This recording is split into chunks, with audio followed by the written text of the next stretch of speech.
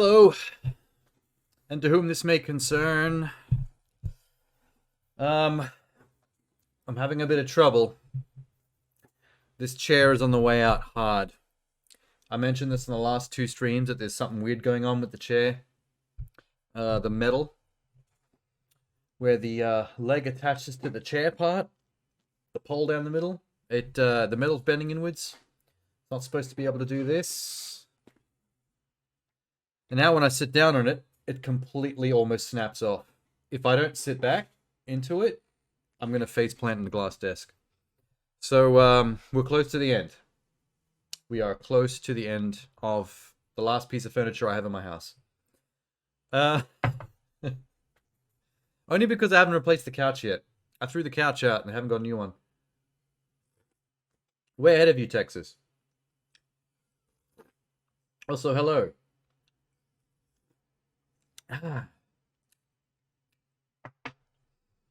The princess juice ready to go. And they're warming my my cold hands. Also, I will do that too. Good idea. I'm gonna have to order a new chair off the internet. Because the second I lose this, I got nothing to sit on. I got nowhere to work or stream. Right now, I'm just balancing. You know what? I'm going to keep hitting this. You've been sick the last week? Oh, that's fine. It's been a very chill week for streaming. I pretty much spent the whole week hanging out in Moonglow Bay, which is not the most riveting of stream content, to be fair. But it was kind of like a little mini vacation for me. About 4 streams, I think, in a row of just boating out on the ocean, trawling some fish, going back home, cooking, investing in local business, all of the above.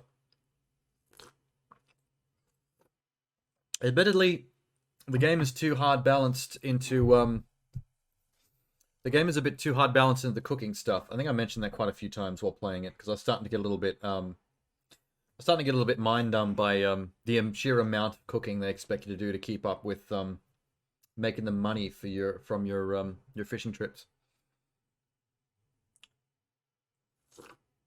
But yeah, that's not the kind of stream you expect to draw a crowd or hold anyone's interest too much. But you know, streaming can be a roller coaster like that. 1 minute it's a laugh a minute, the next minute it's all action, the next minute it's just cruisy chill games like fucking Animal Crossing or something. Yeah, just keep mixing it up. God damn, this is good today. I really need that. I really, really did. Oh. I was gonna have one earlier, but I thought I'm gonna wait. I'm gonna wait until stream before I have a coffee. And maybe I shouldn't have, but now it's made this one's even more satisfying. And I've been tired all day. My sleeping habits throughout most of the week have been a little bit fucked up. I'm trying to fix them. I'm trying to get proper sleeps going. What's on the table? Never made it to one of these streams. Oh, all kinds of stuff. I don't watch movie trailers or game trailers or other interesting videos that I come across on YouTube. I just watch list them. I keep them on a little list so that when I get to Sunday, I can just like hang out and watch stuff that I need to catch up on. Oh man. One of the most satisfying cups of coffee ever. It's been a bit of a doozy of a week, actually. There's a few things that I've had to really hold back on. The new Zelda trailer dropped. There was one last week as well, like an actual gameplay demonstration, but now there's a new trailer. The Sony State of Play happened. And I do believe they showed a whole lot of Final Fantasy 16. So I think we're going to see a lot more gameplay of that. Some big stuff in comic books, actually. There's a teaser for the Penguin TV show they're going to do. Um, the Marvels dropped. Something else Disney dropped. Oh, Star Wars Visions Season 2. That trailer dropped. Far out. Um, yeah. Bunch of that kind of shenanigans. Couple other things that I was told that I should check out, but I have no idea what they are. So I added them to the list, but I'm not sure what I'm getting into. Um, Also, there's a new trailer for Resident Evil Death Island, the new film, which I think is now the fourth CG animated film in that franchise. Oh yeah. Uh oh, and the Continental, the John Wick television show, that got a trailer as well. See, I told you. When you don't watch anything for 1 week and you let it build up, you'd be surprised at how much cool shit can happen in a single 1 7 day stretch. Have you heard of Max Mofo? He's a YouTuber I follow. Doesn't ring a bell. Hang on, let me just check the name. I find sometimes I don't know YouTubers by name, but if I see what they look like, I'll have a flashback to videos I've actually seen of theirs randomly.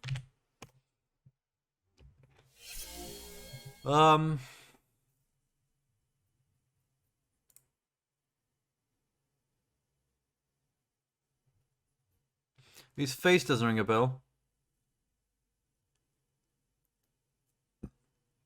Oh, he's been around for a while. 9 years ago, 7 years ago. Wait. Oh shit. What happened to him? He does collectibles and cards. Have I got the wrong Max Mofo? Because it looks like his last video was 6 years ago.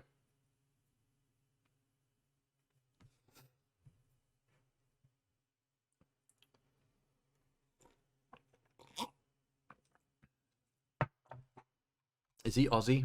He looks like he might be. Hang on. I make terrible videos. That's all he said. Wait.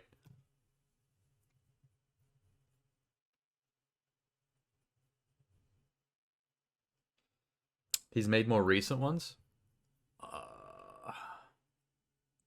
Where, though? He sells t-shirts. I found his t-shirt website. The hell? Let's see. Facebook?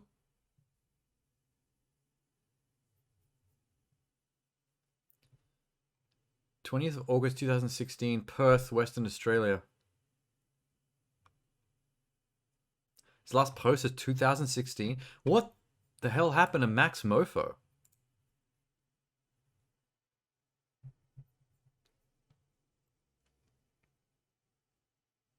Alright, he tweets. His tweets are recent. He just let his YouTube, his Instagram, and his Facebook die. And he's posting promo stuff with Mr. Beast and Markiplier.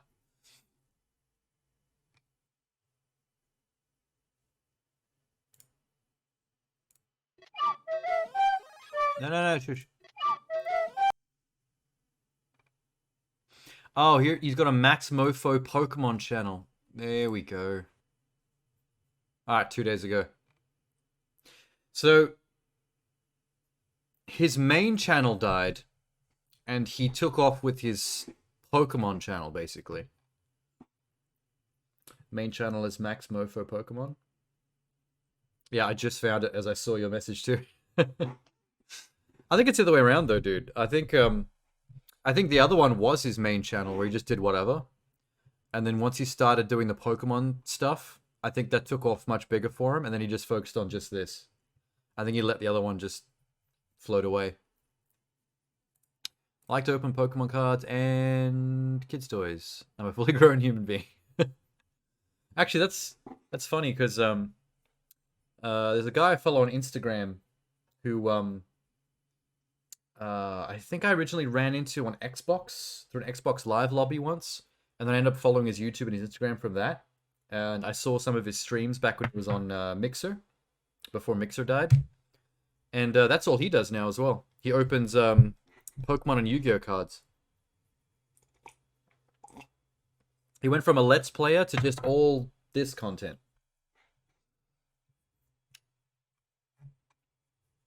It seemed like from his Twitter that he has some kind of connection to, like maybe he's part of the, But why was I? the Markiplier or Mr. Beast kind of posse. Like he's one of their entourage or editors or something, and that maybe is why we don't see as much of his content anymore. Because he's like involved in like their bigger stuff a lot nowadays. Maybe. That's just a guess. Oh, he's actually got multiple channels. Max Mofo is the one I found. Max Mofo 2, Max Mofo Games. How's his games channel doing? Hello! Hello! 2 years ago. Yep, 2 years ago. So he's kind of started like 4 or 5 channels and let most of them slide, but his Pokemon one. I guess he just was gonna. He decided to put the effort into the one that was making the bigger numbers. You found your old Pokemon binder and cards. Excited to show your goddaughter. Nice. Although she's gonna want it. She's gonna want you to gift it to her. No! Out of my cold dead hands. Dude, Photoshop, you know the Charlton Heston NRA meme where he's holding up the gun and he's saying, "From my cold dead hands"? Get that image with the "From my cold dead hands" like text on it, subtitle, but Photoshop the gun to be your Pokemon binder. She asked you why Pikachu was so fat. Oh, so she's not like... You were hoping she'd be keen on it because she's a kid, but she was not really that into it. Oh no, it's first edition, so he was chubby. I didn't realize they'd been slimming up Pikachu. What does a Pokemon binder look like? Those are pretty... I remember those. I never had one, even though I had Pokemon cards for a little time when I was younger. That didn't last long though for me for some reason. Wait, Pokemon binder.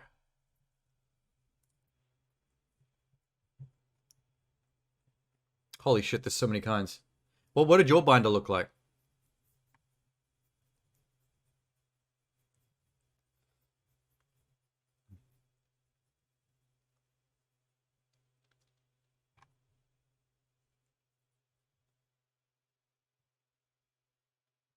Pikachu did get skinny over the year.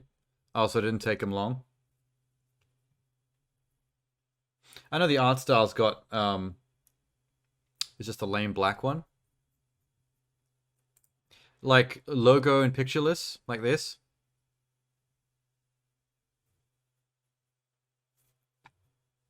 Or did it have, like, at least some kind of,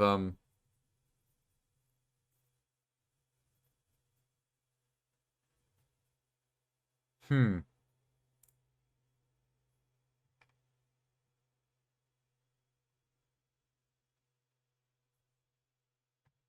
So it'd basically be this one.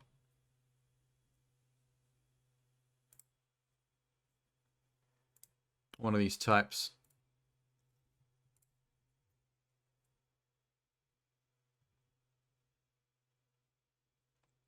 Oh, come on, where's the nice fat one? Tools, size, large.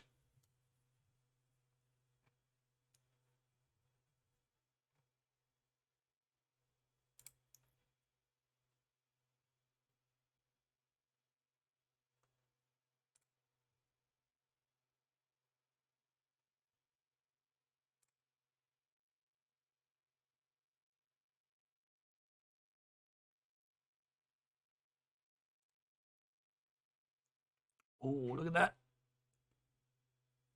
I like that one. People would steal them. Oh yeah, for sure. Kids would lift that out of your backpack. Let's do it. Let's do it. Cold dead hands. Let's do it right now. Why not? Fuck it. Look at him go. Wait, is Charlton still alive? He's still around? From my.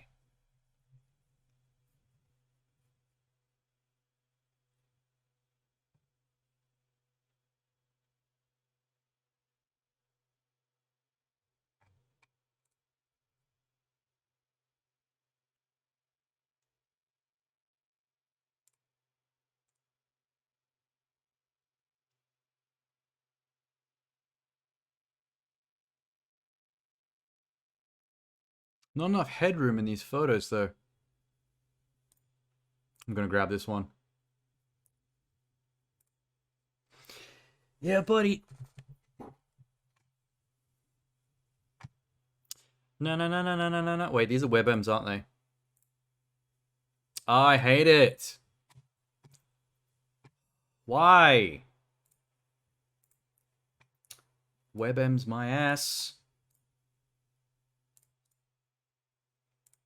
If you open it with Paint, Microsoft Paint, you can resave as a JPEG. A little bit of a trick there for you. Okay. And this one, open with Microsoft Paint.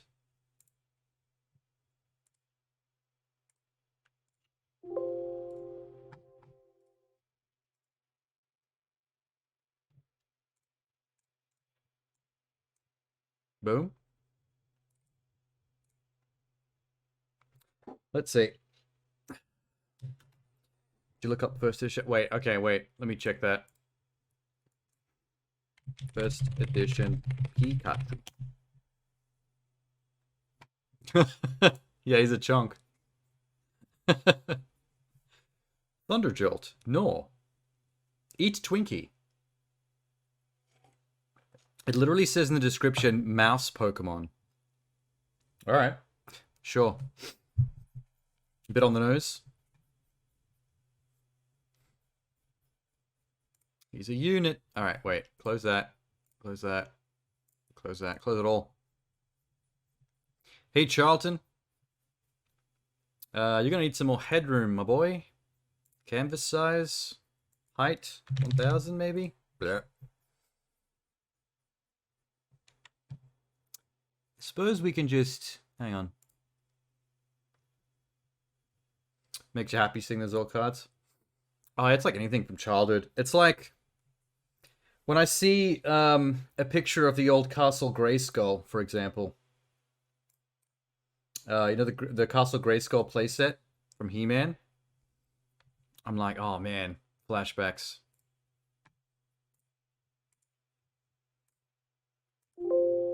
Stop. Boop. Yeah, I had Mighty Max. I had a whole bunch of Mighty Max. Those things are dope.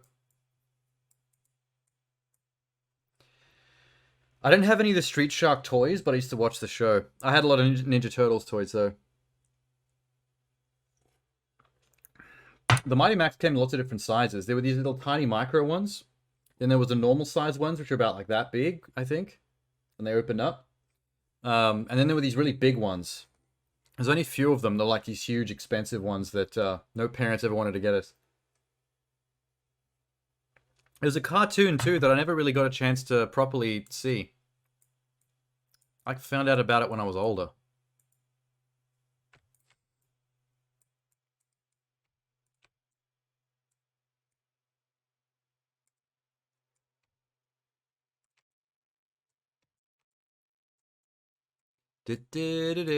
Phenomena.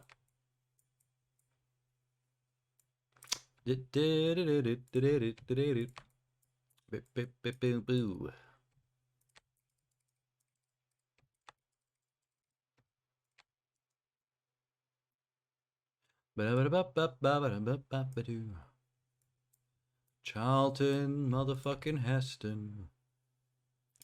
Getting real mad because the monkeys are going to come for the Statue of Liberty.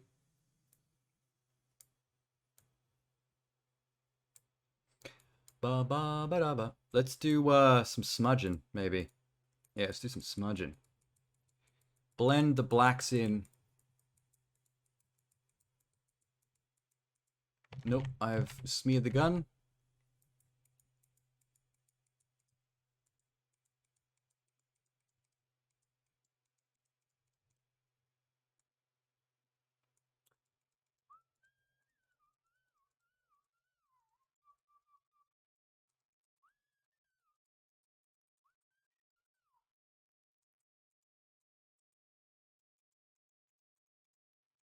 All right.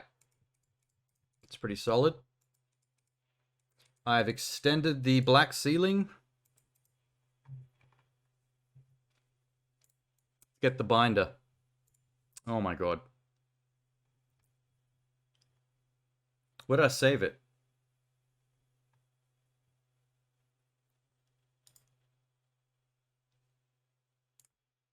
Ah.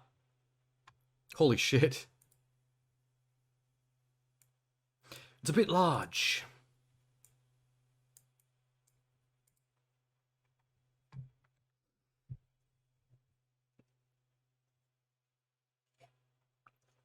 You're gonna get the princess juice.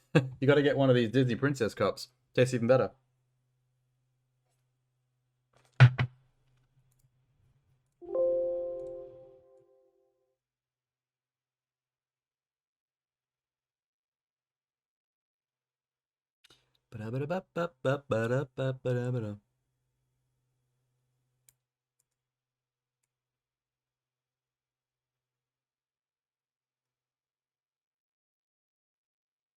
I love how much of a sidetrack this is for this stream. Just all of a sudden we photoshopping. Just because? Just because.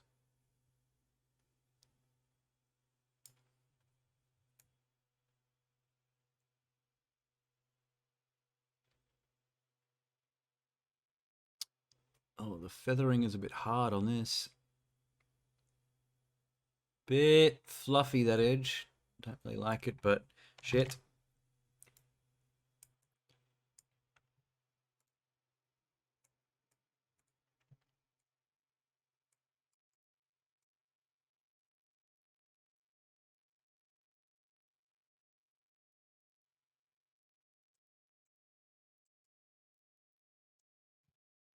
I think that's it.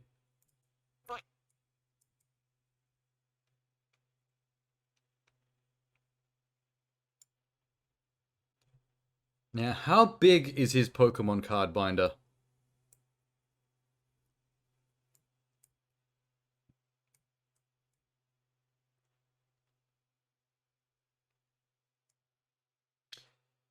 Extra large?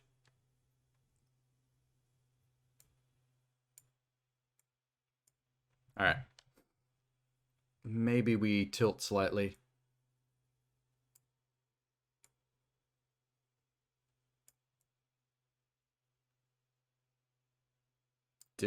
I like that. Okay, now that that's placed, let's get rid of that gun.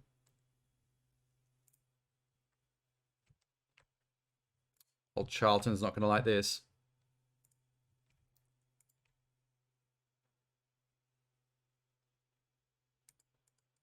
Mr. Heston? Some larrikin on fucking Twitch is digitally manipulating one of your images. It's fucking disgusting, bruv. Yeah, it's just turning out to be a little weird. Hang on, I might have to figure this gun thing out a little bit. Maybe I can smudge. Let's see if we can smudge this up a little bit.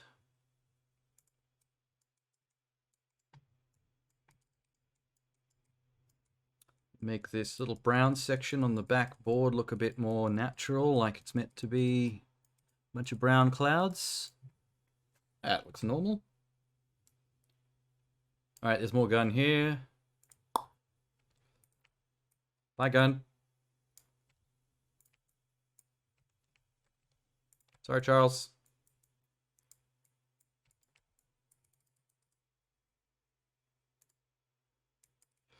More smudging. Wait, bigger smudge. Yeah, big smudge. Big smudge. Yeah, boy. increase this.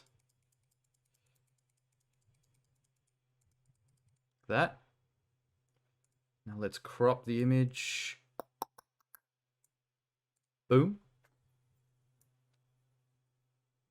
Oh, wait. Wait, let me just crop the bottom as well.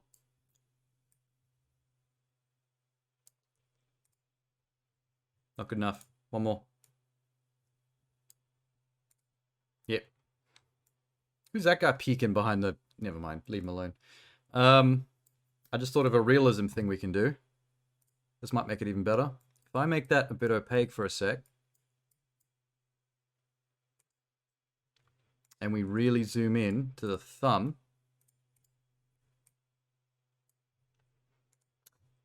I can erase part of the folder and put that thumb in the foreground so it looks like he's gripping it.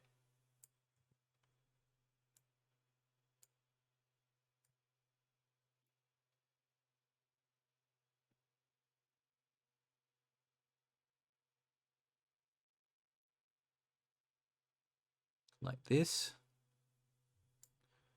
Opacity back up. Look at that shit. Look at that shit.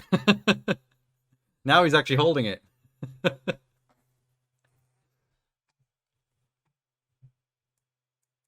Perfection.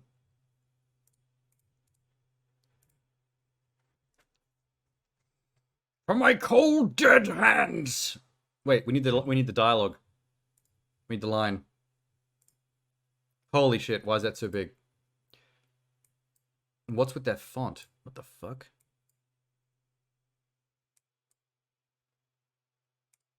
Auto. Color white.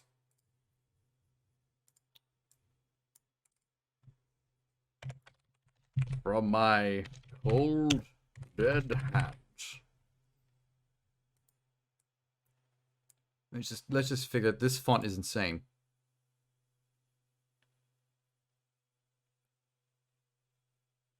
What kind of font speaks to Charlton Heston as a man?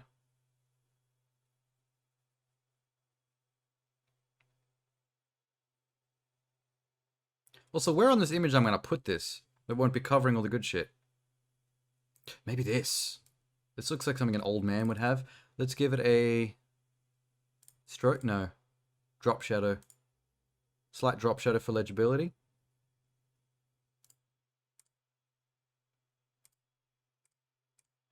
Bit of inner shadow. Okay. Let's do this. Maybe left align the whole thing.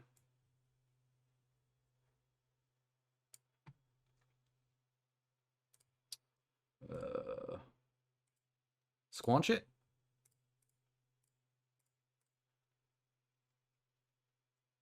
A little bit squanch.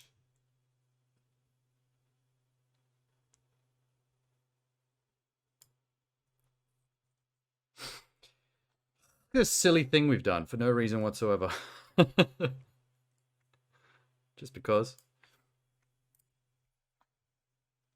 We made a meme! Why did we? Maybe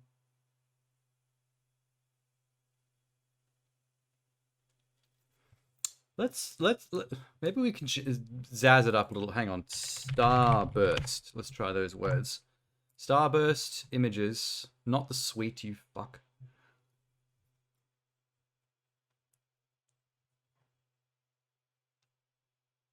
Blah, blah, blah, blah, blah. What's this? Transparency, man. Why do they always dick me around on transparency?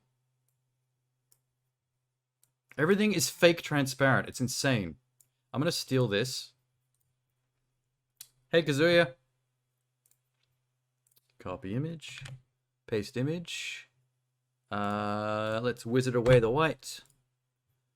That's a pretty shit cut. Hang on a sec. Tolerance 50. Try that again. Good enough. Put that behind.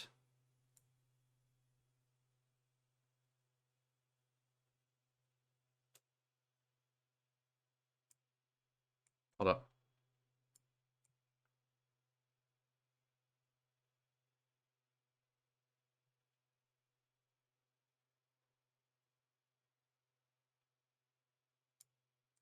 I don't know what I'm doing right now. What am I doing? Big eraser. Get rid of the bottom part.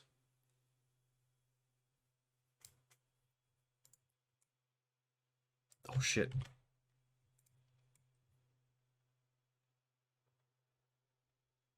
Is that stupid? Is it just better if I just did that? Yeah, I think I was overdoing it. Bit of overkill. My bad. I think that's pretty chill. Wait.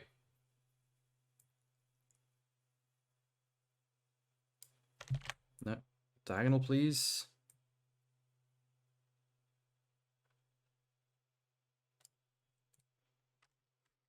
I can actually hear him saying it too. From my cold, dead hands.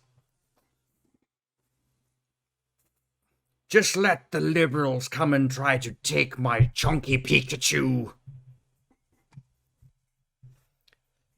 My first edition rights. Whatever that was, that attempt at an impression was supposed to be, it went off the rails a long time ago. Ah! Let's save it. What am I gonna call this? JPEG?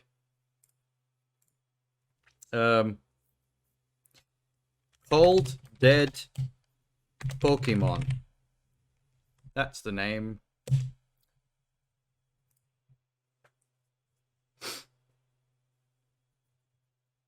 Cool. Should we post it to Discord? Just like right now?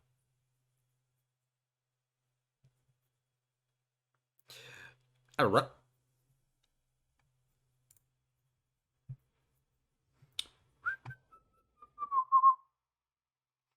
I've got a film and TV Photoshop section, and I've got a gaming Photoshop section. Memes.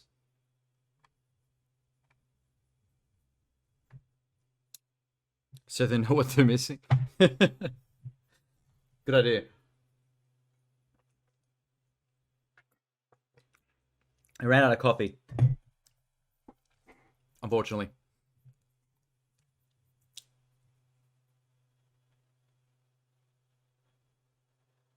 Ah, fuck. Where am I going to post it to?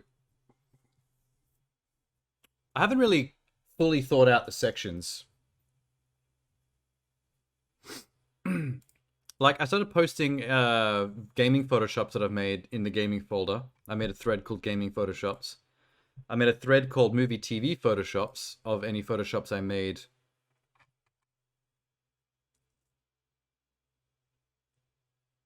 That are movie related.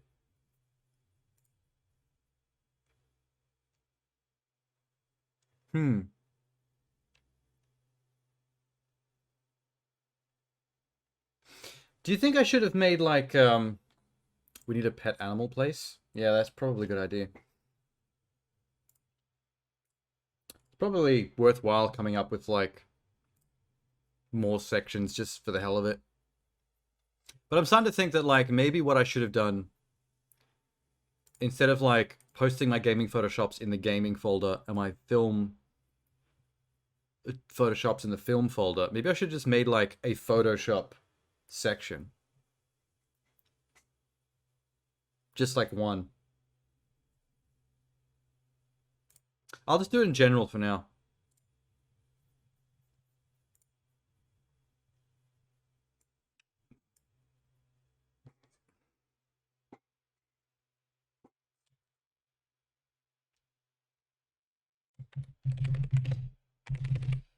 So random Photoshop.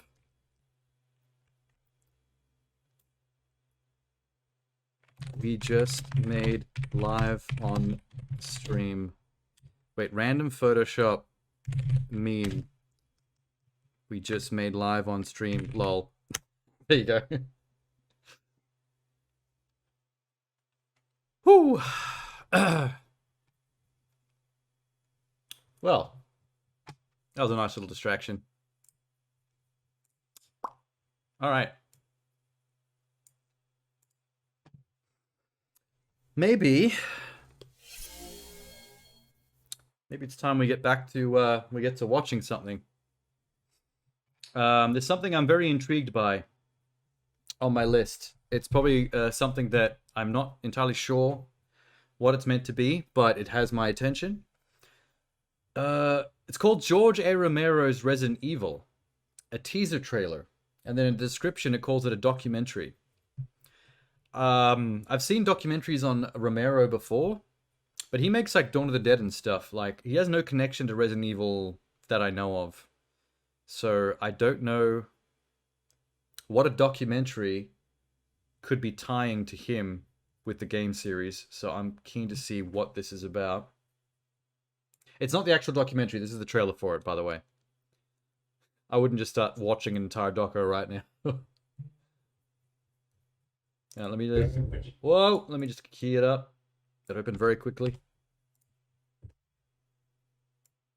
All right.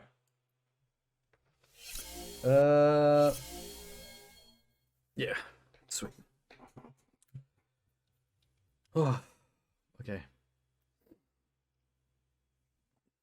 More key light eye shielding. I had to take it off while photoshopping so I could pay more attention, but back to resting the old eyes. Wait, let me actually rearrange my for this position. There we go. Hey, all right. It's fabulous. You know, I love making the movies, and it's great that there's a game which is like a. No, I just realized I don't have my headphones in, so you'd be getting some nice reverb there. Let me just fix that.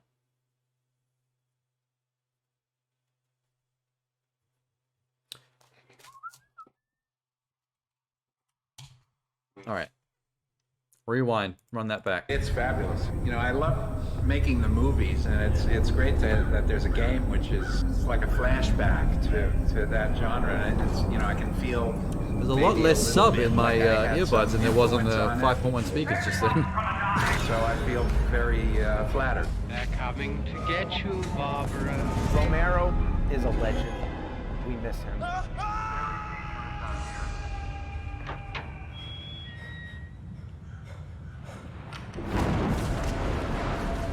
A lot of us weren't fully appreciative of the man that was been assigned to it. What the hell is this place anyway? It was only as you got older and you started to explore the movies and then read about his impact and legacy in the games and how the games were themselves inspired by George Romero.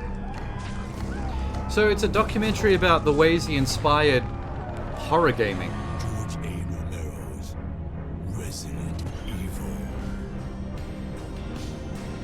I've never heard of those two production companies either. It seems like that might... Oh my god, I just clicked on something. It seems like that might be a kind of a cheap, more indie funded documentary project. In 1998, Constantine Films set out to adapt the greatest horror video game franchise of all time, hiring legendary film director George A. Romero. Now, Key 13 Films, in association with Five Point director, set to uncover the mystery behind why his vision was never produced. Oh, wow. I didn't get that from the trailer. I had to read the description to figure that out. So apparently, when they first thought of adapting the games into a movie, they were going to get George Romero to do it. And it's for some reason fell through, and this documentary is exploring why. Stylized documentary utilizing archive footage, unearthed documents, newly filmed interviews with a variety of personalities. Combines elements from the hit video game series and the raw, visceral style of Romero to fully immerse the audience in a cinematic horror. So it's a very stylized documentary. They're pulling out all the gimmicks, novelties, bells and whistles to like fill this up. Because there's probably not that much content to make a full feature-length documentary. without jazzing it up a little bit. I thought he just inspired it. I didn't realize they were actually going to get him to make it, and then for some reason threw it out. Have you seen those G.I. Joe PSAs on YouTube? I've seen the originals, because I used to watch the cartoons. Every cartoon back then had PSAs. The Sonic the Hedgehog cartoon had PSAs at the end of every episode. Imagine watching an episode of Sonic the Hedgehog, and at the end, there's like a post-credits PSA of Sonic the Hedgehog basically like telling kids it's not cool to smoke. Hey kids! Remember, smoking is not cool. Only a dillbat would smoke. Damaging your health is not radical. Look up the parody ones on YouTube. They're a great laugh. Oh, they made parodies, did they?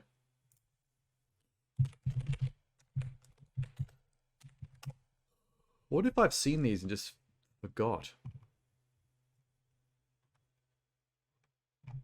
Hang on, why did I just Google this? I could have gone straight to YouTube.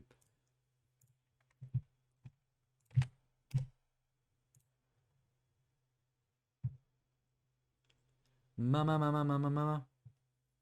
Don't give strangers your address, kid. Take it from a Joe.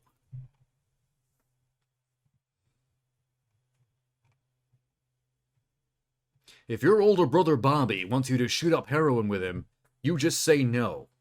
Stick to weed, just like Uncle Tommy. Uncle Tommy didn't do much with his life, but at least he's not a crack fiend. Ice? That one there's a penis pump. That's no fair. You're no Holy cow, I'm totally going so fast. Oh, fuck! punk. Oh, we gotta know what to do, what do we Hey, do? what the fuck are you kids doing on my fucking lawn? And don't look at me when I'm fucking talking to you. Help Get that me, kid off my help. eyes, you little wankers. Alright, give him the stick. Don't give him the stick. You know my dad? Oh, G.I. Joe! I don't know if that's one of the ones you were talking about, but that was random as fuck.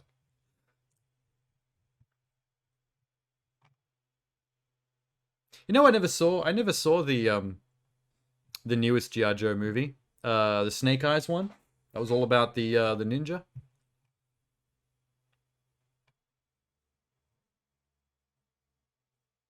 Ah, did you ever see it's so similar to this. Fuck, how would I find this? Batman Scarecrow Funny?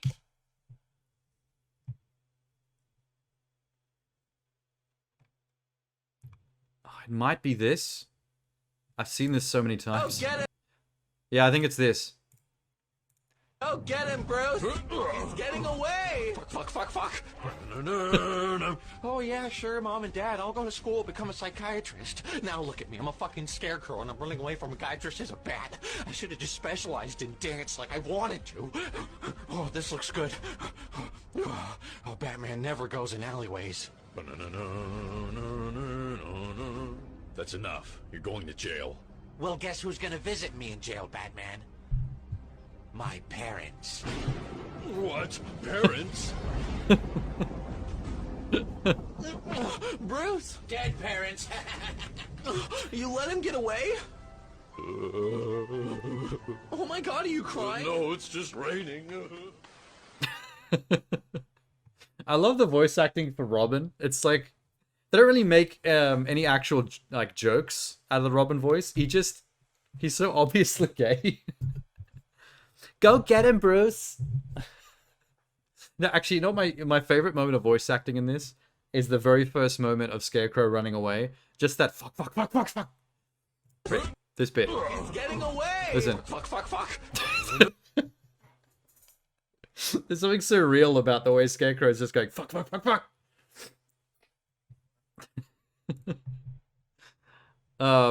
That's why I was reminded of this video. It was the G.I. Joe one we watched when the kid slipped on the ice and went, "Ah, fuck."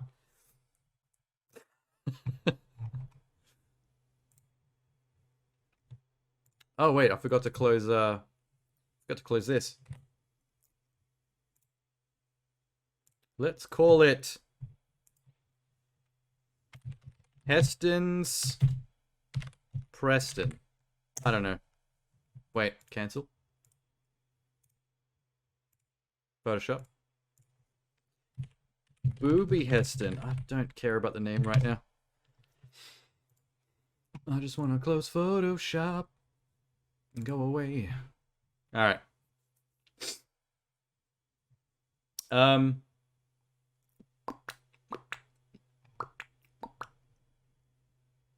Let's see.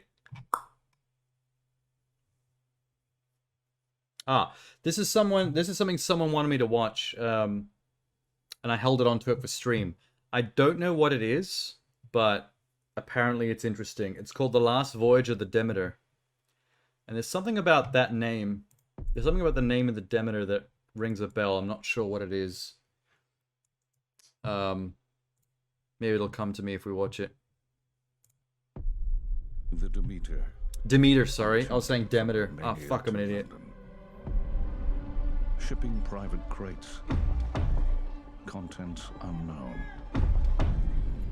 Out at sea with no land in sight. Period piece? This here is Clemens. He's a doctor. It's giving horror vibes, but period horror. University of Cambridge. I know my way around the boat. Our charter has agreed to pay a bonus for timely arrival in London. Let me show you the Hold ship. up. I got a prediction. This is not about the plot or what the movie's about. I got a soundtrack prediction. I'm hearing some instrumental coming in on this track. I think we're about to hear a gothic cover of Smashing Pumpkins.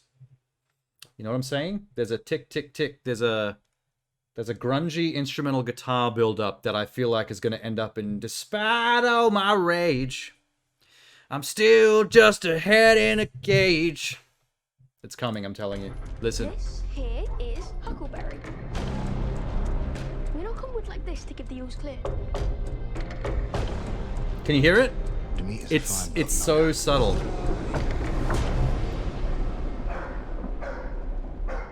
I'm really good at picking instrumental covers before they kick in. Because I love that shit in trailers, I really do. All the livestock. This looks like a bite. Ooh, there's a monster on the boat. The ship. This is getting interesting. It's probably just Billy Corgan. He's eating the livestock. Powerful evil.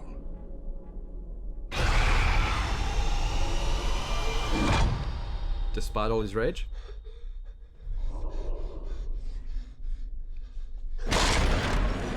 What is it? Werewolf? Yes! Called it.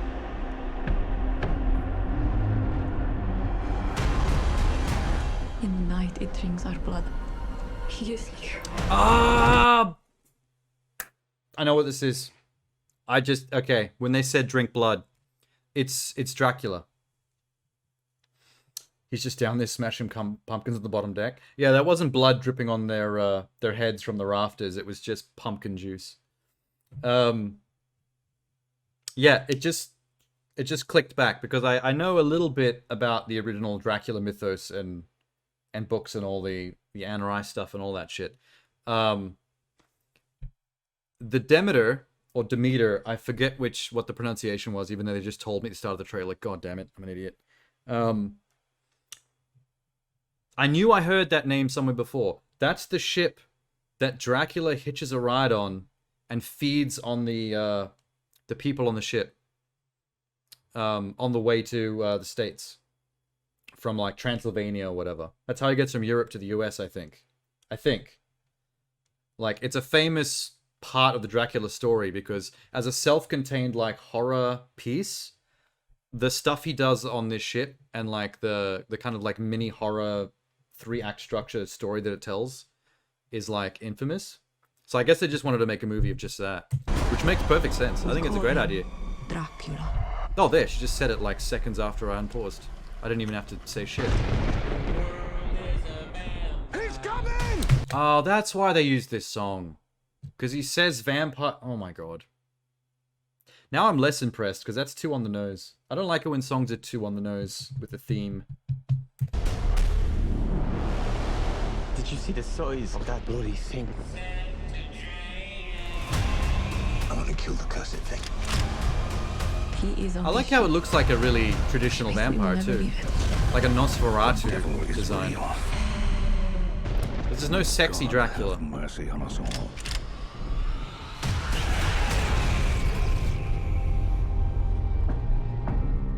Wow, that was... didn't know what to expect from that, but that was cool. You like how it's all on one boat? Yeah, because it's such a famous part of the mythos. Like right in the middle of the story, but it makes for its own little mini perfect movie. I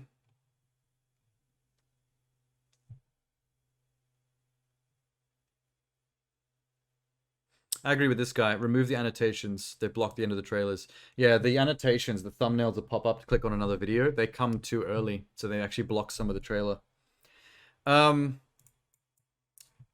only other thing I remember about the Demeter story, the Dracula hitching a ride on that ship, is that, and I think it's one of the things that makes it so iconic and so chilling, is that that part of the Dracula story from the books, it's almost told entirely from in the style of ship logs. So during that entire part of the book, it's like you're reading the day-by-day ship logs of the crew as they go from just gradually just talking about day-to-day ship operations to starting to realize something weird is going on, to starting to get really psychologically like freaked out and losing their minds until more and more of them disappear. Until I believe that in that chapter ends with the final log being like really scattershot and crazy as the last people left alive are just fucking losing their minds out of fear.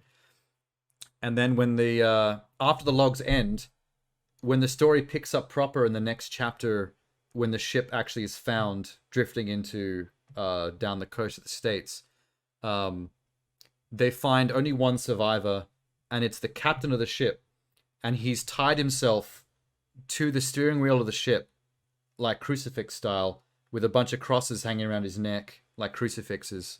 Like, he went fucking absolutely batshit mental, and just draped himself in like symbols of religion, and just like literally strung himself up to the steering wheel of the ship. It's like it's a kind of a crazy image when you read it in text, but it's like, I'm wondering how much of that is going to be in the movie. Like, are we going to lose every single character except for one guy that goes so fucking mental?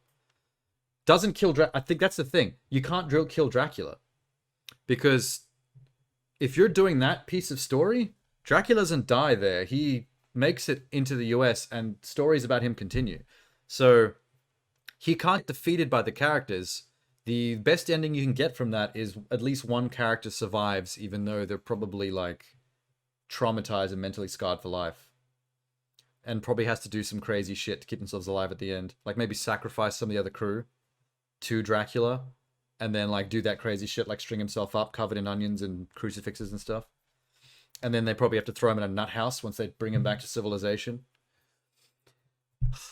It's either going to be the old man with the white beard, who's the final survivor, or it's the black guy. Because I noticed that even though he's a random crew member, they're treating him like he's the main character audience surrogate. Like the trailer starts with him joining the crew late.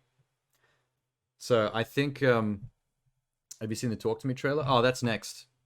It's queued up here. I have seen Hellsing Abridged, actually. I've watched Hellsing Abridged, and I've watched Code Geass Abridged, and we've watched quite a lot of the Dragon Ball Abridged. Those are the three I'm most familiar with. Do you know who the directors are for Talk to Me?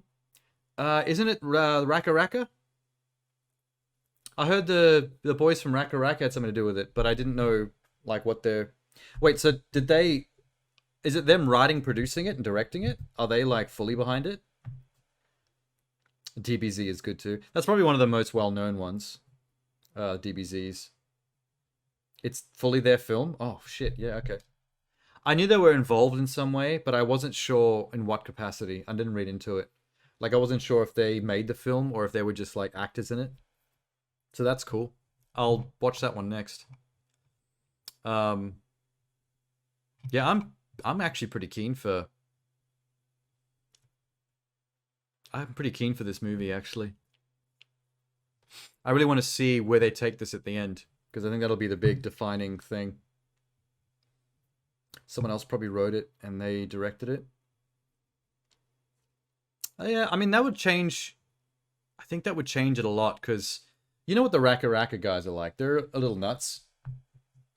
So I feel like anything that they have full creative control that they wrote is going to be a little bit nuts, a little bit insane, maybe too slapsticky. But I can see with their technical prowess of how they make their YouTube stuff that if they were making someone else's content and taking it seriously, that they'd know what they're doing. Oh, we'll look it up. We'll watch it now. It's right here. Why'd they giggle like this? Oh, this is IGN again. Hang on. Let me actually watch it on A24's channel. Because they're the ones producing it. Let's give them the views. I like to go to the original channel when possible. Blip. They've talked about wanting to make a legitimate horror film. I didn't know that they were that keen on horror. I thought they were all comedy and action. But then again, that's like Jordan Peele. Like Jordan Peele's stuff is all comedy, but then when he gets into film, he goes straight horror. I guess Raka Raka is similar. Have you seen the group chat? They're doing it again tonight. No. Please. It's my mom's Remembrance Day. Oh, is this like Ouija board shit? Is this teenagers doing weird shit?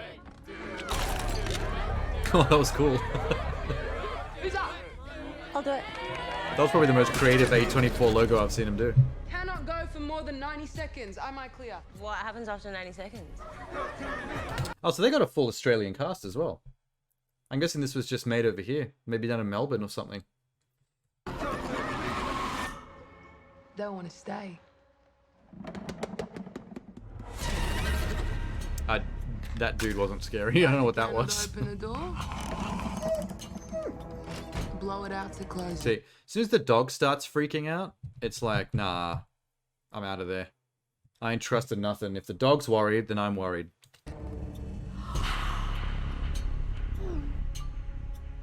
Put your hand on it. Now say, talk to me.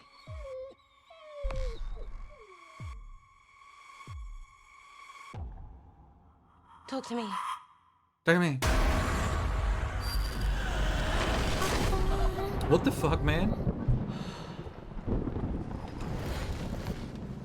What did the hand feel like? It felt amazing. Did you steal it? I could see and feel everything on the other side. Why are teenagers so stupid? Just trying to reach out.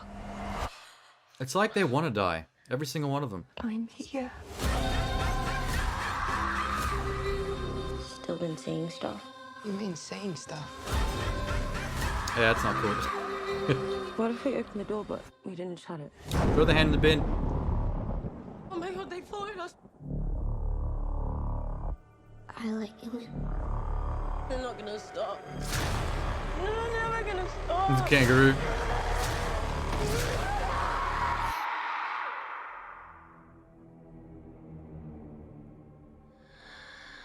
Nice contacts. They like you.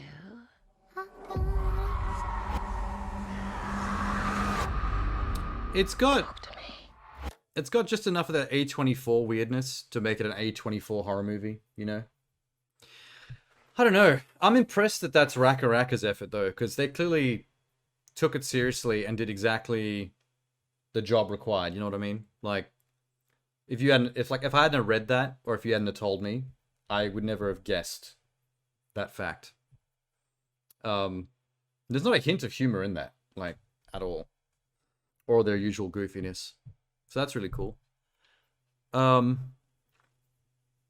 don't know how interested I am though, because as much as I love A24 films, like their indie stuff is amazing, and their horror stuff is usually more interesting than the usual. I'm not that big on possession, exorcism, supernatural type horror movies. There's something about them that I struggle to find scary. I don't know if it's because I can't take them seriously enough.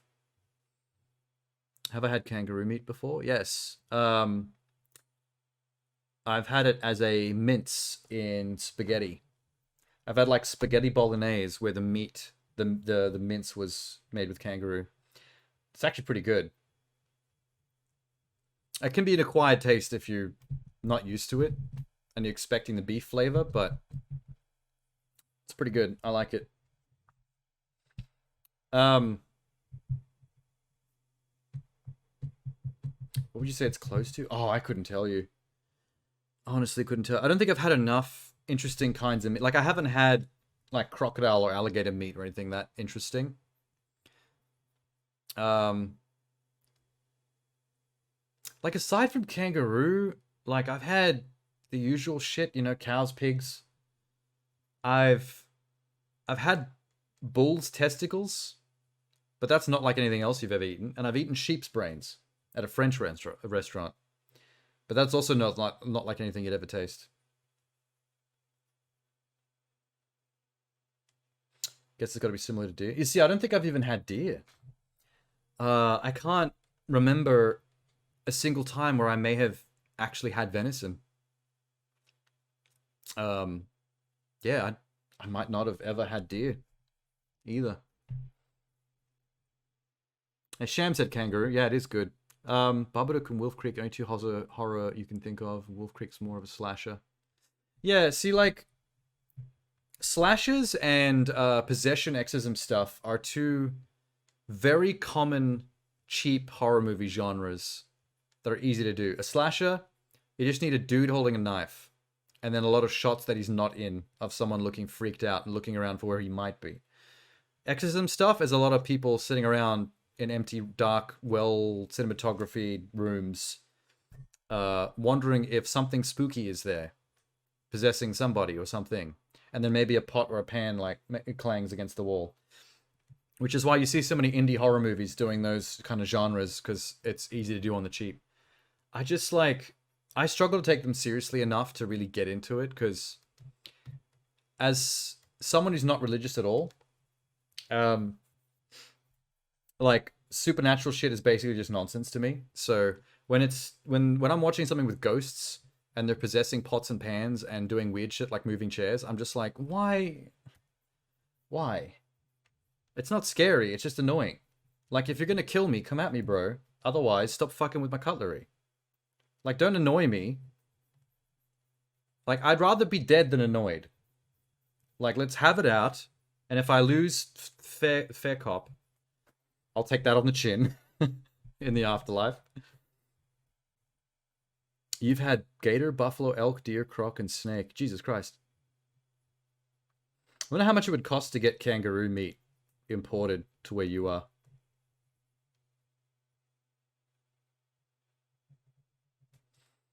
Jordan and Ari called them and congratulated them at Sundance. That's awesome. So they've clearly done a good job. They cock-tease you with potential murder. Now, see, that doesn't make it scary to me. That just makes me cock-teased. You like, if you're looking forward to the murder, you're just waiting for someone to get killed so you can see how cool the practical effects of the kills are going to be. And if you have to wait 30 minutes for that while a ghost like moves a chair or makes a scary little girl whispering noise from a dark bedroom, I'm just like, come on, man. Like, fucking ghost. I don't understand ghosts. I don't understand I don't understand Ghost's MOs, the motive. I don't understand why ghosts do what they do. Like I always think about it from the ghost point of view of like, is the ghost just floating there behind the wall, just like making a little sound, scratching the wall, and going, watch this, guys. I'm gonna scare the fuck out of this dude. And then hiding in the closet, like, look how freaked they are. Like, it's goofy from the point of view. It's the same with slashers. Like, from the point of view of someone who's trying to find a slasher or being stalked by a slasher, it's freaky. But then you think about what this is like, probably from the slasher's point of view, as they like appear at the window and there's a violin sting and the chick screams and then he's disappeared. But it's like, did he just duck? Is he just ducking behind the fucking window? And then she runs around and he appears like at the front door and it's like, this dude is just running around the house like a fucking Looney Tunes. So he can pop up in different spots. It's like, from the killer's point of view, it's actually really funny. Like, if you were the killer, it'd be exhausting, man, like, doing all that stuff. Like, you're on the phone calls scaring them, and then you're running to the next spot to, like, make the door creak open slowly, and then she opens the door and you're not there because you've run away really quick and you've hid behind the tree, and, like, you gotta do all this stuff, and it's just, it's so hilarious to me. I like the cosmic horror stuff. I like the existential dread stuff. The fear of the unknown stuff. Like when you start talking about Lovecraft and the stuff where it's like, it's freaky because you don't really know what the deal is. It's like unfathomable horror from beyond the veil stuff. Like that's interesting. It's not just some like dude with an axe that wants to chop up some teenager. It's like, I mean, I get it. I've met teenagers. I want to chop them up too. Like, you're not scary. You're relatable. Help that man. Help him. But yeah, my main takeaway from that is I'm happy for the Raka dudes. It looks like they did a really good job, and from the sounds of it, of the Sundance reception, it sounds like that's exactly what's happened. Everyone's digging what they did. I hope they get bigger things from this. They need to get famous enough from doing something like this at Sundance to have a bigger production company give them a big budget to do action. If Raka can get a couple of zeros on a check to do like a big budget action movie, I think that would be so interesting. Yeah, Annihilation was good. I like that. The scene with the weird warthog, half human, half warthog creature in the house, making that weird like half beast, half female sound with its throat. The bear, yeah, that was pretty freaky. Because that was just weird enough to be freaky. There was enough grounded, realistic science behind what was happening and why it should be scary, and then the way they actually created the look and the sound of that creature also added to the scary. I think that was well done. And there's lots of little things like the corpse of the guy that was basically become part of the wall, like a fungus. That was kind of freaky. The girl basically giving in to becoming like part of everything else, nature, and then walking out, and then she just vanishes, like she's just become one of the trees or something, and you never see her again. That was pretty freaky. I think for me, there has to be a certain level of weird. If there's a certain level of surrealism to the horror, where it's just strange enough to get under your skin, that's good stuff. I like that. All right.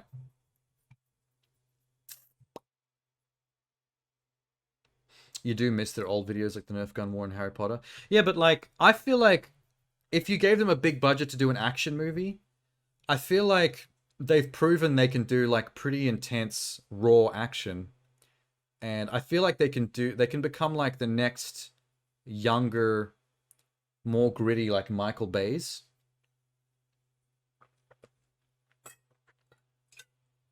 Kind of like the two young guys that made Crank.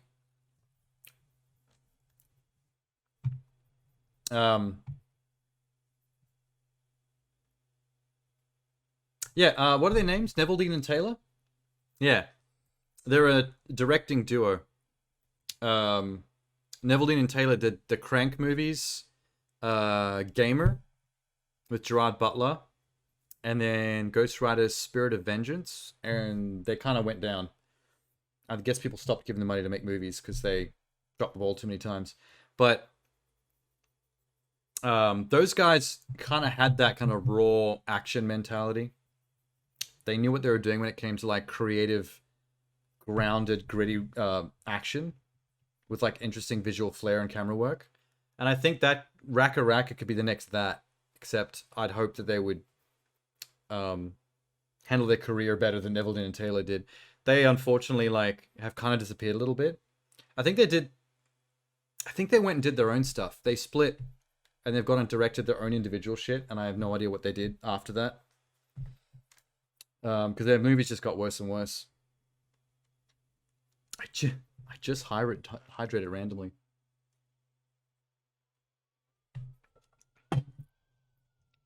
And there was something else I want to jump into from that real quick.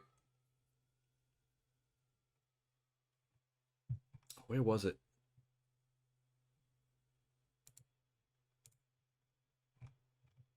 Oh, Texas. Throw that link into the channel point redeem if you can. That way it stays in my request queue so that I can get to it without losing it in the chat.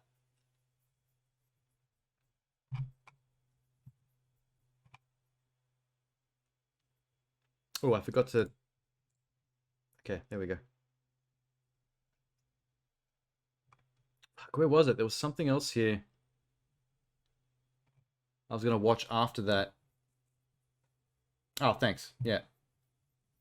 Yeah, that way it stays in my to-do list. So if I watch a few other things real quickly first, I can come back to it easy. The same as with the hydrates and the Biscoffs. That way I don't miss anything.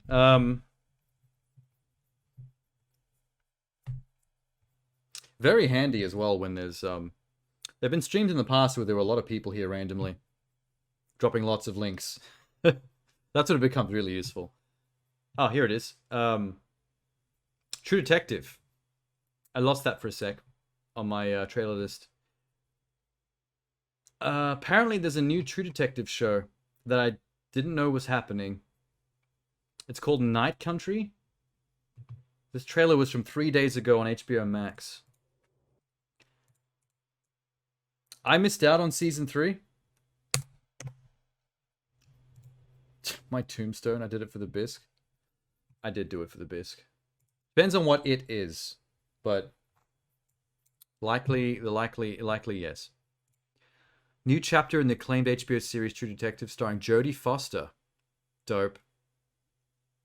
So is this officially season 4 or is this like a full spin-off that's not numbered? I watched season 1 and 2 and I missed season 3. And I had no idea they were still making True Detective stuff.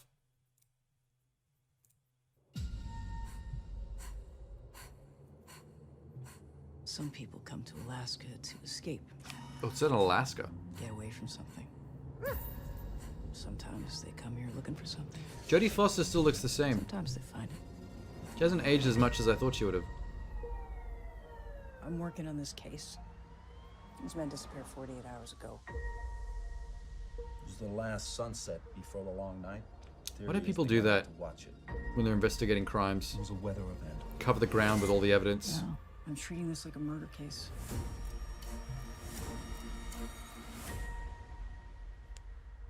How scared do you have to be to run out in the ice without any shoes? Hey, this is a crime scene! Wouldn't that peel your feet? If you're running out on like sub-zero temperature ice, wouldn't like your skin like freeze to the ice and it would like peel the skin off? Just wondering. No more fucking Kind of like sticking your tongue to an ice You pole. think I want to work with you? Take a look in the mirror. Ooh, she no one can racist. stand you. I'm just gonna do this one thing. Work together to close this case. And that's it for the two of us. Yes, it is. You don't really think we're gonna find them, do you? You're the one who believes in miracles. We ain't got shit. We don't have anything. Sure you're up for this? It's the third day of dark and it's already getting weird. Alaska's a good place to have a crime Some spree questions just don't have answers. or a murder mystery. The night Kind of an country. intense environment. It takes us one by one. It's crazy the shit we survive.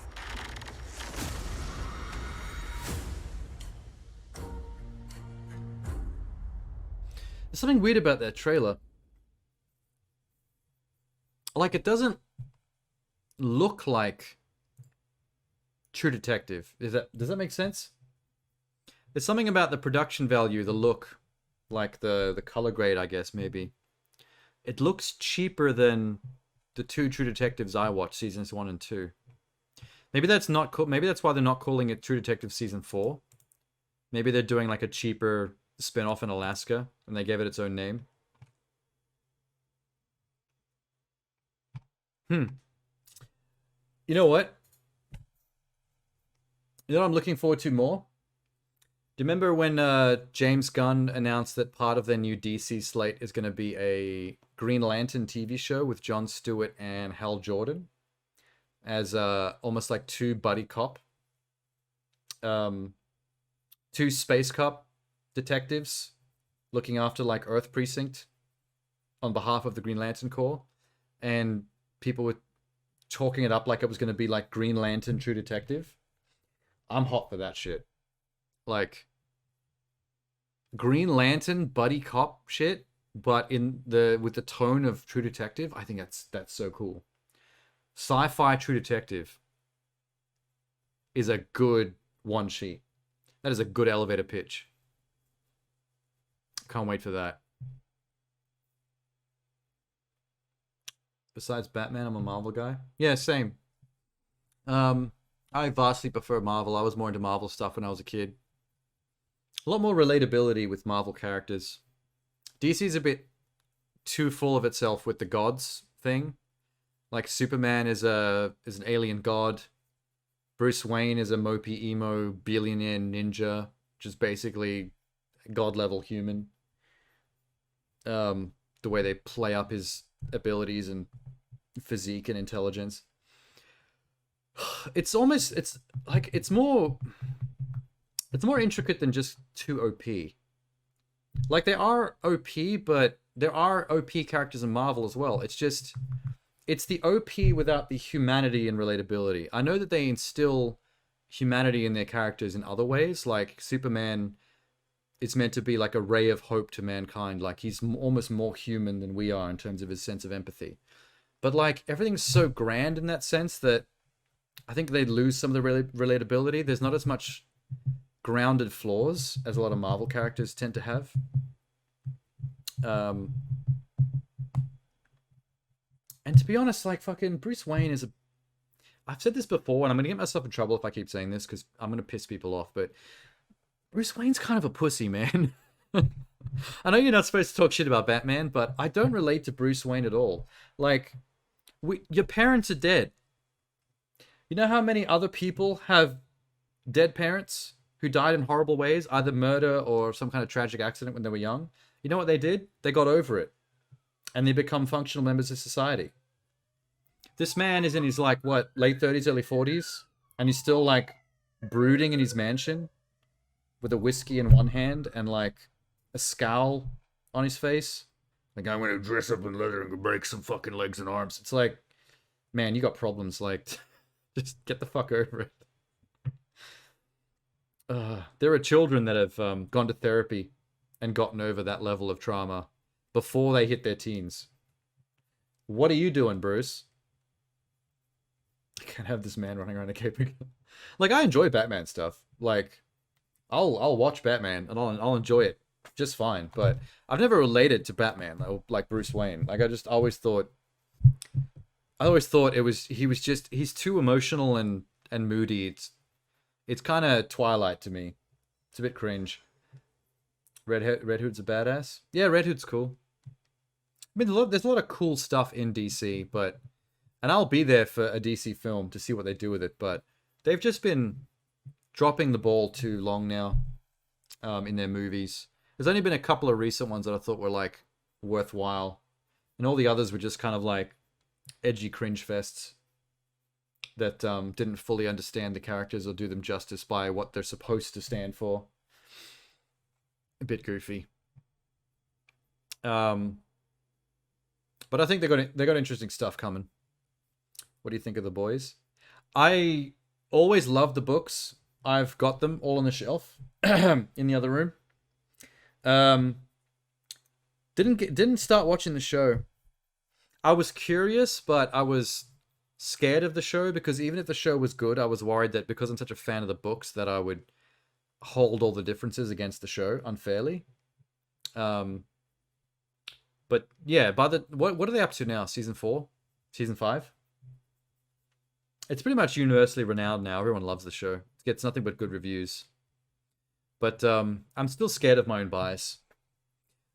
Because it's even more painful when something is like 10 out of 10 and everyone loves it. And you can't get into it because your brain is stuck in the original text. And all you can think about is the stuff that's been changed and that you wish were in the thing. Like, the only two things I've seen that have ever fully survived that level of bias is Lord of the Rings and Scott Pilgrim. And even Scott Pilgrim was borderline because they had to throw out a lot from the books because there's 7 of those books. One for each evil ex-boyfriend. There's a lot of stuff that happens in the books that's really cool that they can't do in the movie. So I did have to, like, let a lot of stuff go when I saw that movie. Because I was always just like, why is this not here? Why are they doing this? And you can ruin it for yourself if you keep doing that.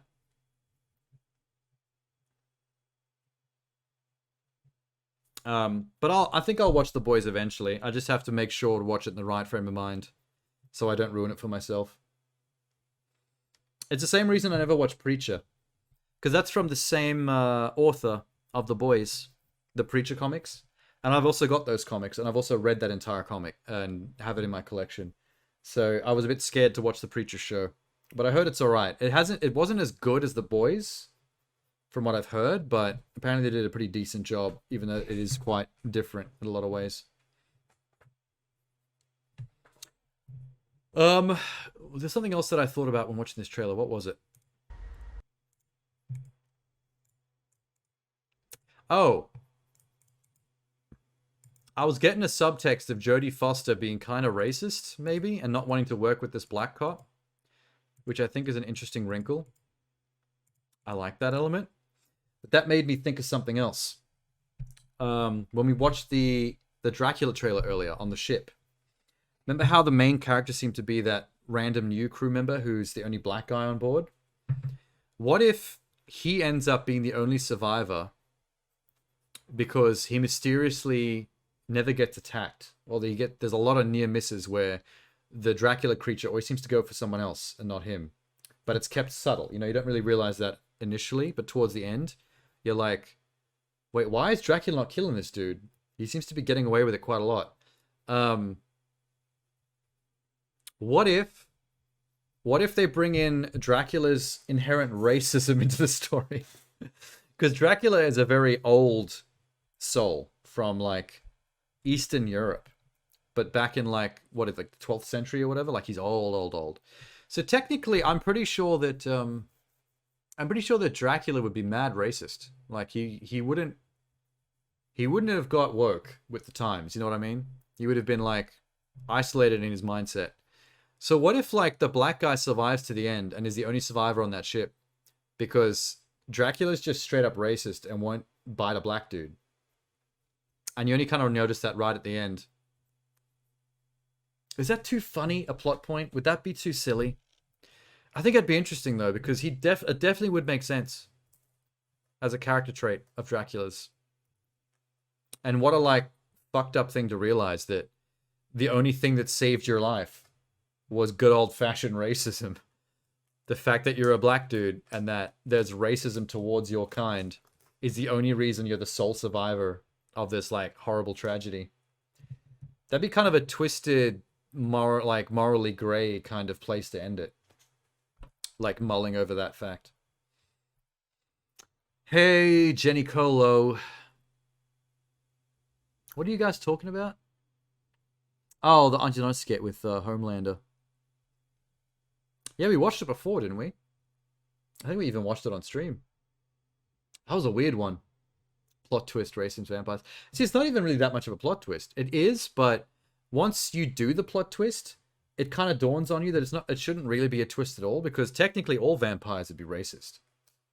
I mean, traditional old school vampires. If you've been alive since pre-18th century, you come from a time of like straight up racism. There is no woke back in the old Transylvania. So really, it just makes perfect sense. Wait, what is Jenny saying?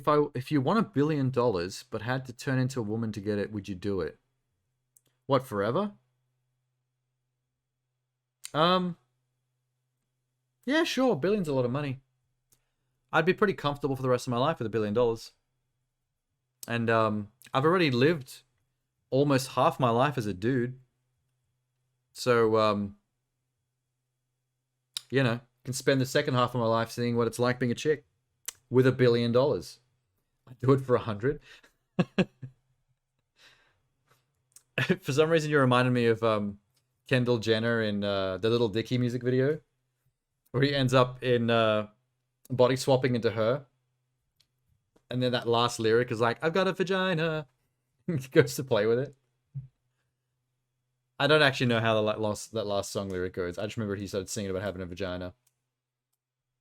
And then jumped in bed to fiddle himself. I wouldn't do it for $100 because I'm perfectly happy being a dude, but like $1 billion is a lot. Like you wouldn't ever have to work or worry about nothing ever again. So, you know, I could make the most of the chick thing as long as I can spend the rest of my life jet setting around the world and doing whatever I want, partying it up. In fact, if you were a billionaire, you'd probably be even more set if you were a chick than a dude. Because chicks already get laid really easily. But now you're also a billionaire. You can go anywhere in the world you want. Paris, Amsterdam, like Ibiza, Miami. You can go to all the Dubai. You're going to go to all the richest party sites in the world. Get all the dick. It'd be a time, man. Man, you'd be cruising around Dubai in like a Bugatti, I guess. In one of them sleek red dresses with the cut leg that you'd see like a Bond chick wear. Get out looking like a badass. What are we talking about? This got really weird. Dubai is strange to me. I mean, it's basically just like European Vegas. Okay. Links. Not the... The faults in our gene. Oh shit, this one's long. Wait, let me hang on to that one for a bit. Because that video is long.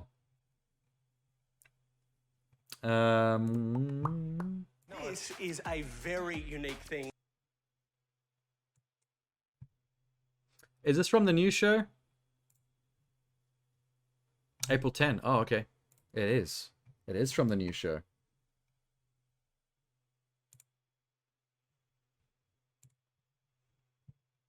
The fact that it's a glamorous city in the middle of the desert. I mean, yeah, that's Vegas. You just described Vegas. This is a very unique thing known as a trendy, overpriced Melbourne cafe. Let us walk you through some of the things. I know where this is going immediately. Firstly, this is a door. It's kind of like a wall, but it has hinges. You should be writing this down. When a customer comes in, they'll stand by this sign. Whatever you do, do not seat them. Eventually, they will get bored and approach the counter, at which point whoever is there will say... Sit wherever. I do not care. Now, if a customer wants a takeaway coffee, ask if they have a reusable cup. And if they say no, look at them like they've just personally strangled a Galapagos tortoise. If they say yes, look at them like this is the hugest inconvenience imaginable. Like they're trying to stop you from strangling a Galapagos tortoise. Why aren't you writing this down? Now, Stephanie, why let's Galapagos talk merch, tortoise? Because apparently cafes need friggin' merch now. Take whatever you'd like. We'll just dock it from your pay. Look, Mark has milk. People seem to be off dairy these days. Maybe it's too much udder or too much tea. So that's why at Morning Brown we specialise in the milk of the platypus that secretes through its skin. Oh my god. Teeth free. I regret telling Mark this fact. Platter pussy. Now, Stephanie, when you're on the floor, you're representing us. What so the we fuck? need you to wear our apron. Now, where's yours? Just kidding. Here it is. We'll dock that from your pay and never let me catch you without it again. Banter, banter, banter. Now, when a mother and daughter come in, you want to say, Gee, are you two sisters? here we go. Gee, are you two sisters? Yeah, we are. What's wrong? I can't lie anymore. You're my daughter. I had you when I was 17 and I was young. So and Mum's my scared. grandma? I'm so sorry. I always knew. I always knew. What the fuck just happened? This is the availability ledger. Just chuck your avals in by Wednesday at the latest, but we're pretty chill. If you do forget and you can't work, you are gonna come in. I don't care if your sister's your mum or some shit, you are coming in. Hello? Some people think of this as just a job to get a bit of spending money, but it's not. This is a career, like a butter churner or a bush ranger. So you should think about what you want to do with the rest of your life. You can piss fart around in school with your Englishes and your maths and your sosus. Or you can be like us and join the incredible world God, of I owning forgot your own Sos was a thing. hospitality business in an overcrowded and extremely volatile market. So, did you get all that? No. Seriously? None of it? No, that was too fast. So I'm guessing you just want me to just serve some customers. She was cute. You know what? Not bad. It's not as good as the Melbourne barbershop. The Melbourne barbershop one was probably the funniest version of that joke they've ever done. I love that skit so much. Where's the one with... Oh, there it is. Hang on. I got it. This is the one with Homelander, right? Delicious peach. Is your internet working? Alta Vista won't What's load. so quiet? Is that the new housemate? Oh, no, that's just my stray man. Your what? My stray man? I found him walking around the city, and he started following me home. Now he just comes and goes as he pleases, don't you, mate? Yeah. We gave him a bath. Yep. Got him de-sexed. Didn't we, mate? Yep. Been teaching him a thing or two as well. Oh, he loves this. Check this out. Uh-oh. What's that? The keys, mate. Go get him! Go get him! God, the neighbours' kids are in love with him. I tell you that much. Found him. Good man. Good man. Hey, you're a good man. Hey, you hungry, fella? Sure. Yeah? I'll just go get him something. You two play nice, okay? Okay. Well, stray man, thanks for coming. Now, Mark tells me... You gotta help me. You gotta help me. He's been keeping me hostage here for 2 fucking weeks. 2 weeks, man. 2 weeks. I gotta get out of here, please. Just want some kibble? Oh, I do. Yum. There you go, mate. Thank you. You're right. Mark, can I talk to you by our prized armoire? Sure. What's up, dude? Where's the armoire? I don't know how to say this, but your stray man, he attacked me. No. Yeah. No. He's a good man. He wouldn't do that. I thought he was Conor McGregor. He was just like, I'm gonna fucking kill you. Oh, my I don't think God. he's safe to be around people. Oh, Broden, I'm so sorry. Can I talk to him? Yeah, you talk to him. I'm really sorry about that. Hey, buddy, you Yeah. enjoying the kibble? Oh my God, this is the best Great, kibble say I've good ever night. eaten. There you go, there you go. Say good night. Okay. Oh, no. My boy.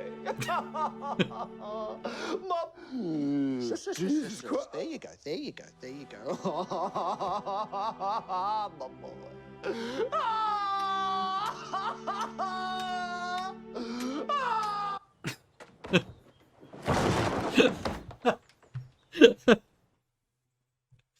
Oh god. Every skit needs to end with a dummy gag. The dummy in the he closes it for me.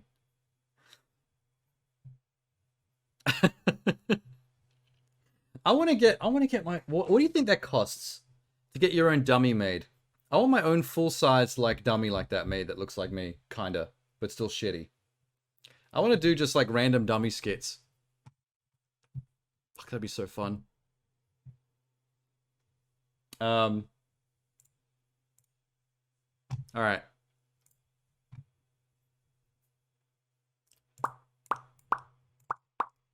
Is not so much a concept but a reality, but frankly, it's how you look at it that determines if it's an actual fault instead of a design plan. Sort of like how in games, bugs become part of the gaming experience. Genetic issues are just a fact of life. If you don't believe that, think to yourself, if everything was immortal and nothing changed, then how could life adapt? How could things evolve out of their current state into potentially something better than they once were? For anything new to come about, it requires the destruction of the previous version, which by perspective of that previous iteration would be pretty terrible. Due to the genetic instability... I mean, wait, that's yes and no? Like right off the bat? I mean, the form of the previous thing as we know it gets taken apart and reconfigured into new stuff through evolution. But the old versions of things don't disappear. They don't actually get destroyed. Like, there's still various iterations of monkeys and primates that led to human. Except for this genuses that go extinct for, like, various other reasons. That exist in varying degrees of specifically humans and really everything else on this planet. Changes take place over millions of years as a species will adapt to its environment to become better, or in some cases worse, suited to its environments, with the latter meeting their end quickly as a result. But that's what we are used to seeing on this planet. Things slowly change over time. But what happens when something begins messing with the genetic coding of creatures on a more individual basis? Why'd they zoom in on the dick? Reactive genetic profiles begin to be blended with what's around it due to an outside influence apart from its native terms of environment. service. If you answered in abject terror, then you are correct. As a meteorite touches down, hitting a lighthouse, and it's a meteorite because it has the right stuff to make it through the atmosphere and hit the ground, meteors burn up in the atmosphere, and meteoroids are still in space. A shimmering in that area I think I'm safe around from the lighthouse TOS. would begin. As it slowly spread outwards from there, I think a cross-section of a dick is fine. Was We're very just wrong, seeing the or inside right, of the depending dick. on who you ask about this material. The light was twisted and refracted in ways. Radio signals would be scrambled, and people who were in lost months of their lives concerning time and began changing. The animals that were trapped within became complete monsters. But what exactly is happening to these plants and animals that were exposed to the shimmer? Well, let's find out in today's episode. But before getting there, first, I want to thank you guys as always for watching and subscribing. Dead Space. It was like a complete crawl from 600k to 700k, and I was actually getting concerned that people were like not enjoying the content as much. But being up to 820k Why is he showing after just Dead reaching Space while 800k a couple of weeks ago, I really do appreciate you about guys this? watching and interacting with me, as well as with these videos. Thanks for all the subs. Also, I Here's some started Dead posting Space. actual Let me real-life quickly, horror turn stories the over aircon at on. Roanoke Tales instead of just creepypastas only. So it's like things that I research and look up if anybody's interested in that. Still getting my footing on it, so kind of bear with me. But I'm always interested in feedback if you guys want to check it out after this. It's a video over why so many people just get completely got in Lake Lanier in the great state of Georgia. Anyhow, let's get to it. So we kick off our story with a woman in her room as everyone is standing around her in BSL-4 suits, questioning her. He wants to know what she ate. They had rations for about 2 weeks, but they were gone for over 4 months, which she doesn't remember. By her recollection, she was only there for maybe a few days or possibly weeks, but not that long. But definitely not as long as he's suggesting. He goes on to ask her what happened to most of her team, but she still has no clue, but confirms that one of them is in fact 6 feet under. He asks her, what does she know, which apparently is not very much. He grabbed a 720p We didn't get copy the of the film. Thing-style meteorite hitting Earth and crashing directly into a lighthouse as material begins breaks to spread down horror outward, games and inside. now it's time for Games and movies. annihilation. Jumping over to Okay. a cell undergoing mitosis as Professor Lena talks about how one cell comes from another cell and all those cells came from the first cell. I'm thinking we must be in Biology 101, but here I remember college, there being a lot more, hungover freshmen in that class. They are observing a tumor cell and we'll be discussing autophagic activity, which is actually pretty fun. No, seriously, it is. It's also good for your body, too. But moving on. As Lena walks out of class, Dan comes over to talk to her. He invites her over for a barbecue that he and his wife are having, but she declines, saying that she is painting the bedroom. Man, what Saturday Painting plans? the bedroom? We get some exposition about how it's been a I don't year, remember a lot of and plot it's points not to an this insult movie, to his apparently. memory, but I gotta be honest here, there's a living insult to his memory that we learn of later that's a huge bra moment. Anyhow, she continues to decline this nerd's barbecue and walks off. We now get the most anemic song in existence. I know you got, I can't play it for you because this will get copyrighted into oblivion, but go watch this movie and just listen to this song. So she hangs out in her house remembering her husband.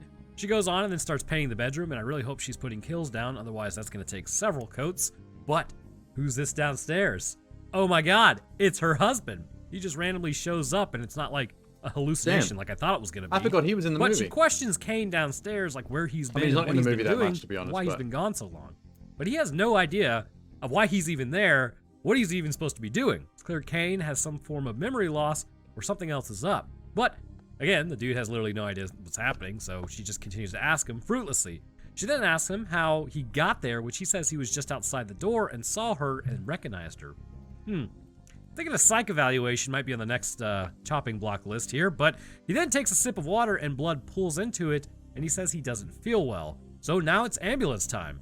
As they're transporting him, she's all over him, which bugged the crap out of me after doing my third riders for EMT school. First off, the paramedic or AEMT is going to be sitting in that little chair behind him, not next to him usually, considering he's got some form of internal bleeding. Second, he's not going to be just watching the patient just hanging out, calling stuff in. He would be pulling Lena away to, like administer aid and actively help the dying patient, whether that be with air or drugs. Like, bro, what is even happening back there? Anyway, so Lena takes over the job of being the actual EMT here, just not very well because she's not trained in it. The ambulance then gets tailed by unmarked cars with lights and sirens. Confused, the ambulance pulls over or really just gets run off the road as they take Kane and Lena. Kane ain't looking so hot at this point, and Lena gets a shot to the neck, and now they're headed to Area X. Waking up in a government facility room, which is always a good feeling, she goes and throws up because the medication might have used on flipped her all the footage apparently gives you a horizontally. hangover, which sucks because all the pain To help none with of the fun. copyright. The psychologist walks in and begins questioning her as Lena begins questioning back. She asks her when Kane got back home, but Lena really has no information on any of this as he just got there. The psychologist says Kane is here, but he's extremely ill. And Lena says that she can help him, which is a pretty bold statement, but hey, give it a shot. So, they take her outside and show her the shimmer, which is what they are dealing with. Meeting back inside, they don't know what it is. A religious event, an extraterrestrial event, a higher dimension. It kinda looks like all a wall theories, of but little shampoo. information. It started about 3 years ago as the shimmer spread out from there. Everyone and If you're gonna walk anything through that it, they close send your in eyes. there does not come back. They evacuated surrounding towns, but in 3 months, it'll be where they are now, which Man, I like it appears to be shampoo. moving rather slow if it's taken It 3 looks years cool, for it it to get feels this far. cool. So I'm thinking it's time to go to the moon. But eventually I bet it you will could make reach other a towns, pretty and decent cities, fleshlight and it's out going of to a completely encompass shampoo the bottle. globe, changing everything. So they need to figure out what this thing is before that happens. Kane is apparently the first to ever have come back, and that caught their attention. We then get a flashback to Lena and Kane hanging out talking about God and the genetic faults in our genes that make us grow old, which to a degree is correct, but again, It's just seems like random a feature pillow talk more than a bug. between two I don't think our people that just brains had in their sex. current states could even handle being immortal, to be honest with you. We could barely handle 70 years of information. So they get frisky as one does, which we now go back to the rooftop eating area. A woman comes over to talk to Lena and invites her back to their table. As they all share beers, they eventually spill the beans to Lena that they're going into the shimmer with the psychologist from earlier. So we have a physicist, law enforcement, and I think EMT as well. Another scientist, she doesn't really talk about what she does. And we all know we are about to have the most alpha Chad division of science going in as well, the biologist, and that's Lena. Look, I don't make the rules, I just enforce them. They continue talking about what happens in there, but really nobody has any clue, so they're next to be sent in to try to discover what it is, as only military and men have What been was she sent in recently? So why not send a different archetype of person to see if they fare any better?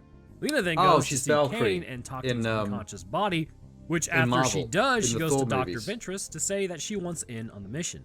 She questions Dr. Ventress about why she's even going in there, to which she responds she's been sending people in there and they don't return, but she's also leaving something major out. So there's only so long that she could do that before she needs to see Her what's performance in in there the as movie well. was, I mean, like, I totally weirdly get that, but she's also going in there for comatose. I her remember own that. motives because she has cancer, so she doesn't really Not have that much Natalie time. Portman, this Anyways, chick. so Lena then joins the mission Yeah, her. officially, which the men from earlier in the room continue to question her, which then she extrapolates on.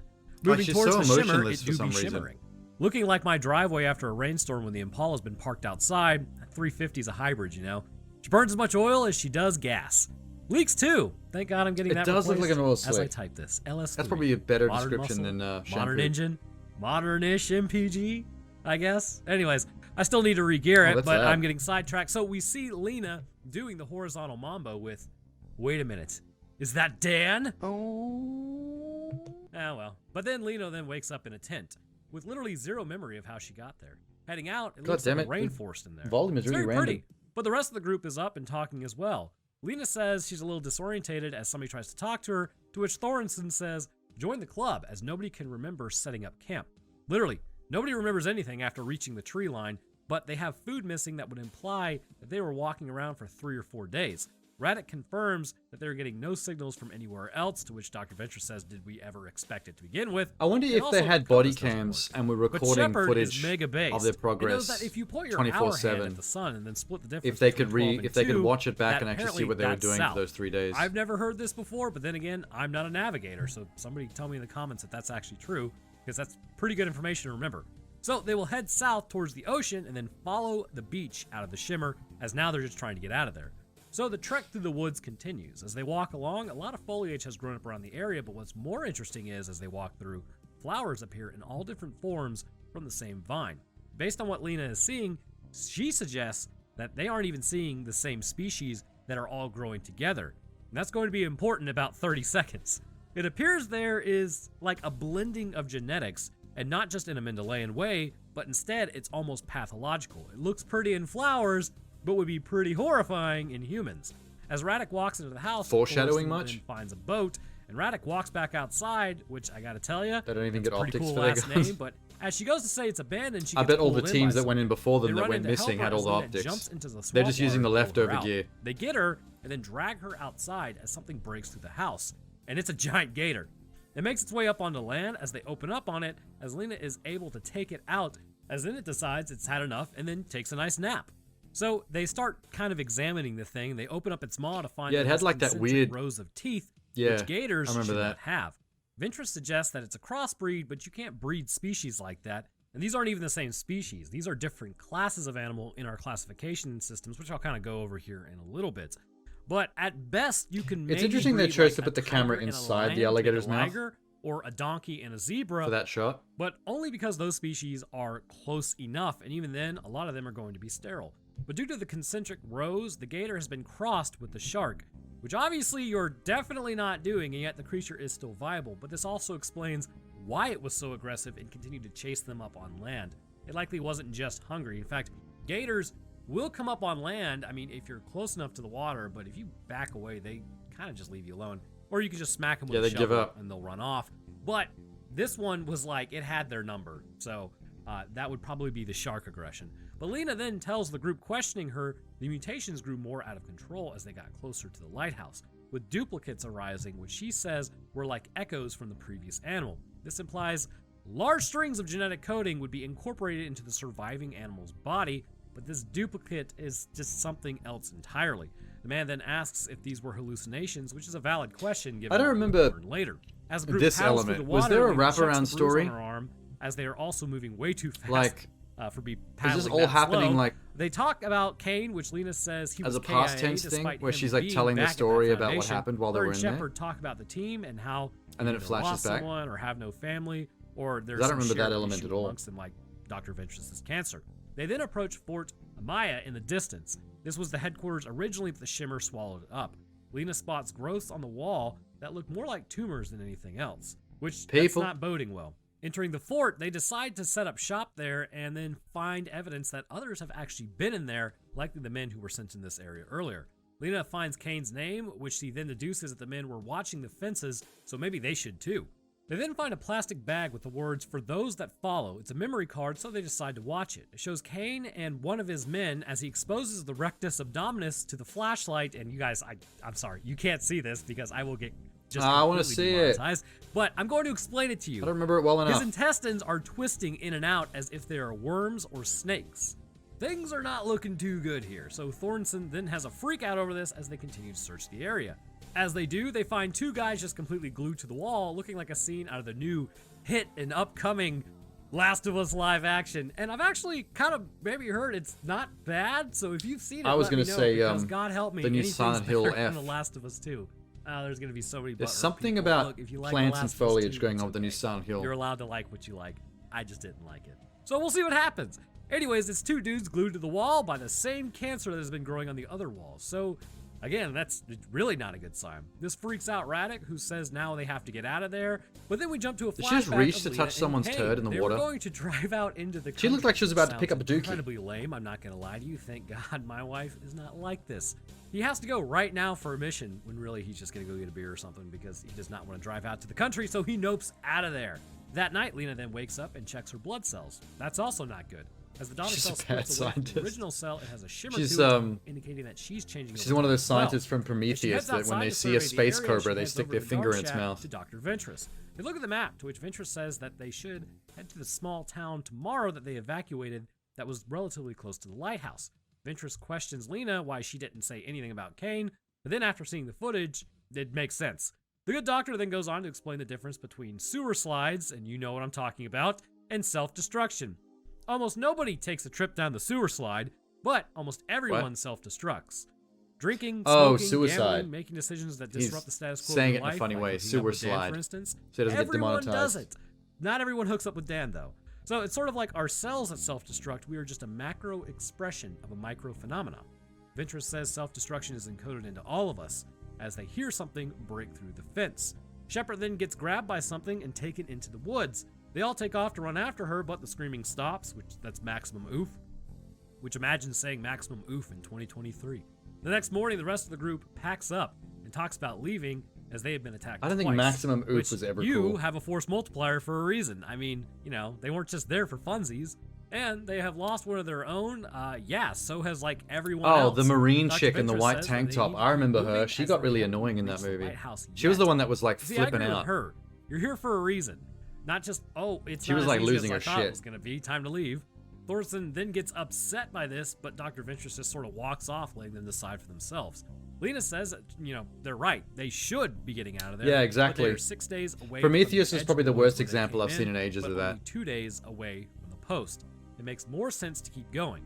Lena She says reminds that me of believes Michelle the post Rodriguez, is this the best chick. way out, but again, Thornton She's got is that losing energy. it. Tiptoeing through the tulips, crossed with maple trees, crossed with field grass, crossed with other field mice, they end up finding, I don't know, I think that's a boot with a foot in it. I gotta be honest with you, I can't really tell what it is. Lena says that, well, she could still be alive. Okay, bro, sure. But Dr. Ventress says, I think that's highly doubtful, and agreed. So, they need to Good know, memes. but Lena goes off Good on memes. her own to, you know, no I use that one safety myself numbers sort of regularly. deal, figure out what's going on with Shepard. Also, if you aren't picking up sort of the religious themes here, this is sort of like the Garden of Eden when Eve went off on her own and ate from the tree of knowledge sort of deal. There's a lot of like parallels between life and this movie itself, religion and all that, but mainly I'm here for the science specifically on this. But I have to say, it was a really good movie, and I loved a lot of the hidden meanings behind stuff. And I mean, I probably missed some too. I'd recommend giving it a watch. As Lena walks along, she spots a deer who is in perfect sync with another, as they then spot her and run off. That's the going to fuck? be important later as well. Moving through, well, she spots Shepard, and Oh, she's done 'cause so. her That's gonna have to clone. be a little bit of a blur screen over her neck. Heading back to the group, she reports what happened, and they continue moving on. What's interesting is she wasn't eaten. I forgot about Heading to the town, that's Natalie been Portman evacuated, clone at and the end in the everything's lighthouse. way more overgrown than 3 years would suggest. But as they move through, they find a group of plants in human form. And apparently, they grew that way. Gonna have to probably say not. Radek seems to understand at this point what's happening. At first, she thought the radio waves were blocked, which is why nobody could communicate. But they aren't blocked, they're just refracted. It's all there, it's just scrambled. If they genetically sequence the leaves that are in human form, she says that they would likely get human Hox genes. Basically, these genes are responsible for the body plan of humans and how we look. So, with the plants, that's why they are human. They are basically using Hox genes instead of their naturally occurring DNA to build structures that they need, or at least that's what they think. Lena goes on to say that's literally not possible, which I agree, Well, but if it's plants right in are front of becoming you, it's humans and happening humans right in front becoming of you, plants. it's Everything's happening. becoming everything. And their own DNA is likely being affected as well, which is kind of a horrifying realization. Awesome. So, here's something interesting though. You see how things are like mimicking each other, and Lena mentioned earlier about duplicates? If you look at this house that they enter, it's exactly like her home. The stairs, the table in the background, the opening, which if you remember what Kane said earlier, he recognized this place, so he came in. So where's Kane from? Who knows? That's the fun. As they walk through, Thornton begins looking at He's her a clone. fingers and gets freaked out as she glares I don't at Lena. remember enough of the movie That to night, confirm that or Lena gets not, up but once I'm again and takes her own blood to see what's going on. feeling it Parent now. cell is now the shimmering, as it has another shimmering blood cell. Then they get a flashback of Dan the Can Man and Lena. So here's something that I completely cannot stand with any ounce of my body, and it is people who cheat. It's disgusting. You're lame. So basically, Irrelevant. they start talking about Irrelevant to them the film, hooking Your up, Honor. and she now regrets about cheating on her husband after the fact, and then she tries to take like the moral high ground. And Dan's talking about that he loves her and loves his family, and she's like, Reed, you forgot about your wife. Bro, you cheated. Don't turn this around and absolve yourself of it. She tells Dan to go. I still want to know why Kane this has film, figured out the that they were film cheating with each quality other, that he's and showing she hates is Dan so for it. I really think pixelated at this point. So Thorson then wakes Lena up and she gets knocked out, which I don't know. I'm not saying you deserve to be knocked out, but if you're having a dream about making the other person out to be the bad person for cheating when you're the one cheating, maybe you deserve to, get butted in the face. I don't know. Cheaters are but freaking all three of them lame. wake up tied to a chair as Thornton Hey, I've been found cheated on. Lena's locket with Kane. Handled it pretty so well, that ties actually. her to this area. She now questions how long they knew. Now here, I think she's just losing it because they all know about this area. She's under the impression she was somehow kept out of the loop of some information, but she volunteered for this position.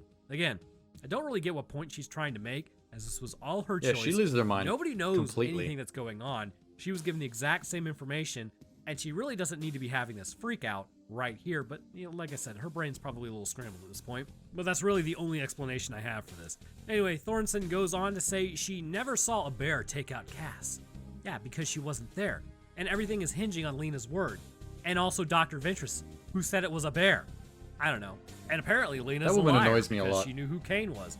Like, why is it a crime for you to have your husband in the military and he got sent out here for this dangerous mission, and then she shows up looking for her? Like, these are normal events, right? But then again, human consciousness is refracted. This is such a dumb part. Anyways, I guess fear also is what's making her do this, because she looked at her fingerprints and saw them move. So she starts questioning if her insides are That's going to pretty move cool, like actually, the the fingerprint fingerprints. thing. But I like she's that. going to have to cut them open like that person did. And so she hears Shepard yell for help at this point, which, just getting back to the original point, I mean, yeah, probably. So what? you're gonna Your get intestines wrecked. are going to move a little bit. It's not that big of a deal. Anyway, so she heads in there as a bear growls and Thorson stops talking. The bear moves into the room as they all sit there. Interestingly, as it growls, it starts yelling, "Help me." And remember, it tore out Shepard's throat, which that information for the vocal cords was in the area, which then altered the bear. The bear has also altered to a degree as it appears quasi-human in the face. And Thorson comes over and opens up on it, but then gets totally got. Can't show that. That's going to have to be a little bit of a blur over its face. She deserved that one. And then it attacks Lena, but Radek is able to take it out before it ends all of them. So that Thornton issue kind of resolved itself pretty quickly, but Dr. Ventress starts getting her stuff together. She says they are disintegrating their bodies as fast as their minds, which is agreed. Y'all are not doing so hot. The next morning, Lena and Radek head outside. I mean, Natalie Lena goes up Portman to seems to Radek hang and says they should in go. there for quite a while. They discuss what's happening at this point. Lena says the refractions have affected her, so it's affected all of them. Then the bear took on the last part of Shepard, and she's also developing plant growth on her arm. Everything's not good. As she begins walking through the woods, it's sort of like a surreal kind of peaceful thing, but Lena loses her behind some bush, but then comes out to an area where there were people walking everywhere, and they've all turned into plants, so Radek is gone. They continue questioning Lena. Yeah, asking that's her, well, then how probably did the she most survive questionable to this? death, because We she get wouldn't the have turned into anemic plants song that once quickly, more. and yet she just Song. vanishes. You never see While her Lena again. and Kane are on the couch with him looking at her like, bruh, are you cheating? So Lena has a good cry in the woods and then keeps moving. I don't think Finally, that's she what he was reaches thinking. the coast, drops her gear, and then heads through, moving past some of the crystalline trees and plants, basically prism trees. Heading towards the lighthouse, things apparently went pretty bad here as bones are laid out in patterns. Moving inside, she spots a hole in the ground. We never A figured out what meteorite happened gets with the struck bones through, thing, did we? And then sees a burned body on the left. It's just a weird thing cross-legged she with the sees, camera pointing at and it. you just have to Heading glean over to watch it, whatever you she come sees up the with from bones that. were already there whenever the camera got there as well, but then it's her husband Kane. Also, his name is Cain, like Adam's son. See, connections to religion. And that thing sitting in the basement, or hell, is corrupting the Garden of Eden, or life as we know it, into something else, kind of like Lucifer. You know, it's all there. So continuing to watch, Cain is sitting on the ground, talking to the camera as he is speaking in fractured memories and sentences that are basically a word salad as his brain is going. He then takes a phosphorus force detonator and tells them to find Lena and tell her that he loves her, and then basically pulls the pin and counts to what? And then Holy a man shit. walks up, and it's also Cain, the Cain that came to see her in her home. Shutting the camera, she heads to the hole in the ground.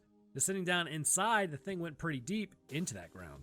She then finds Dr. Ventress down there. She says it's the last phase before she vanishes into the havoc. She's kind of speaking in riddles as well.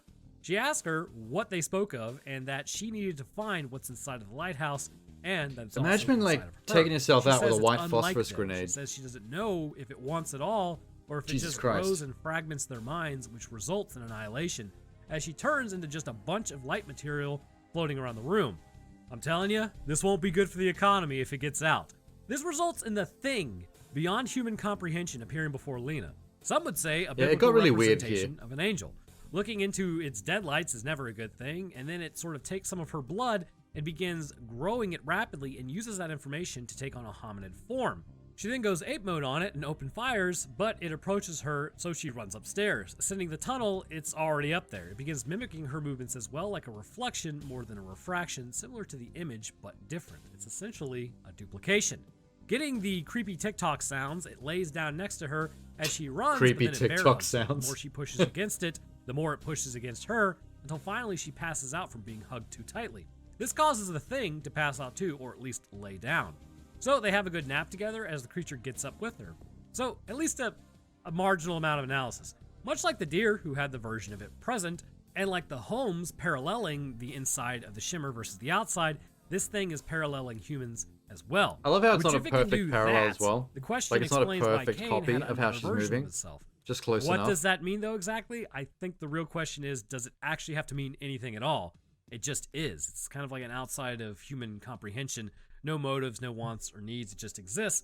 And that does, I know, kind of sound like a cop-out, but kind of think of it as coming up with a concept is easier than explaining the concept, right? She gonna blow it? Oh. If you can conceptualize a dark matter He was getting on her engine knees that in front of can it just somehow then. I was propel like, a what the ship fuck are you doing, faster Natalie? than the speed of light, Don't blow just the because alien. you can conceptualize it does Or not maybe mean you can do. Maybe that's explain all, how all it works, needs. because And if leave we do that, us alone. For the love of God, please go tell NASA immediately so we can get off this rock. So, it approaches Lena as she starts waltzing with it before picking up a phosphorus concussive detonator. She hands it to the creature, and it begins taking on her form as the genetic material needed is now incorporated. She hands it the round as it detonates, but it seems kind of unfazed by this and goes back to the body on the ground. Touching it, it now has feelings for it, or it always had feelings for it, and then touching the material around it, it ignites it, which then results in all of it burning. Crawling back to the source itself, it lights everything on fire, which you may be confused by this one, but I'll explain in a second. As it burns I was a little bit everything confused down, by that one, not all gonna the lie. shimmering effects created around it also begin to dissipate as the shimmer itself falls away and everything kind of goes back to normal. Back at the powwow being held, they suggest it was alien. She continues to not answer any questions about it. Yeah, see, this because is what she this just is what I'm doesn't saying. know. It is. Lena says it mirrored her because she attacked it, so it. It's a wraparound story. During the adventure, it keeps coming back to this bit in the future after she's already come back alive. Like she's telling them what happened. Was attacking. So you kinda always herself. know that she's She gonna says it wasn't survive. destroying everything, it was changing everything. They inform Lena though that everything was ash, so whatever it was is now gone. Lena then asks what happened to her husband, and apparently after the shimmer was destroyed, he just randomly stabilized.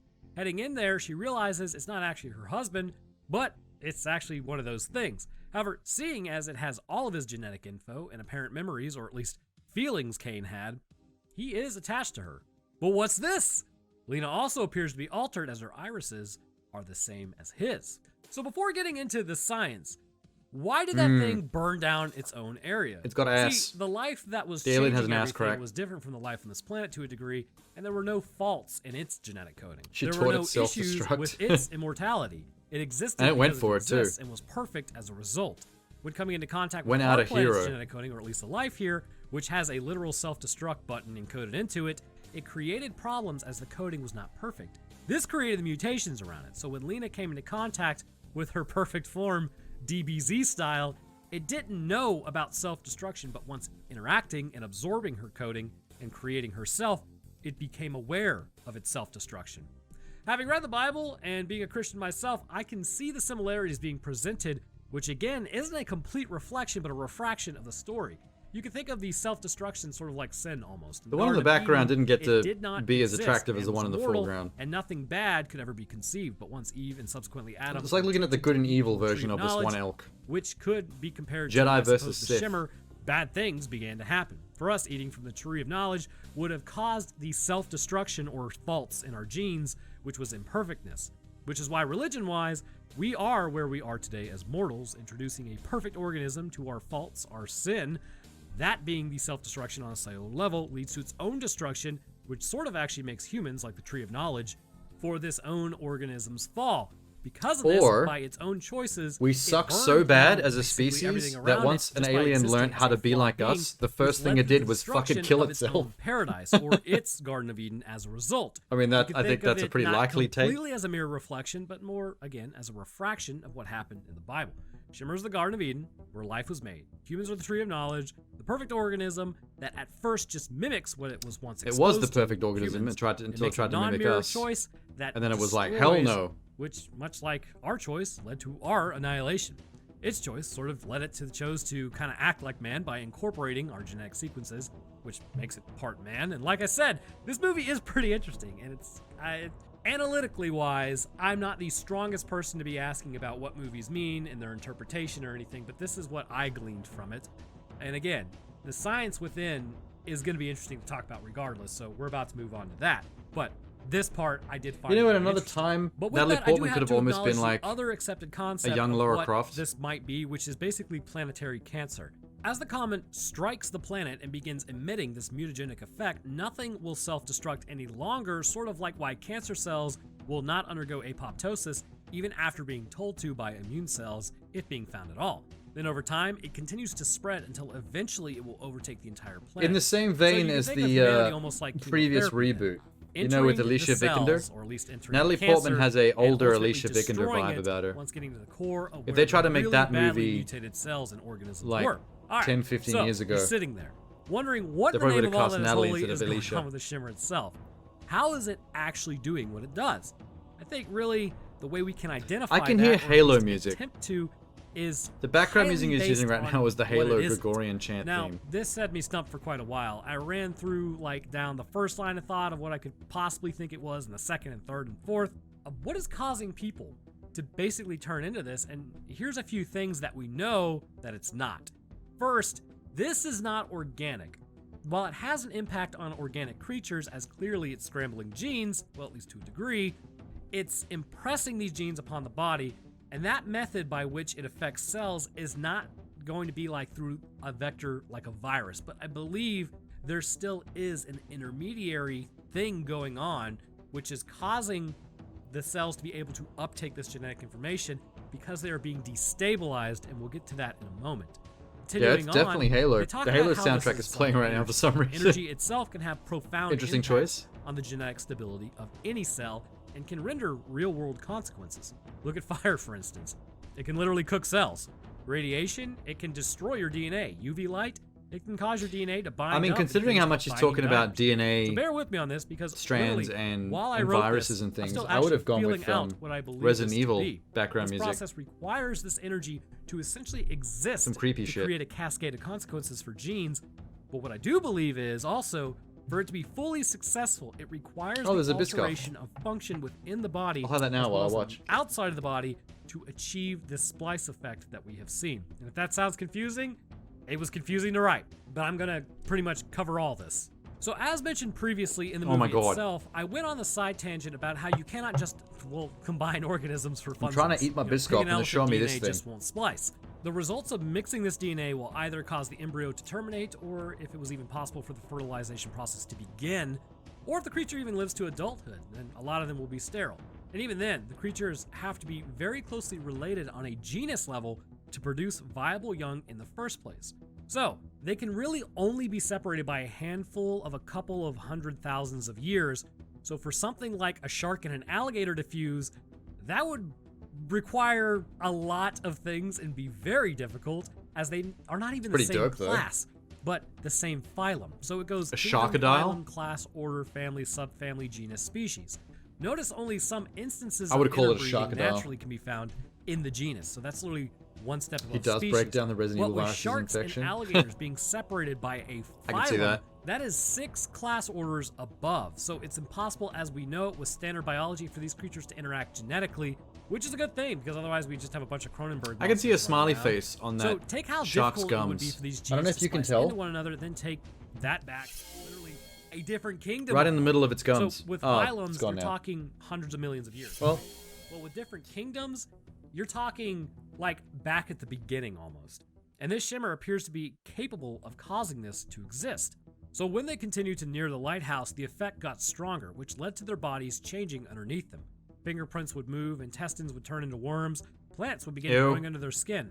All this hints at what's happening as the energy from the shimmer becomes more The focused. worms in your Then stomach with the bear, we see taking the place in largest your organs is contributor probably to the this worst theory one. that I have on how this would be happening. For genes from a literal different branch of life to begin growing within humans, and for humans growing within it, requires a massive intermediary process to be happening within people. One of the premises that I am running on currently is from what I have seen. Whatever people are touching seems to affect them. Radek was touching the plants quite regularly after finding the human-shaped plants, which after she's literally turned into one, all the human-shaped Well, we plants were assume. not just grown from human Hox It genes, wouldn't happen or that quick, even though. with the addition of the entire God homeobox knows where gene, she went. which actually is the floor plan for your whole body. In fact, while Hox genes are great at determining what the anterior and posterior of you are going to look like, homeobox genes are in all eukaryotic cells and encode transcription factors that have the basis and knowledge, which is kind of a colloquialism, but that's pretty much what you call it, for our actual shape and complexity of that shape they're in. So again, those plants are shaped like that because people were infected and then just wandered off and became the plants as their cells became a hybrid of animal and plant. We see this with the bear when it tore Shepard's throat out. It came into contact with her genes, and likely the bear had been eating the whole time as well, but we never see it come out of the darkness, so we don't know if it really had any other mutations on it prior to grabbing Shepard. Man, that's probably one of the smartest things Clear I did. that once it came into contact Keep that with her bear cells, her genetic pretty much information submerged was in absorbed darkness. to a degree and became So the part parts we of do the bear's see are genome. freaky. The soldier whose guts But we were never like get a worms perfect look at it. is also explainable by thinking if you were in there for a year, and Lena was really only in there for what she says was like, what, a week or two? But it was actually 4 months. Then by extrapolating that out, it may have been up to 6 weeks that the soldiers were in the shimmer, which means food would have been running low or would have been completely out by then, causing them to eat naturally occurring animals that were there, and they may have thought inside of the dirt was more safe, so they had possibly eaten worms as a result, and this means that his intestines were changed to incorporate the worm DNA and really be no different than, say, like a bear eating meat of Shepard. So not just exposure to the shimmer, but exposure to things housed within the shimmer first, and then your body just recently exposed to the shimmer seems to be main factors here, which, let's go over the So process basically, of if you go in the events real quick, shimmer, kind of getting into don't how I fucking believe touch people anything. are being altered apart from just DNA Good lord. absorption. There's like more to it than Just that. don't touch any- We haven't even Go begun in to with talk rubber about the gloves. intermediary portion, which is the In most fact, a whole critical, I hazmat believe, suit. for this to work. Upon entering the shimmer, you are clearly more affected the closer you get to the center. This would imply that it works like any other form of energy. The closer you are to the source, the more energy you absorb. This energy does something to your DNA in a way that destabilizes it, and this may imply a few things. Either it is destabilizing it like energy as we know it on and off Earth can do, which is the destruction of the DNA, or it's influencing enzymes themselves to behave in a certain way. And I believe it to be the latter over the former for the main It's fact so, like, that if it were unnerving genetic seeing the, destruction, Lena would be riddled actual with cancer along with everybody else by the microscopic time cell they shit. actually even got out. And they would have been It's kinda dealing freaky. with what amounts to radiation sickness in their cells as they became less Like, you just don't capable wanna of think about operating all that shit since going the on inside your coatings were body. being destroyed. It's gross, But man. as we can see, when Lena takes Biology the is blood, her disgusting. body is having The flesh no is issues weak. continuing the process of survival by mitosis. They're just changing. We need to replace so our this skin implies with the carbon energy does fiber not destroy, and our but insides again, machine parts. just changes. And the best way of changing without destruction is Efficiency. enzymatic activity. If we can assume this, then we can also assume that as time passes, it's a lot like walking into the water in Fallout 3 to talk to the dude about the nuke in the center of Megaton. You can stand far away from it and it may take longer, but you will be changed. Or you can get right up close and personal with it and it'll change you faster. The closer you are, the more chaotic this enzyme activity becomes concerning your DNA. As we know, enzymes work by lowering the activation energy of chemical reactions within the body. I believe this shimmer is affecting these enzymes in a way which then lowers the threshold for the cell, making typically more controlled actions more readily completed and potentially even random. Overall, this causes the cell to destabilize and may even introduce new functions not previously seen for the overall internal molecular That kinda looks like a biology cocoon. because it causes it to shift. You know when worms turn into A butterflies? cell's main purpose is to control what's going in and what's going out. While that's difficult concerning things like water, it's more easily done with salts and potential genetic material found in an environment. Typically, a virus What the fuck? is the most recognized way for genetic Oh. material to enter another cell from another, but you have to wonder, based on cells as we know them Those, and the acquisition of mitochondria, little virus cells before the is it red dots possible look like little something else is COVIDs. going on? Now, stick with me on this. Just like with the movie, it's kind of going to get out there. Back in the day, it was assumed how we acquired mitochondria was that one cell engulfed another cell and then decided not to destroy it. And to this day, we still have this cell and it's known as a mitochondria. It actually has its own DNA, but over time, being an organelle of a larger cell, it has lost a lot of its functionality and now just serves as the powerhouse.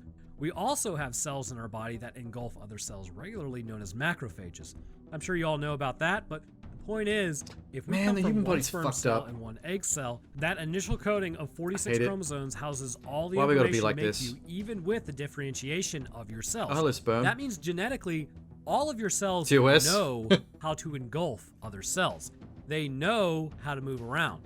Neurons know how to divide like skin cells, and bones know how to produce mucus like the lining of your stomach. But those genes are switched off, allowing for the cell to behave in a certain way that benefits the rest of the organism by doing its job so that another cell does not have to take over that job. So here's what I propose is happening, but even still, it's not the whole picture. The shimmer has caused those cells to basically remember these other traits that were switched off. That is supported by a couple of things. First, when Thornton mentions how she can see the ridges in her skin moving on her fingertips. Those are not supposed to be moving, as you might know, which means the cells have taken on new traits. Also, the dementia building up in all of them because their brains may literally be having neurons within, behaving like other cells in the body and moving around, breaking connections. They lost 4 days and have complete amnesia, which may have been the initial shift in the brain, basically stopping them from remembering because they're no longer behaving in the way they're supposed to. Again, all of this is to show is that wall fungus dude kind of looks like a big mushroom butthole. butthole. This will literally melt the organism down with a man into stuck in it. The cancerous-like substance we see on the walls as cells become so chaotic. There is no My man was too differentiation game. amongst them anymore, and they go back to basically being The a butthole was single-cell too fire. organism. He couldn't handle all it. because the shimmer is messing with enzymes. Basically, when everything's different, nothing is different. But I can hear you now. Yes, Roanoke, you have mentioned enzymes several times, and you still have not told us what's happening. Correct. Basically, because this video is an exercise in me trying to figure out what is happening in real time. You're literally watching or listening to the gears turn right now. So, as I write this, it's taking longer than normal because every paragraph I have had to stop and think about how this connects to the next thing that I want to say. I've literally had to throw away several ideas because there's huge flaws in it, and it would ultimately just not make sense. To which this one that I So have many memes. appears to be on the right track, but still, it's contingent on something in the middle. Life does not exist by itself. Humans love to believe that our brains are kind of in the driver's seat, but really, Man, that Halo music never stopped, did it? In such It's a still way going that on in the background. may as well be operating the gas and brakes while we steer. There's a lot more nuance to life. So for reference, there's about 37.2 trillion human cells, I believe. Funnily enough, there's about 39 trillion bacterial cells. Prokaryotes are much smaller than eukaryotes, typically, so that's the reason why Actually sounds like a it really Russian only word. represents about 2 to 6 pounds of your body mass in Prokaryote. about a 200-pound person. This comes out to 0.9 to 2.72 kilograms in a 90.7 kilogram person. But there is something in those prokaryotes that is much more readily available than in our cells, and I believe this is absolutely critical to explaining what's happening in our cells. The shimmer, first and foremost, affects all cells. Plant, animal, fungi, bacterial, it doesn't matter. It's clear it is messing with the internal metabolism and functionality of cells, causing genetic crossover events. And how this may be possible is with it specifically affecting something called a restriction enzyme. Restriction enzymes are found in human It cells. didn't ever as well as really bacterial explain what the cells. glowy trees Basically were cells about, in did it? general, as well as some tissue. That just kind of happened on the enough. beach. But its purpose is to cut DNA at specific sequences. Now, this is an incredibly complicated process, and there's a lot more to it than I'm saying here, but the enzyme serves as to cut away some DNA, which leaves a sticky end of that DNA, and from here, DNA ligase will then come in and link genes to this strand. If the strands are matching, then boom, it is able to form a single unbroken molecule of DNA. In things like cloning, ligase is used to insert genes and other pieces of DNA into plasmids specifically. Now, what is a plasmid? Looks gross. Well, it's a circular, free-floating form of DNA like jelly that is typically meatballs. found in prokaryotes. Plasmids are what's typically responsible for things like antibiotic resistance, for example. Now, that's all well and good, but how does that Freaky, relate freaky, to specifically freaky ass human body. eukaryotes if this is found in prokaryotes? Again, I think it goes back to all the Nucleus? cells becoming undifferentiated, which is leading to engulfing cells. I know what a nucleus At is. First, you're still relatively differentiated, right? Your cells still have a job. You're still in a human shape. The longer you stay there, the less differentiated your cells become, which is why you change into things. Due to the amount of naturally occurring bacteria within the body containing these restriction enzymes, I think it may be possible that cells ended up engulfing What the hell's happening surrounding here? bacteria, but unlike macrophages, who have the ability to destroy what they engulf, a lot of cells lacked this capability. So once undergoing this process, they were not able to destroy the bacteria or to properly encase it in a vacuole to keep it contained. What this did was cause the bacteria to fuse with the eukaryotic cell, and with it newly acquired genetic information like plasmids. Now, I'm not suggesting that the plasmids are only responsible for these changes that are seen, but I think they have a hand in creating the genetic combinations. It must that be a we pain see. for him to have to go As look, more and more look eukaryotic up all cells this engulfed prokaryotic cells, this what was example happening is the footage cell itself and would actually begin find to change, these having these plasmids floating the around, correct motion with enzymes graphics of the continuing correct on as cells and normal, stuff with the DNA to membranes put in the parts where he intact, talks about them. dictating to the rest of the cell the Wouldn't taken standard ages. function of day-to-day life, with some obvious changes basically being brought on by the new influence dictating the outside of the nuclear membrane that ribosomes and original prokaryotic instructions are now affecting. Like, again, I know this is getting way out there, but so was the movie. This would cause the cell itself to begin to take on even more strange Mitochondria. abilities due to the new incoming information. Looks like a bread roll And for one of living those in is the fact that Alexa. The cell is now blending Now I'm hungry. eukaryotic and prokaryotic cells. This continues to serve a purpose when we look at how genes are acquired, and this idea, to me at least, would make sense why it ceases after Lena leaves the shimmer. Prokaryotes in nature do something that eukaryotes, at least when it comes to animals, do not do. Again, they have plasmids and can pick up these plasmids from the environment or genetic fragments from dead prokaryotes. Something to note about that statement is plasmids exist within fungi and higher plants, but not animals. Picking up environmental DNA is definitely a bacterial trait that has made them quite adaptive and successful. And this can be done in two ways. Through the process of Why do they conjugation, jiggle like that, bacteria though? will create a tube to transfer plasmids between two Like the living heads of the nurses in prokaryotes, Silent and this Hill is when they're actually how jittering antibiotic around. resistance is transferred. The other way, as mentioned previously, is they will absorb free-floating genetic coding that may be beneficial to them, which is a bold strategy if you think about it, picking up the remains of something that already got with a gamble that'll help you. But the functionality is why I believe it is critical to explain the adoption of new genetic information. Judging by what we see with the bear's face covered in Shepard's blood and it going into its mouth, this genetic information was in the environment. If the prokaryote and eukaryote mix of cells were to be present in the bear, which I believe is highly likely considering it was changing, then it would have scooped up this information and brought it into the cell. Did that bear Here, eat a it is not horse or a clearly pig or known if it was something? brought into 'Cause just the face plasmid and the DNA or if it fangs was transported in definitely the actual human genome, but either have way, progressed the cell beyond itself bear. took on some of the characteristics of the cell that it picked up the information from. I'd be more inclined to believe it is outside of the DNA envelope, as the bear cell is still kind of holding strong as a bear, but it is absorbing different characteristics than it is expressing them. But something to note here is that this is just the first generation of these cells. Something else will happen over time, which we will find out is actually critically important, and it'll show kind of like the permanent changes in Lena and why those existed. This process can again be seen with Radek when she touches the leaves and rolls it between her fingers.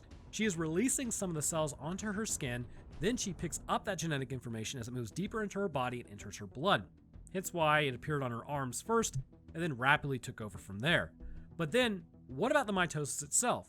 Well, if you saw during the first mitotic division of I wonder if Lena's that blood hurt. cells, at first, I wonder if that was a clearly painful one way to of her die. regular cells. Or would you even call it Then there dying? was a shimmer cell that It's was kind of an different. evolution, Then but later, you're becoming it was not a shimmer human. cell producing another shimmer You're cell, becoming a indicating tree. that all the cells in her body by this point have been affected by this I process. feel like once your cells I have believe changed this enough explains into plant why the matter, process you just goes wouldn't from have the something as nerve simple as endings minor characteristic changes anymore to completely feel changing pain. you It would just the feel longer you're weird. in there. As the cell enters mitosis, one of the critical things, and I keep saying critical, but there's a lot of like very, very important parts, but it's important for you to remember it's not supposed to be in there. There's not supposed to be plasmids floating around in the eukaryotic animal cell, and the nuclear envelope also dissolves during this process. Upon the membrane falling away, this may now open up the human genetic coding to incorporation of other animals' DNA, because the cell doesn't expect it to be there while undergoing this typical process. It likely happens after the unzipping of the DNA using helicase that basically integrase, finds some DNA, and is like, yo, what's this Helicase? doing here? And then adds it in, assuming it was just like a Helipads. broken off piece or kind of damaged. He's and shown this now piece of footage a becomes lot. Part of the human That genome. purple Once string. this happens, things like with the alligator, it's concentric teeth, right?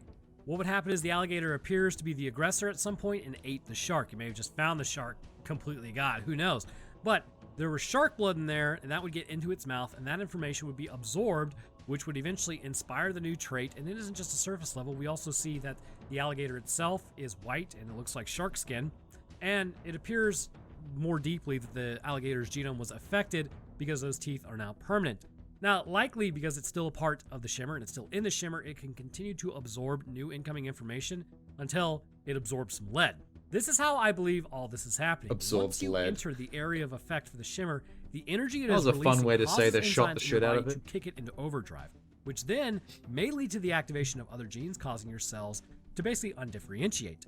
Considering the Hox and homeobox genes are brought into this, couldn't end that up would still imply feeling it is things, I deeply guess? influencing the human genome. I sure and hope deeply not. Influencing everything. If you were turning into a plant that Once was this tearing happens, apart your cells pick up new biological coding, matter, and is I then really hope accidentally you added would into the not be initial feeling coding that. during mitosis. This leads to a hybrid cell that is It'd no be like longer being a stabbed person through the that's in skin there. It's really more genetic noise with that sharp gets pieces added, of leading wood to a person from the becoming inside out. basically a mutation of its original self and fall away from what they once were and become many things versus just one thing. Then, when the shimmer is destroyed, the cells would go back to normal, or at least a normal operation status. It would likely realize there's DNA in the cytoplasm and then destroy it as it's not supposed to be there. Enzymes would return back to normal activity, and as a result, the cell would return to its I standard don't think anything in this movie differentiation. would feel However, good. the body itself Remember the guy genetically that would popped be the white forever phosphorus changed. grenade in his It'd be hand interesting to see and what instantly the combusted? long-term I don't think effects Alpha of would this feel are. good either. But with Lena, we see her eyes shimmer as there still is a change even after the mutation effect. The guy with the has stopped. worms Her body is going taking to be over his forever stomach? changed, which means they're going to have like 300 Yeah. kids that have shark tails. I don't know. But we finally get just an off-topic, thing that I wanted to discuss. The thing at the very end. If you thought the rest of the video was out there, well, strap in. Looking at this thing, this is completely my opinion, and it's not confirmed, but seeing as Einstein proved that energy is related to mass, there is clearly something going on with this creature. Oh, I can see you can mass, think of it as alright. a template of pure energy creating mass.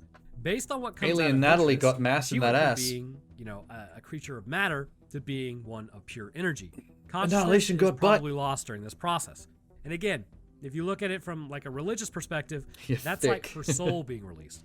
But if this thing is capable of moving you from mass cracked to up. energy, then it's not too far-fetched to believe that it may be capable of reversing that equation and moving you from energy to mass. The thing it creates is a physical representation of energy that it is, but it is simply a template. After pulling some blood from Lena, that's when it becomes like her. The stem cells it created now have the human genome in it, which all cells on this planet code for its self-destruction, so it too was coded for that now. Kind of a bad move on its part, to be honest with you. But that's what I believe it is. Obviously, the movie is just insanely open to interpretation as to what's really going on. I mean, this crystal but I tree hope is- at least I kind of adequately shed some light. It's on like the a, cellular scene out of process that Final may be taking Fantasy. place with the gene expressions.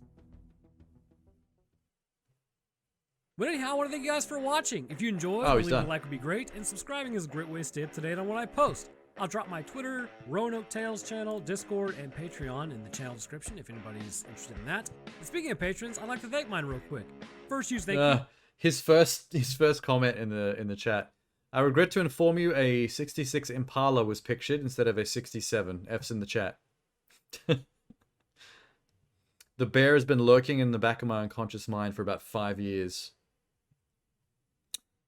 The bear is a good one.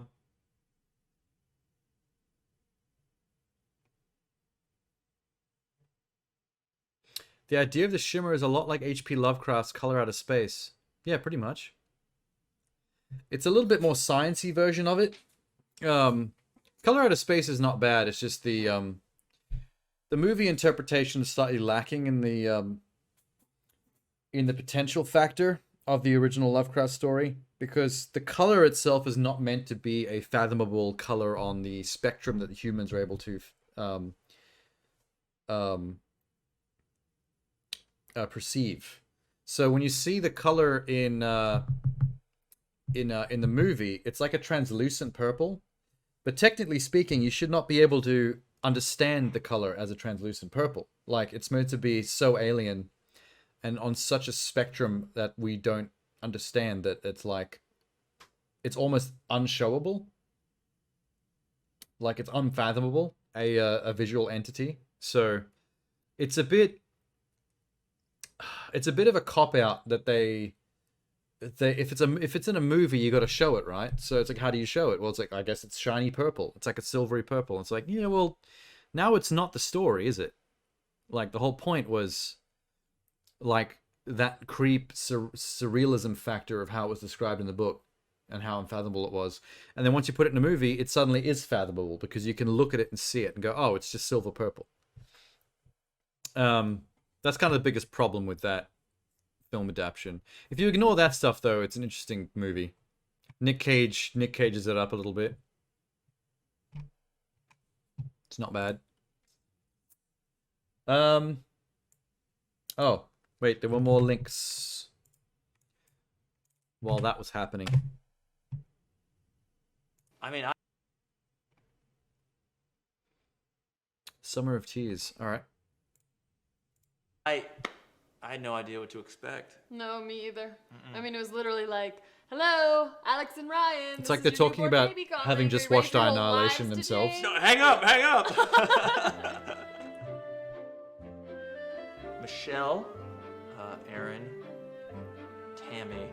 We went through a few names. Yeah, and then we settled on Sebastian. It's German for handsome. Strong. So it's handsome. But we were fortunate, you know, because I think we were more prepared than most couples our age. And we owe it all to Dodger. Yeah, we do. Come here, Dodger. Having a dog totally prepared us for having a baby. I hate these It people. was just like having a baby before we had our baby. You get used to the demands Oh my of God. taking care of another living creature. Yeah, it's not about you anymore. So by the time you've got a baby, you know exactly what to do. Absolutely. There's no pooping on the floor. Smell it. Smell it. Robert's face in You it. can't Yeah. just go wherever you want, whenever you want, you know? Not without putting the baby up somewhere. Come on, I want to thank you. Thank you. We're so 14 days. We'll be able to feed them I twice do a day. not feel comfortable with this. Hold on, you can't just put a baby in a kennel. Daily life changes, that's for sure. They're psychopaths. I love it. Hey, off the furniture. Off the furniture.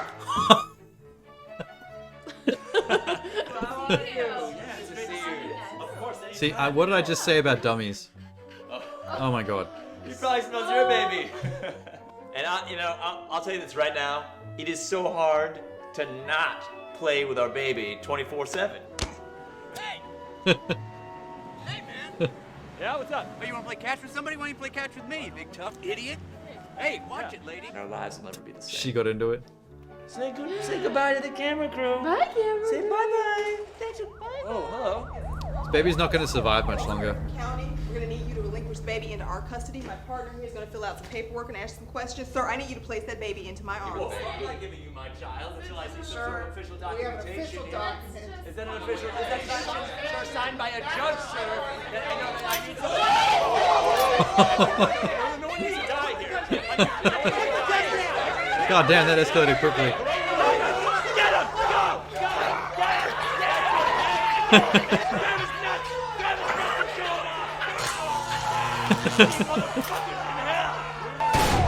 Holy shit. Just kept escalating. God damn.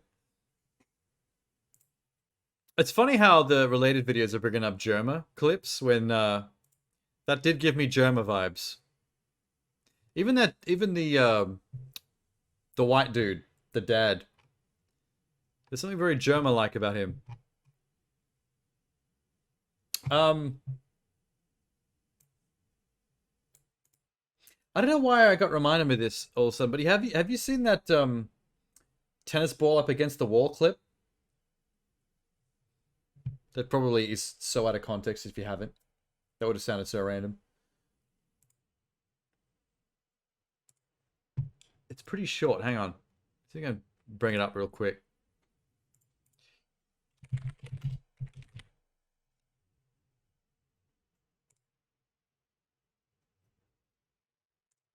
Tennis ball, throw it against the wall. Tennis ball, throw it against the wall. Bounce, bounce, bounce, bounce, bounce. Tennis ball, throw it against the wall. It's actually kind of Tennis fire. ball, throw it against the wall. Tennis ball, throw it against the wall. Helps me forget about my cancer.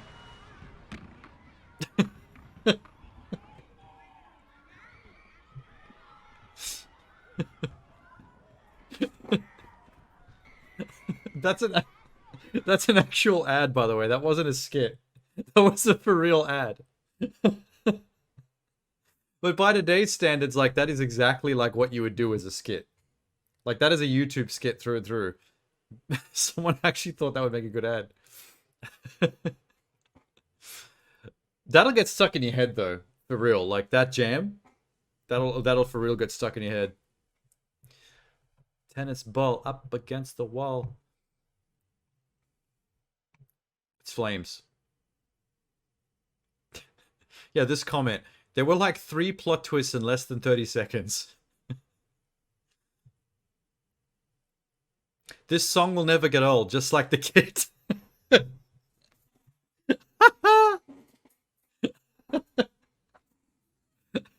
Damn. Oh shit.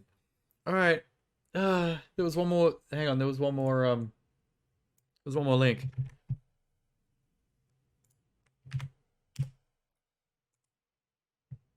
I mean, No, wait. This is the same link. Whoops. Wait. Wait.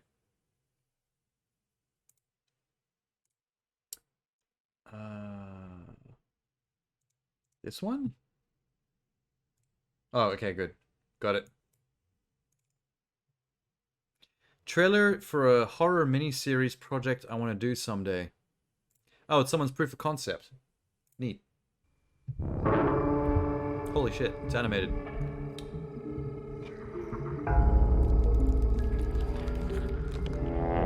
What the fuck? What the hell did Sham drop on us? Oh my god. And what does this remind me of Annihilation? Immediately. But done by like a Japanese indie anime artist. Oh my god.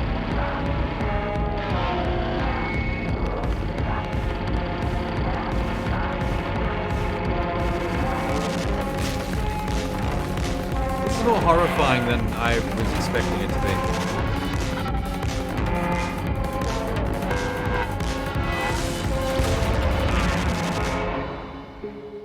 I'm guessing he doesn't want to do this in live action. I'm guessing this animated proof of concept is for an animated film. Because I don't know how you would visualize what I just saw in live action. Playground. Oh no. Well, there's some fresh nightmare fuel. I think while we were watching the Annihilation trailer, Sham might have like taken off to go do something. So, I'll have to thank him later for helping me not sleep tonight. God damn it. Alright, maybe... Hang on. Let me switch us to something not freaky as fuck. Here. There's a trailer for a new animated Superman movie. The Adventures of Superman. No, My Adventures of Superman. Voiced by Jack Quaid. How about that? That sounds wholesome.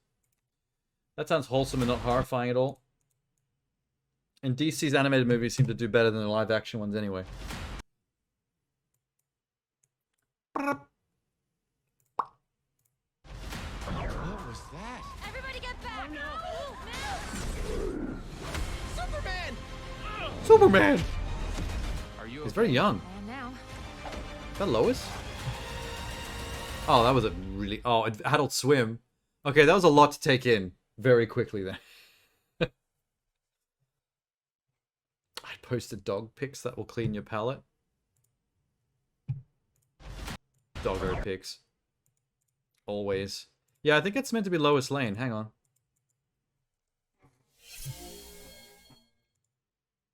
Yeah. Little tomboyish Lois Lane. For a sexy young K-pop Superman. Although that's, I think, what they're going for with the new James Gunn Superman. They're gonna go younger. So maybe this is like a test, an animated test for what we're gonna get in live action. That was really short and didn't really show us or prove anything, unfortunately.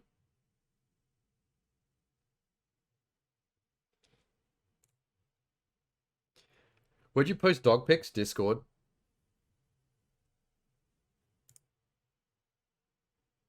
Yeah.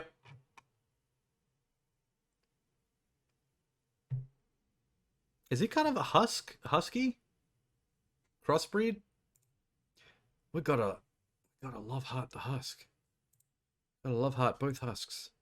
Yeah. Is that your shoes? I don't know. Some shirt hanging in the frame. Both huskies.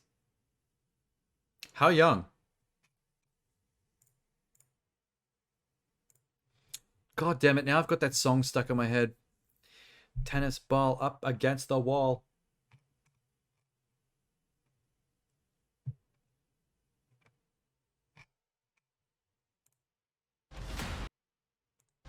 What was that?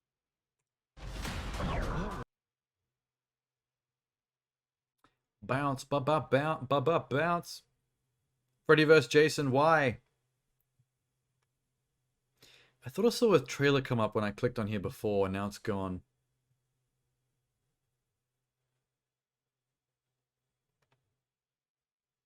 I was intrigued by something. Damn it, I lost it. Fuck.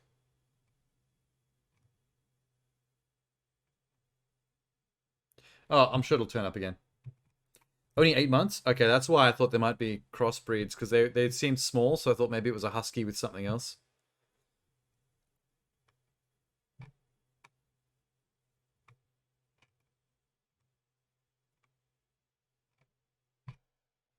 Bounce, bounce. Wait. What is Stray Gods? The role-playing musical. What? Is this a game? Coming to PC August 3rd. Wishlist now. Modern fantasy. College dropout Grace is granted the power of a muse. Alright. I'm sold. Fucking sold. You said the magic words to me. Did you lose your keys, Fred? I thought you'd be... What the... Calliope? Calliope? I'm so sorry. It's a bit on the nose. From the lead writer of Dragon Age. You know that you're lost now. Comes an animated trailer that's not going to show any gameplay footage. Powers you don't understand. Interactive role-playing musical. Say you didn't Yes. kill Calliope. You have 1 week to prove it. I don't know who that is. What do I do? Start singing. So sorry you had to be here for this. I'm in the dark too as you're hearing this. But someone How do you is play it, dead though? and I'm losing my head. Like the goat said, this is my time to shine. She's alright, I guess. Maybe not Muse level. It's not a simple matter to kill an idol. You want answers? Fight for them. How could you throw that gauntlet at me? Could your heart shrivel any...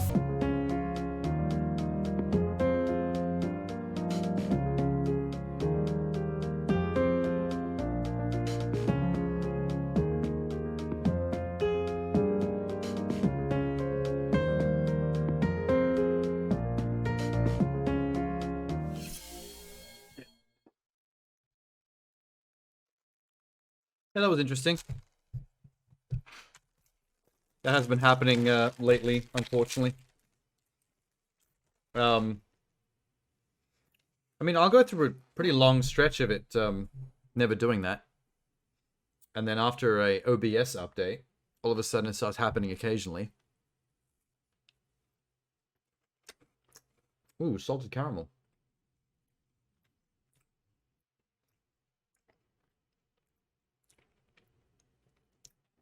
Yeah, I'll just reboot everything just to make sure it goes smoother. Generally, it doesn't happen a second time. It's never happened twice in one night. Yeah, Tim Tam. The ones I had last time were butterscotch and cream. These ones are salted caramel. A bunch of gooey caramel in the middle.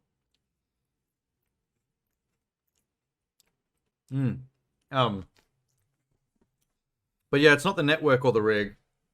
The computer that you always see the screen of is not what I stream off. I have a pretty powerful laptop that I just stream the OBS on. That way I can game on the PC and nothing is interrupting the game. OBS is not taking up any system resources. And the laptop's just doing OBS, sending out the stream. So there's nothing interfering with that either.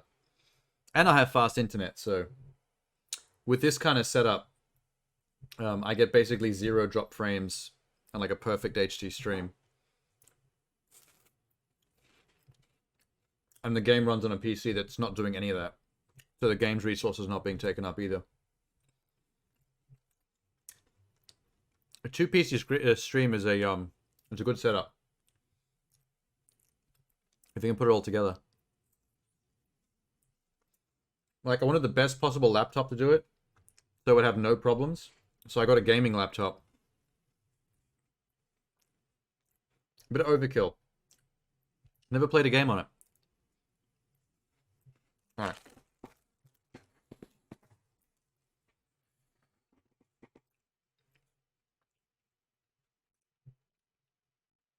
I gotta try not to get wrapped up in the Tim Tams. For obvious reasons.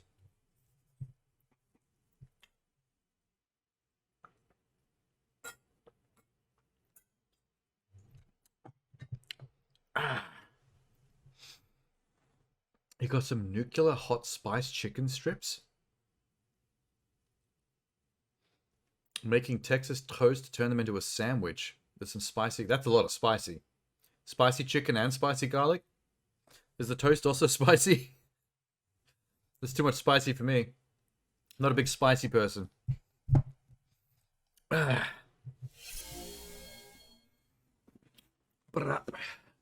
Oh shit. Forgot my chair is jank. Be careful. You like spice? My ex loved spice. In fact, all the women I've ever known love spice. Spicy everything. Weird. Strange coincidence. Maybe that's why, maybe that's why they dated me. They like it spicy. Hey-oh. Rave horn. Wait, where's my rave horn sound effect button? Wah, wah, wah. Wah, wah. What was I doing? Your taste buds are kind of fucked. I like sour. I really like sour lollies. The sourer, the better. Oh yeah, this trailer. The role-playing music. Let me pull it back a little bit.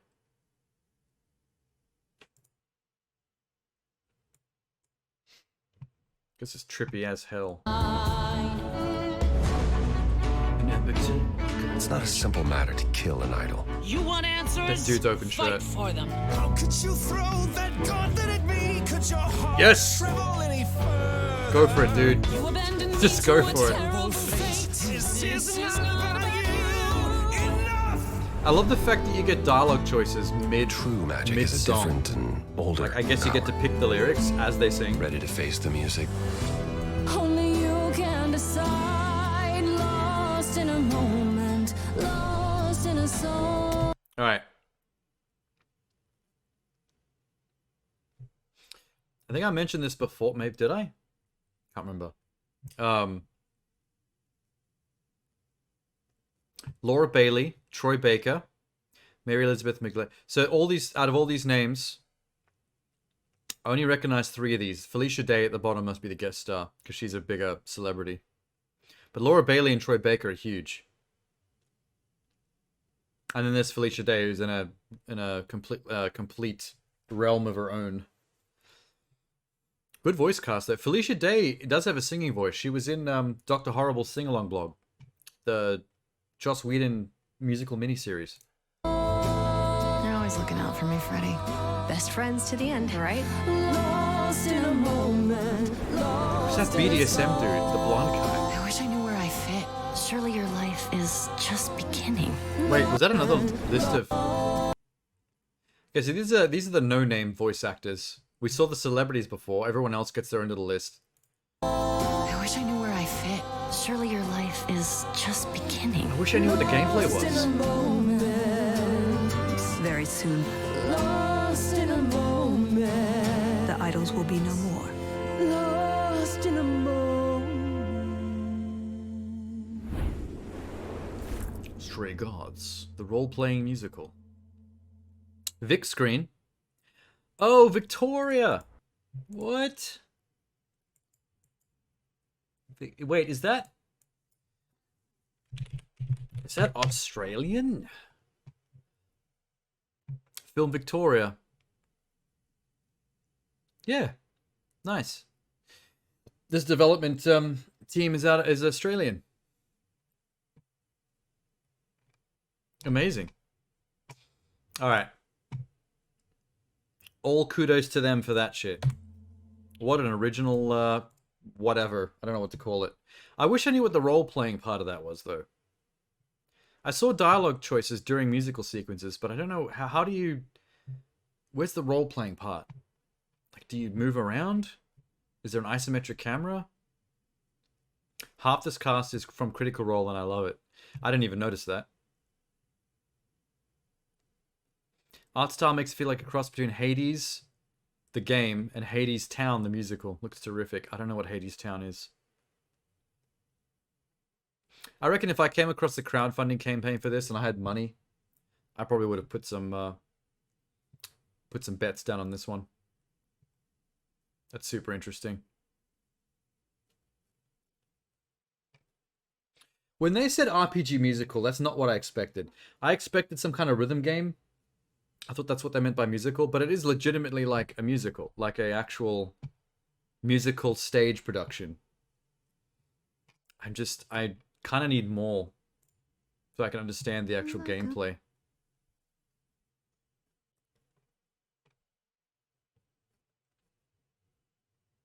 Here's a teaser trailer.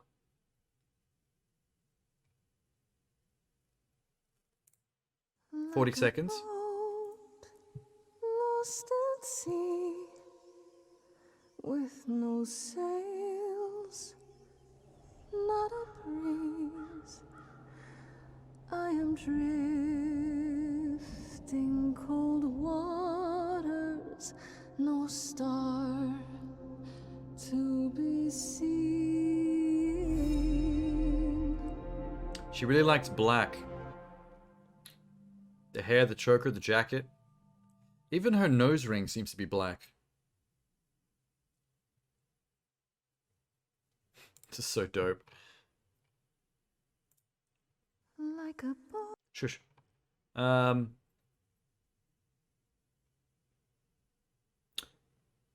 Proof of concept Minotaur song. Okay. What wayward soul blunders in my rich law? Okay, there's no gameplay footage. What about this?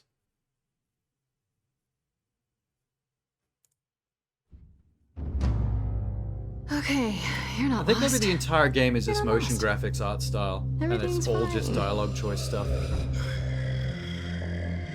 Everything is not fine. What wayward soul blunders in my shadows? Oh, are these your shadows? I'm just passing through. Total accident. Damn. I'm guessing there's no combat, it's just the Minotaur's gonna sing at her. Which might be worse. Okay, the yellow eyes is like use mode. Come into my lair delightfully unaware. Did no one tell you to avoid the home of those who render leave? I am also an idiot? Oh, idle.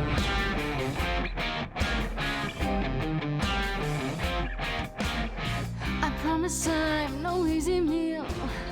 You know the kind who beg and cry and kneel. There'll be no chase, no I won't run. Cool You art, hardly though. have this battle won. I wonder what the... I'm curious about how that works. Like, there were 3 options there with different tones, I guess. She picked the red one with the devil horns, which must be like the aggressive metal track to take in the song. Which seems obvious, because that's like the tone the song was giving. Was that actually Laura Bailey singing? Oh my god, really? Laura Bailey.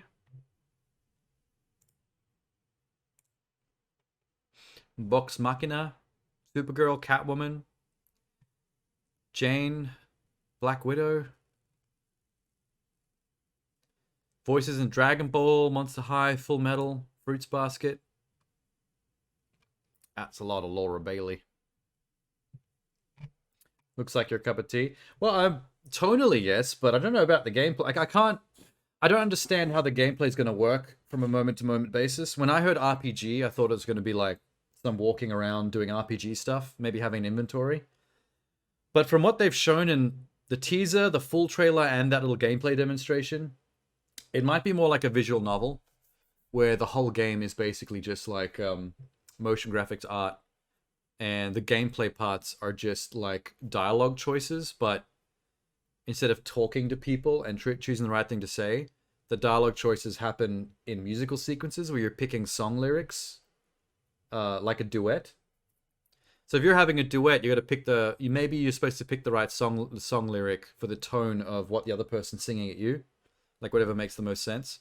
I'm not exactly sure how you decide that on a moment-to-moment basis, like what other mechanics there might be to the game, but it seems a bit thin at the moment. But I love the idea of a musical RPG. That's original. And it was made in my backyard, apparently. Victoria. An Aussie development production.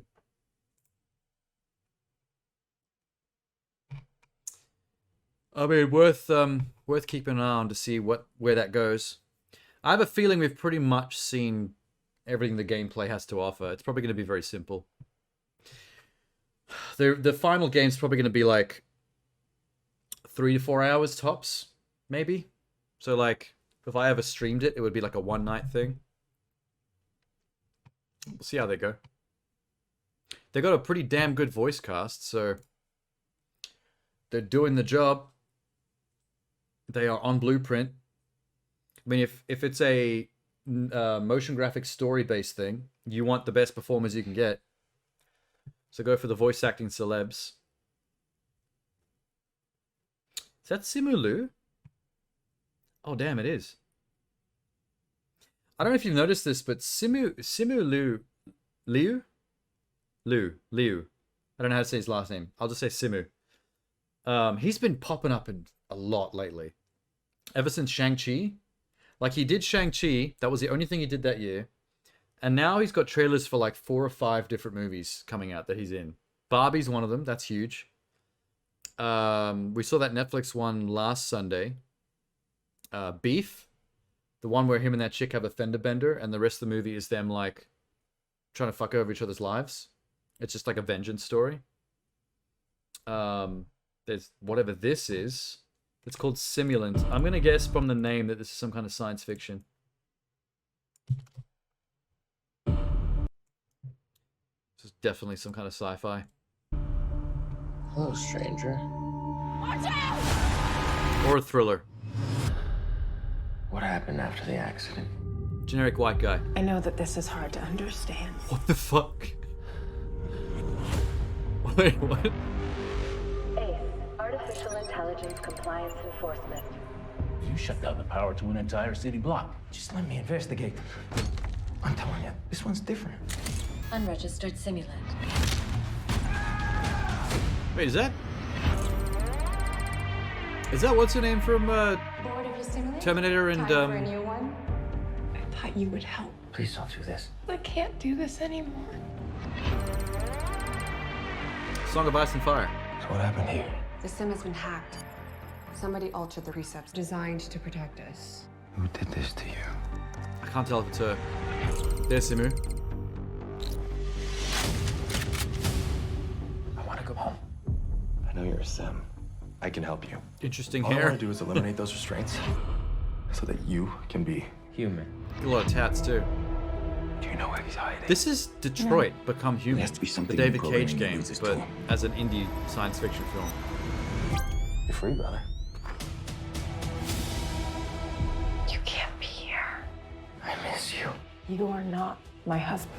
How do I get her back? No, I don't think it was Game of Thrones chick. Trust me. I must have been helping people wrong. like you for a long time. How many people like me? A lot. It's about to be a lot more. He wants simulates to be free. I have to stop him. We gotta go. Wait, why? Isn't simulants being free a good thing? I don't understand what's happening. Who you are can transcend who you were.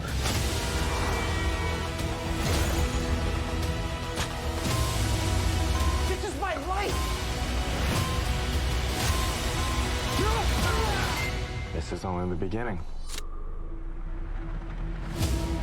What the fuck, man? I don't know who April Mullen is. That was... Did they put a DVR in him?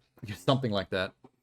It's giving straight to DVD science fiction vibes. The effects aren't bad. They're just like... They're good budget effects. They're in the budget range, but they're good for budget. If that makes sense. Was that Sam Worthington I saw? It was. He's a bad guy. Agent Kessler is the most bad guy name I've ever heard in my life. If you didn't know he was the bad guy at the start of the movie, the second someone says his name, you're like, all right, yep.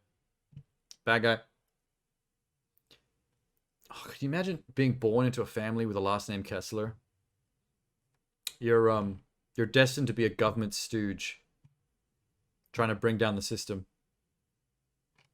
Domestic terrorism. It's funny how Simu doesn't seem to be the main character or the villain, but he gets the starring spot in the thumbnail because he's in a Marvel movie. So that makes him more important than Sam Worthington, apparently. Fair call. Marketing department's doing their job. They're making moves. All right. That was very interesting.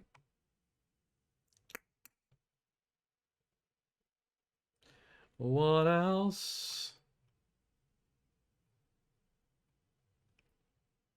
There's a second trailer for Beau is Afraid. The Joaquin Phoenix movie. We watched the first trailer on a previous stream, actually. And this looked really interesting. A24, because of course it is. Every A24 movie looks interesting, even if it turns out bad. She's very pretty. Is that the type of girl you're attracted to? I am so sorry for what your daddy passed down to you. But I wanted a child. What? I'm visiting my mother tomorrow. Do you ever wish that she was dead? What? Beau? Are you on your way? Oh yeah, the dude who made Midsommar and I'm on my way. Hereditary. It's not safe, is it? Went from all horror movies I sincerely doubt. to like a weird indie film. I'm sure you'll do the right thing, sweetheart. Is there a monster in the end there? That was a very not realistic growl. I don't understand what's happening in that movie. I've seen now 2 or 3 trailers from that. At least 2. Still don't really know what's happening, but I love it. Where is the... There's no synopsis. That's how confident they is that weird shit in the trailer is going to bring you into the theater. They don't even put a synopsis in the description. They don't need to explain themselves to you. Just... You like Joaquin Phoenix? You like weird indie shit happening that makes no sense and it's completely out of context in a trailer? Give us your money. You know what? I would give them my money. That is me. I am target market. He is me.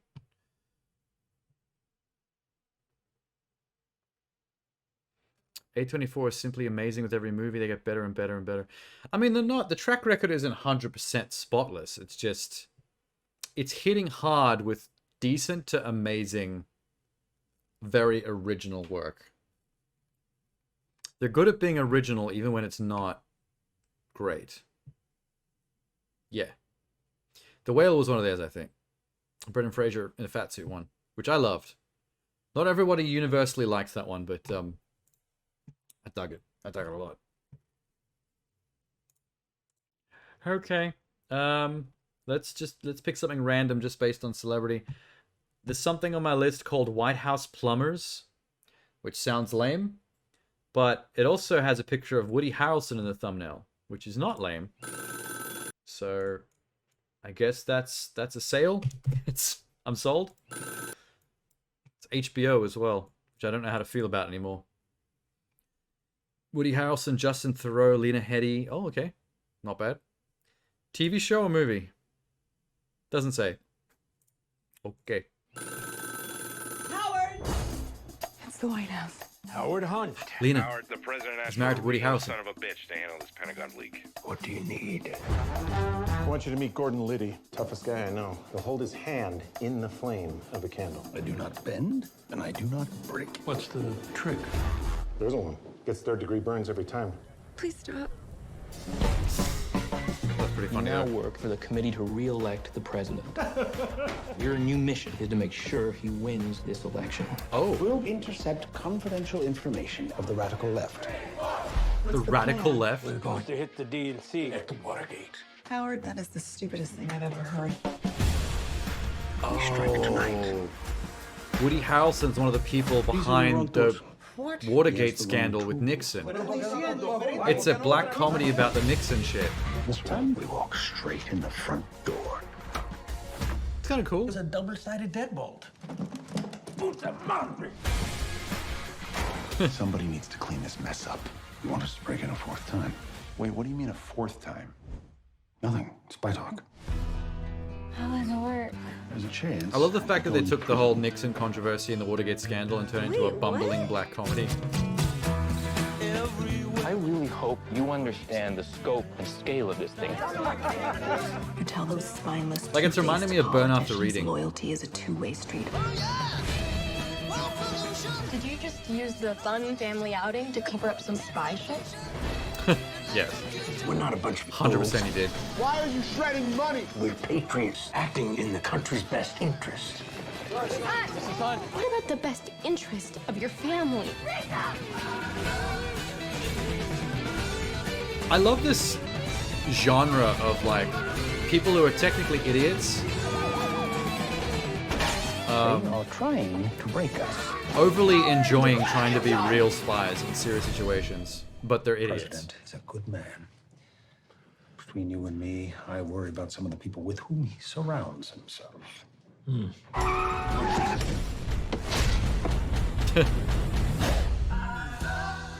I don't know who that guy is, but oh, that's Justin Theroux. Who fix leaks? I still can't tell if it's a movie or a TV show. But yeah, that's definitely a genre. Idiots trying to do real spy stuff, but being idiots. Burn After Reading and that are definitely in that category. What's the one with Matt Damon? The Informant? I guess you could kind of fit that into that. Like, he was trying to embezzle and get away with, like, this huge thing, and it became, like, a massive sting to catch whoever was behind it, and he just kept on lying and trying to dig himself deeper and making it worse, and he just... It's the kind of movie where it's like, where is this going? And then you realize, oh, I know exactly where this is going. He's just an idiot who won't stop lying, and it's going to keep getting worse until the entire house of cards falls down on top of him, and he's going to have to, like, finally fess up and be like, okay, I'll be fucking around. I can't keep this going any longer. That's exactly what happens. But it's so funny. And based on a true story as well. I'd love to know if the guy in real life was that kind of almost autistic, kind of moron who kept thinking that he was getting one over on everybody and that he was smart, but it was just more and more evident with every step of the way, every lie, every new level to his plan, that he had no fucking idea what he was doing. He just convinced himself that he did. Great movie. I want to watch that again, actually. I do have the Blu-ray somewhere on my main shelf collection. I'm sure I've got that in there. I really do want to watch that again. Maybe I should do like a triple feature of all these genres of movies. Informant, Burn After Reading, and then that one. The one I haven't seen, to finish it up. That sounds like a fun night. Wait. Let me just get rid of that off my list. Yeah, buddy. All right. Something else, I don't know what it is, but I like the look of the actors in it. Fool's Paradise. Got Charlie Day, Ken Jeong, and Jason Sudeikis. I don't know what this is, but I like that cast, so we're gonna let it ride. We're gonna let it ride. Wait. Any context? It's satirical comedy. Yeah. Okay, I don't want it to give it away. Let's just go. The patient has lost the ability to speak. He's not deaf, and he's technically not mute. Oh, that's good, because With the Charlie proper Day's amount voice is kind of care, annoying. It's possible that he could regain his understanding of the world, his ability to speak. What's our first course of action? Well, the state is not going to pay for any of that, so we are going to put his ass on the first bus downtown. What do you mean he won't get out of the trailer? Oh my Get god. Take a look at this guy. Ray Liotta? He's a dead ringer for you. Man don't look nothing like me. I mean, look at him. He's Oh my too god, short. there's another He Charlie finished the Day. day for you. Action. Cut. Latte pronto. Excuse me, Mr. Pronto. Can I call you Latte? Wait, so he became a stuntman? Latte What the fuck is happening in this movie? Pronto. Is that your name? Amazing. You and me are gonna do big things, pal. Mad respect, bro. This movie's nuts. Coming through. Wait, whoa! That I wasn't expecting. Go back. Go back. Blah, blah, blah, blah, blah, blah, blah. Writer, director, Charlie Day, did it say? Okay. Alright, that... I was loving this for the cast, but that's interesting. I didn't know that Charlie Day was interested in writing and directing, or had ever done it. Is it a little narcissistic seeming, though, to like write and direct your own movie and then cast yourself in it twice? I mean, he's playing two characters that are both... I mean, he's... Maybe not. I mean, only one of them speaks. He's playing a character, like an actual caricature character, the Wild West gross-looking dude, and he's playing like a Charlie Chaplin silent protagonist at the same time. Which is interesting. I thought for a second that I was about to say, before the movie so rudely interrupted me, that it's interesting that someone decided to cast Charlie Day in a movie where he doesn't speak, because how everyone finds Charlie Day's voice annoying. And then it turns out it's Charlie Day's movie. But then he casts himself in it twice, so he still does get to speak. So, I mean, it's all undone in the end. Welcome to your team. You got me, your agent, got your manager, lawyer, publicist, personal assistant, plus we got you an intern. You have got a big film premiere tomorrow night. Does that make you a little nervous? But is he a stuntman, or did he accidentally become a... Oh, they think he's slapstick, but he's just Harry. It was one of the original Knights of the Round Table mentally sword disabled. or something. Can't really remember because I wasn't listening when he gave it to me. Make love to me, Latte. Damn. That was Kate Beckinsale. A million dizzy fiddles playing. Bing, bang, boom. Began to Well, the take cast. my breath away. Common? John Malkovich. The phone is not ringing. Don't worry, pal. I'll get us back on top. I know you think what's been happening to your career is accidental. Everything is by design. Jesus. Who are you really, Latte Pronto? Did he get married to Kate Beckinsale? Oh my god. And playtime. Gotta get down, big time. Wow. Okay. I think I get the concept. I think the name gives it away, Fool's Paradise. I think this is a send-up of Hollywood, like the Hollywood system.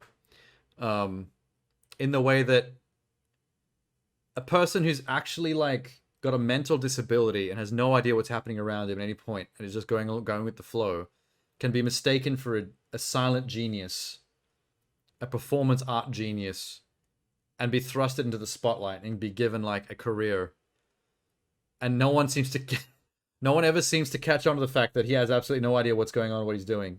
He's just a buffoon, just following a breadcrumb trail. And doing what people tell him. I even gave him his own, like, a new name.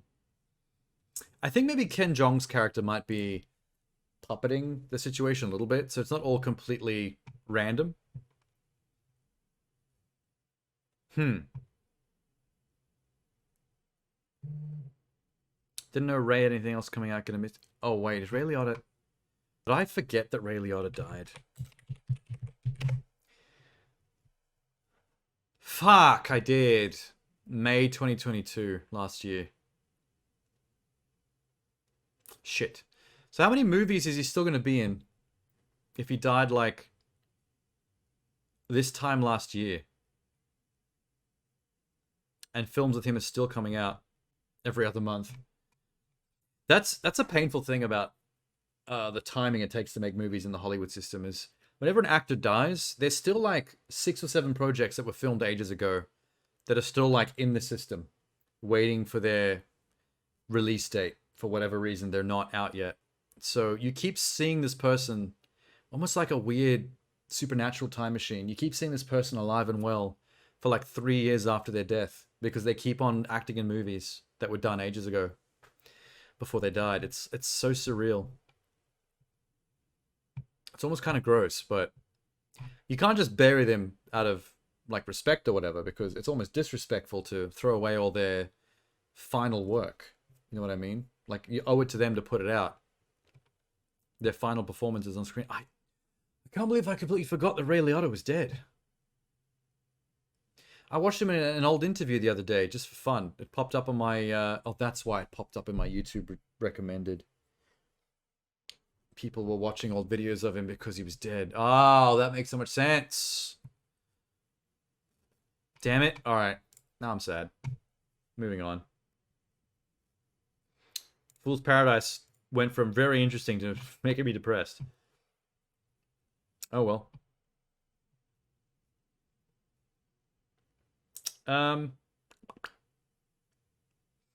Ooh, how did I miss this? Muppets Mayhem. There's finally a trailer out for the Muppets movie. Or the next Muppets show. Hold up. 2 minutes and 35 seconds. All right. There's a legit trailer. How long ago did this come out? 4 days ago. Fresh. I'm stoked. Mayhem rockumentary. Oh, is this like Spinal Tap? Is it a fake Muppets documentary? Electric Mayhem is back. It's a fake Spinal Tap style documentary about Electric Mayhem, the Muppet band. That is so cool. How did I not know this was happening? I knew that there was something Muppet related happening, but I didn't know this was it. Look at the name drops in the title alone. Weird Al Yankovic, Kevin Smith, Lil Nas X, Ben Schwartz, Danny Trejo, Deadmau5. What? Alright. I'm too stoked. The Mayhem? Yeah! Hot Motley Crew had a shredding party. They tattooed their name on me when I was passed out. What? These guys go hard. I was in college the first time I saw the Mayhem play. I grew up idolizing Dr. Teeth. I not the bought style gold of music grills that they make, just though. to be like him. Say Seankichu.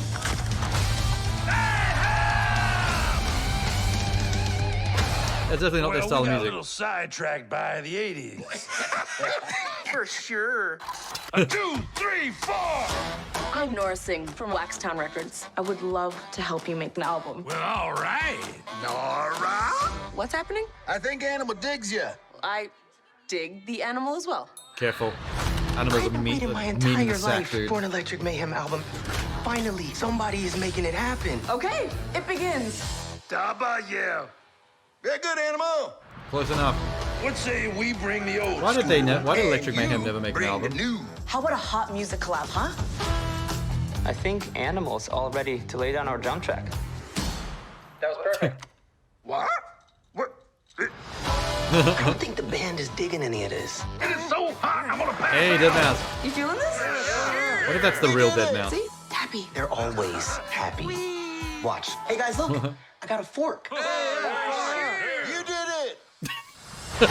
You showed us there's a whole world beyond the mayhem. It's trending. You Animals did got this. TikTok. With one tweet, you started beef with all of music. And our that Lizzo? vengeance shall be swift. I like this show. Lots of drama. Wait. Was that? Hold up.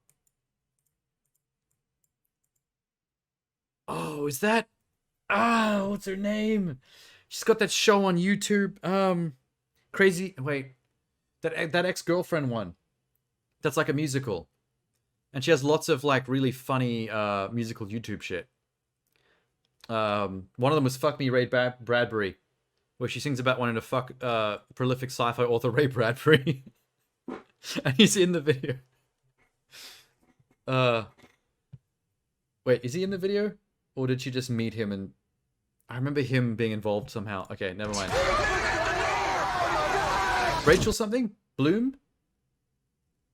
I'll figure it out later. I like this show. Lots of drama.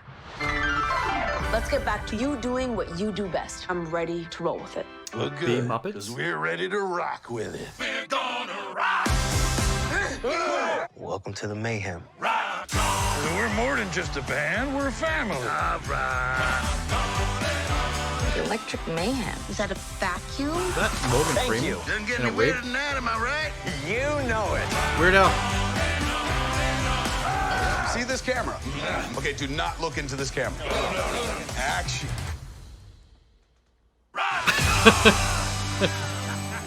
I was about to say, where's Kevin Talking about a Smith? cliffhanger. Disney Plus is gonna love this. Everybody watch! They do love their cliffhangers. Ha, I get it. Yeah, I was about to ask where Kevin Smith was because I saw his name in the title, and they picked the most random names for the title: Weird Al, Kevin Smith, and Lil Nas X. There were like 65 celebrities in that trailer, and those are the three they put in the title. Interesting. I love the fact that Kevin Smith's part of the movie is basically playing himself as Kevin Smith, the filmmaker, making a music video, directing a music video or documentary about Electric Mayhem.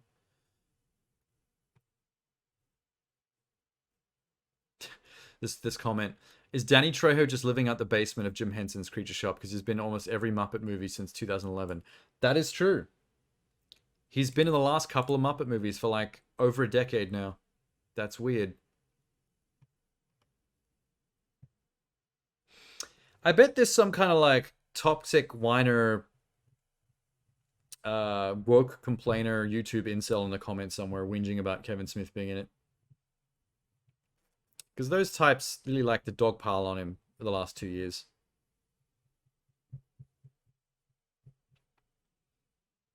No, looks pretty positive so far. All right, good job, everybody. 100% positivity for the Muppets.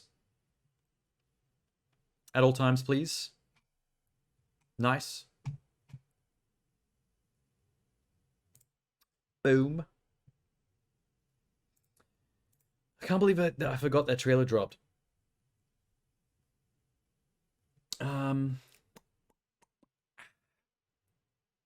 All right. Maybe we should mix it up a little. Mix it up a little. I'm seeing a Toxic Crusaders thumbnail here. I'm liking the look of that. I remember the Toxic Crusaders. Are they bringing a Toxic Crusaders animated show to something? Because that would be sick. That'd be some trauma shit. But in animated form. Oh, it's a game.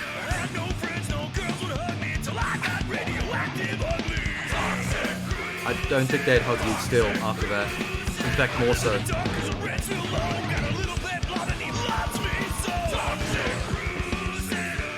Cool song, though.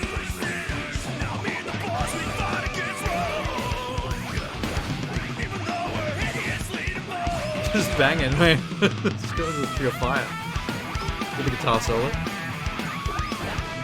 Are side-scroll and retro beat-em-ups a thing now? Because that Ninja Turtles game, Shredder's Revenge, just came out recently.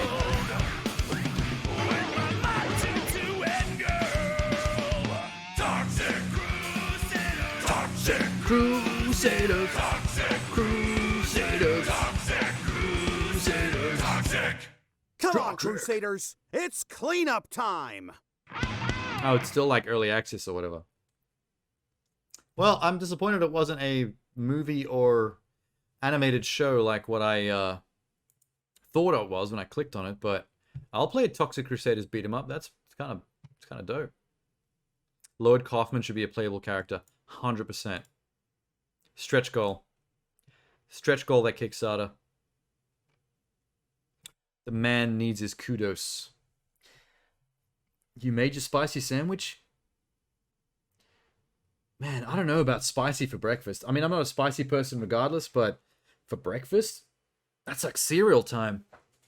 Breakfast is a milky time, not a spicy time. Someone legit made a YouTube video essay about Luigi not being weak. Wow, dude, calm down. Not that deep. I don't think anyone really cares that much about Luigi. Toxic Crusaders.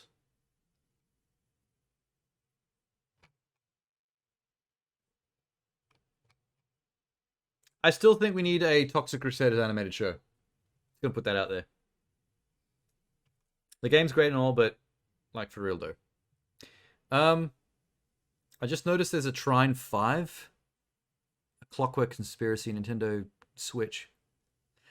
I've played Trine 1 and 2 and didn't even realize it got a 3 and a 4.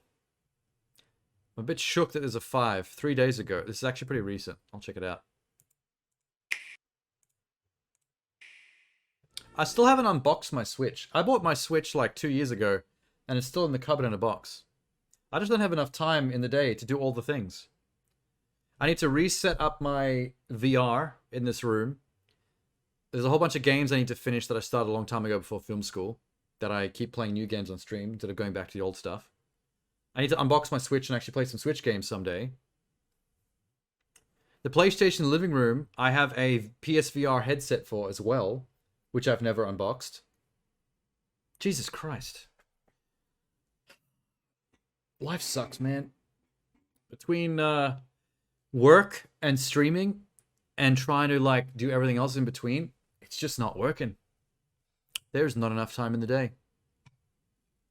I need to give up eating. Maybe give up shitting as well. Which will be easy if I give up eating because there's no fuel to be turned into poo. So those two will go hand in hand. The Astral Academy is ours. How is Trine such a franchise now? It was just Well sort of done. a generic, Now we can decent-looking proceed to the next side-scroller. step in our plans. It is time to take care of the heroes of Trine. Oh, she evil. This I like is a hot evil. story about the fabled heroes of Trine and their struggle still the against same their game. worst enemy yet. For dark and ruthless powers were weaving their webs in secret. Maybe I should do a Trine marathon one day. Just play 1 through 5. They have my in a children. row. Lady Sunny, that cursed monster! Doesn't look evil, but And what's stopping me from kinda hot. firing an arrow through your lying face? innocent, but like deep down is My a new succubus. kingdom will have no use for the remnants of the old one. Oh, that's loud.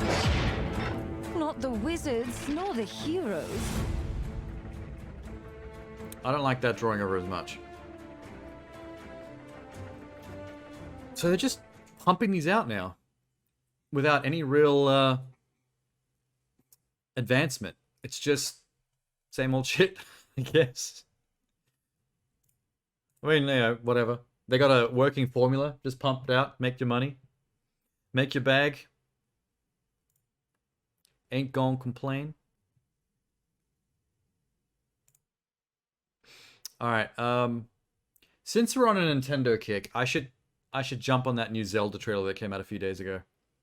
Because they've got a link to it right here. 4 minutes. Damn. Alright. It's only a few days ago. It's already got 7 million views. Wait. Yep, 7 million. This is one of the reasons I need to crack my Switch out of its box. Playing the Breath of the Wild, the first one. Because, you know, I'm a bit behind. I mean, this would just be such a commitment, though. How long would I be streaming if I was playing this? Like, I'd be streaming the same game for, like, weeks.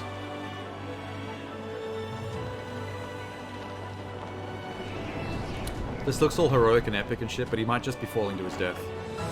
Without context, we're not sure.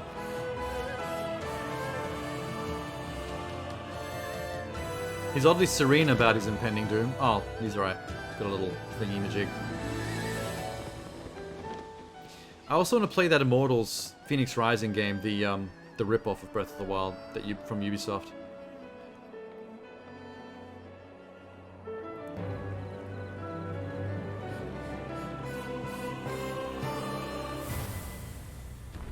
Desert biome? Don't think we've seen this in the previous trailers. I don't recall that.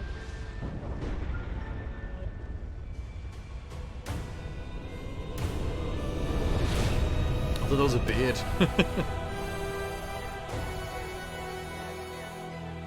Is that meant to be Zelda? I like her hair. Mission Impossible scene. Shang-Chi scene. Classic.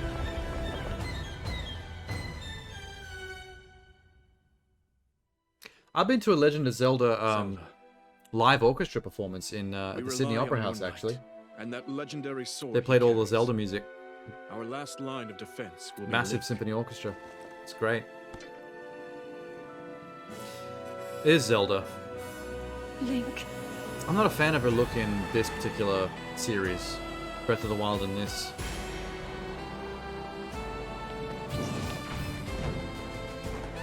I don't respond as much to,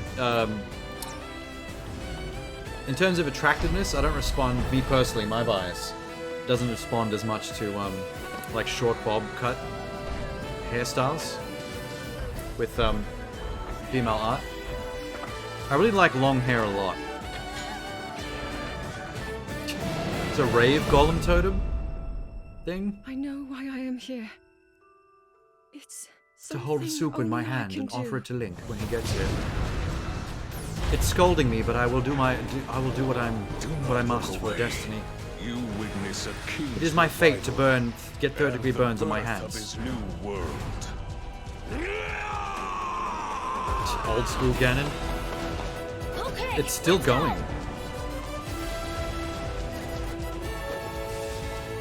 But you are not alone. There's a percussion beat in the background of this theme that's doing it. You are our final hope. Was that her voice? Oh my god. You're our final hope. You're our final hope.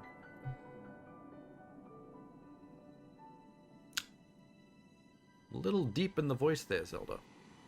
Post-credit scene? Link. Link. You must find me. Quickly!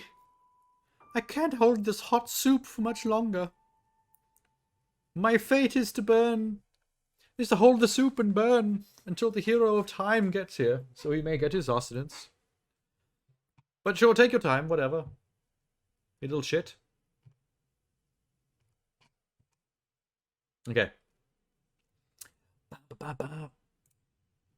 We're caught up on Zelda. Trailers, specifically. We're not caught up on actual Zelda because, once again, need to crack open that Switch and get on it. I just don't know when in my life I can fit in a game that size at the moment. Everything else I'm doing and all the games I need to play for my stream. It's nuts. It's freaking nuts, man. What is Sea Rats?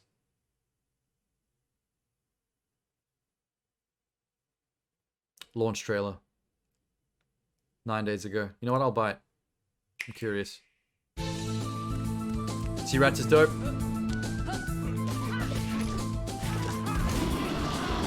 Cool hand-drawn cartoon art. 2D side-scroller. Pirate themed. Just leave this to me. I'll have him back in time for breakfast. I will show no mercy to an animal possessed by evil. Some of these voices do not fit in these rats. Just want to kill me. This is not what a rat would sound like. My way, I will destroy you. The animation's great. Crisp.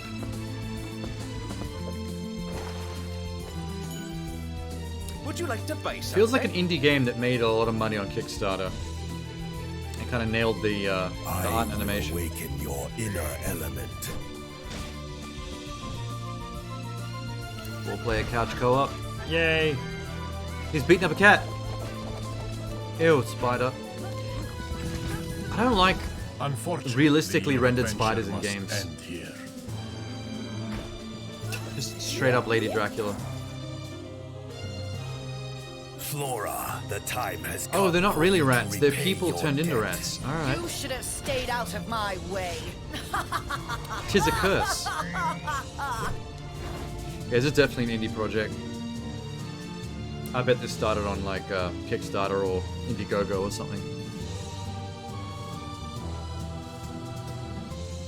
It's just giving that, you know. That was a good sandwich. For nuclear, those were not too hot. Nuke? Is that the hot sauce you used? Jesus, I would never. I would never. That game kind of reminded me of Secrets of Nim. Remember the Secrets of Nim? I remember seeing that movie when I was a little kid. Very adult for an animated film about mice. It's kind of dark. It's the sauce you got from the restaurant? Oh, yeah, I thought so. It was going to be like something like Sauce X or Nuclear something or whatever. Yeah, Secrets of Nim was like nightmare fuel when you were a kid. It was clear that that was made for like adult sensibilities, despite the fact that it was animated. How about we check out the new release date trailer for Bolt Gun? Warhammer 40,000's Bolt Gun boomer shooter. I've watched the trailer for this on stream before, but I guess it's coming out, or is out. Let's have a look. May 23rd. Oh, shit. Yep, it's out. It's out less than 2 weeks ago. Groovy.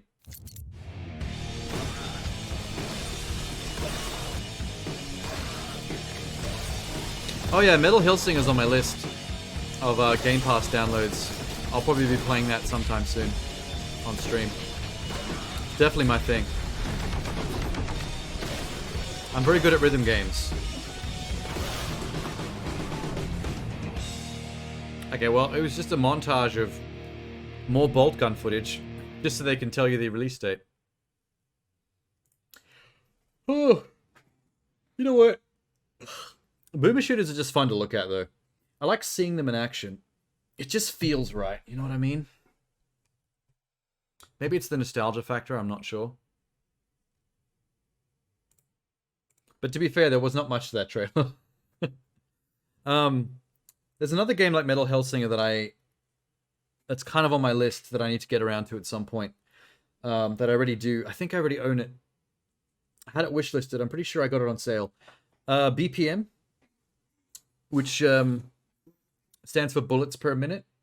It's a, I think, Steam-only indie shooter that's kind of like a first-person shooter rhythm game roguelike. It's pretty much Metal Hellsinger if it had roguelike auto-generated levels. But same deal, you got to shoot and reload on the beat. It did it first before Metal Hellsinger. But from what it looks like, Hellsinger seems to do it way better.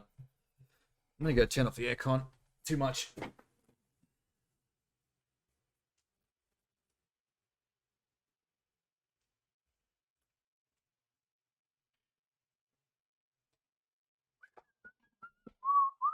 Oh.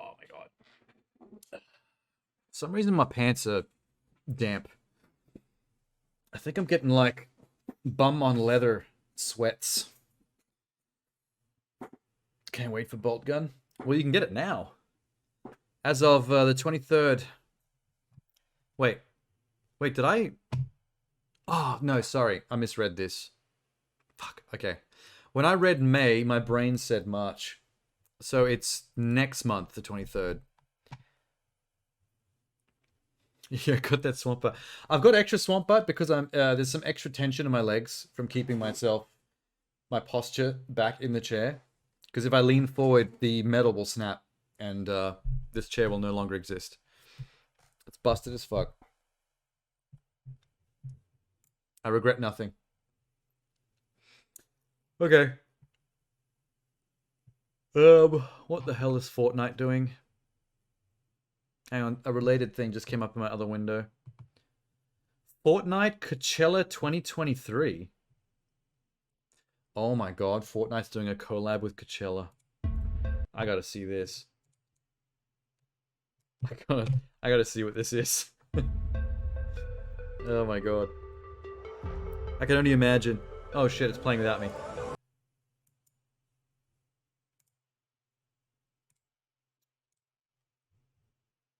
Alright. Fixed it. Here we go.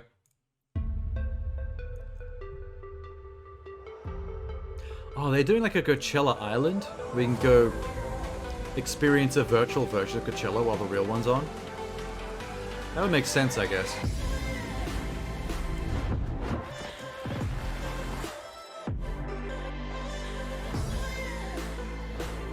This is not a DRM-friendly event. Prepare to get copyright struck. Thanks, Fortnite. Oh yeah. Sued by YouTube. Copyright, fuck you. So what is it? April 14th and 15th. Oh, fuck. Okay, that's already happened. Damn. Alright. So, the 14th and the 15th of April, just a couple of days ago, 2-3 days ago, was a 2-day Coachella event you could have experienced in Fortnite. Interesting. There's a good comment. I'm getting prepared for the Fortnite X 2024 election. Yes. Yes, Fortnite. Do a collab with the 2024 presidential election. Good lord. You know, I might have actually gone to that just out of curiosity as like a stream thing. Just to see what Fortnite Coachella is like. I did really enjoy the Ariana Grande concert.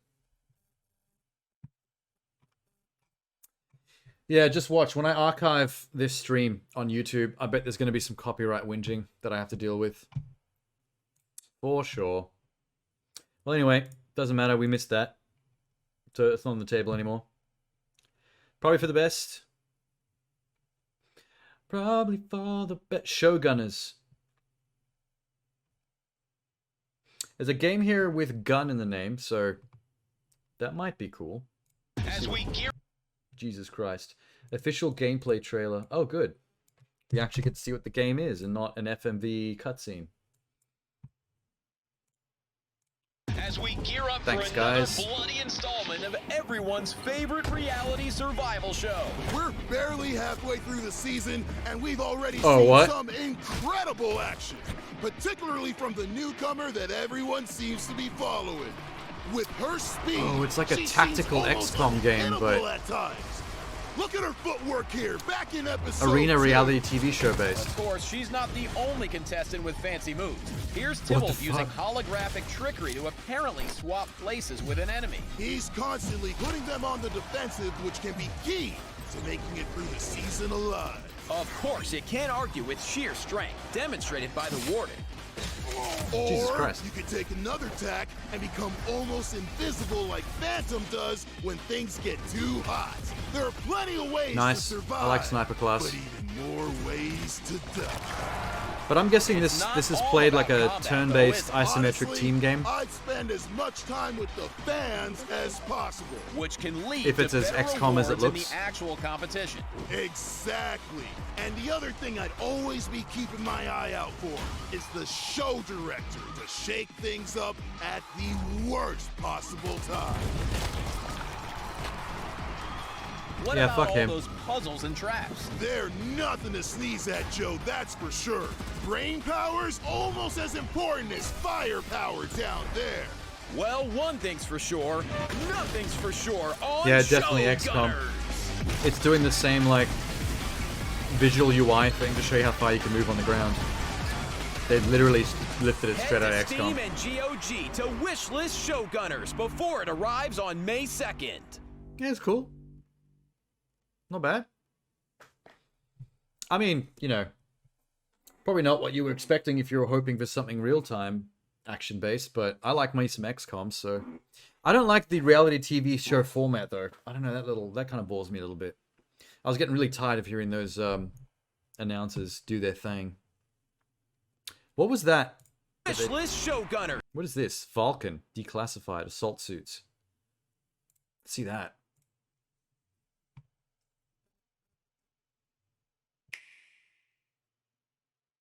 Rainmaker Productions presents a game. War is brewing and your Vulcan assault suit is ready for the fight. So it's Gundam, but like 8-bit retro graphics. Definitive retro mecha game. I like it.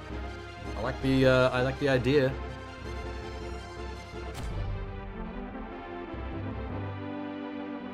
What's it look like?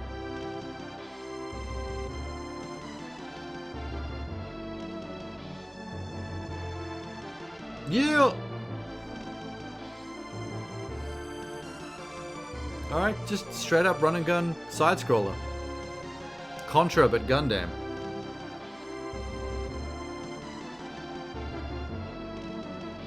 The mech suit seems a bit chonk though. It doesn't seem fun to maneuver around. It looks a little bit...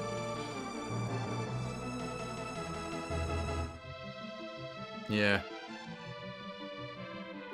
It's a bit cumbersome looking. I don't know. Official Japanese guidebook translated to English. So is this something old that they've remastered?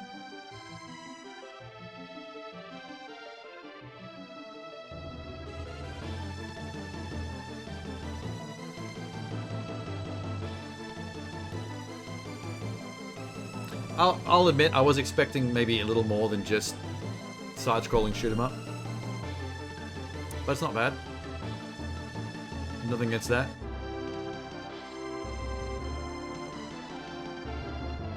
Pre-production artwork. Yay. Why in the trailer? Why?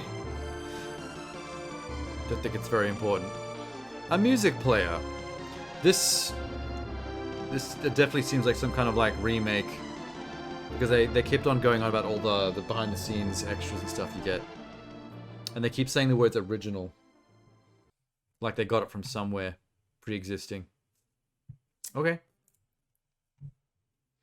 That was like a random out of nowhere thing to click on, but I'm probably gonna forget that exists tomorrow, to be fair. Have I played Project Warlock games? I think you did ask that. Did I feel like if you did, I would have looked it up just to jog my memory of what that was. Oh, the Boomer Shooter. Yeah. That's when we then talked about the Humble Bundle sale. They were doing the Boomer Shooter sale, where this and like 8 other games were in a bundle together for $20. I picked that up, by the way. I ended up buying and downloading that Humble Bundle package. So I've got that in Steam. I've got a folder that I made specifically for Boomer Shooters now. I think it's got like 12 games at least in there. I just wanted to keep all the Boomer Shooters in one like little container. So maybe that one day, maybe sometime soon, I can do like a Boomer Shooter marathon. Maybe for like 2 weeks straight. Every single stream I can play another Boomer Shooter and just like go through all of them. Be kind of rad. Project Warlock. Okay. Groovy. Sounds like a plan. I got so many plans though. Yeah, Iron Fury I think is in there too. Yeah, I want to do that Boomer Shooter marathon. I want to do I forget the name of the developer / publisher, but they release a whole lot of these weird short indie Japanese horror games that are really popular on Steam and on YouTube. Like all the Let's Players play them and stuff. I forget the name of the company. But I've got a folder of that company's games now as well. And I was going to do a marathon of them too. And my plan to eventually play Breath of the Wild once I break open my Switch. That is a whole nother kettle of fish. That's like a month of just nothing but Zelda streams. If I ever get around to that. There's so much to do, man. I can't wait to get my VR set up as well. Because I want to do like a whole bunch of VR games. Life's hard. Okay. I've spotted another game I've never heard of, but I see a first-person shooter gun in the thumbnail, so I'll check it out. Called Sunken Land. Survival game themed around Waterworld. Base building, violence, exploration. Okay. Sold. I'm there.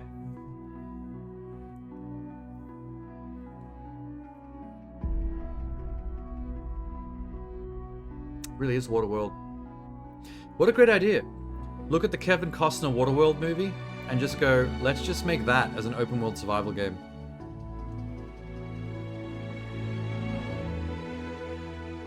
Also, that looks like co-op. Even better. Naked. The graphics are a little jank. This reeks of early access, self-funded Steam game.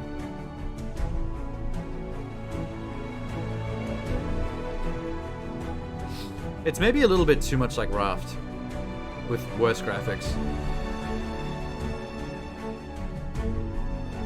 The way they sit in the boat is terrible. Looks like Ark. Oh, there is first-person shooting. I knew I saw it. I knew I saw that in the thumbnail.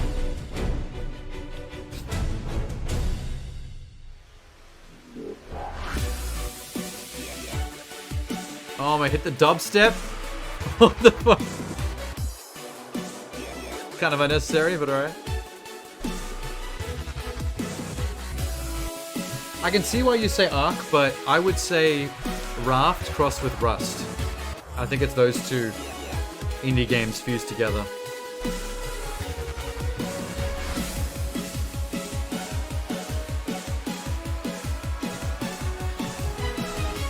Even the style of bases you can build is very Raft-like, with the square platforms and walls. The very boxy nature to the stuff you can build is very Raft. Okay, well that isn't anywhere near what I thought I was clicking on, but it's alright. I like the Waterworld angle. I don't like how much it just feels like Raft with more realistic graphics, but worse graphics. It kind of went up in my expectations and then down again. So I guess we broke even. You're a Raft. I hope so. Anyone want to take a ride on me? I'm a little rustic, but you polish my deck well enough and I won't poke you too much.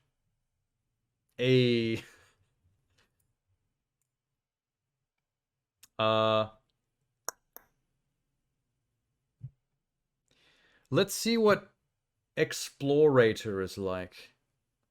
10 days ago. I can't tell from the name or the thumbnail what this is.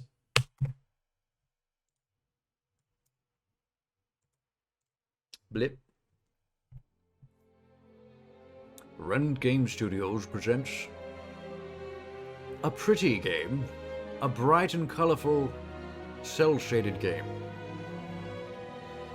with lots of sex And Atlantis. And lots of Atlantis sex. And seaweed and little frog people in raincoats. And little frog people sex. This game is wild, man. Okay. What? What? That escalated quickly.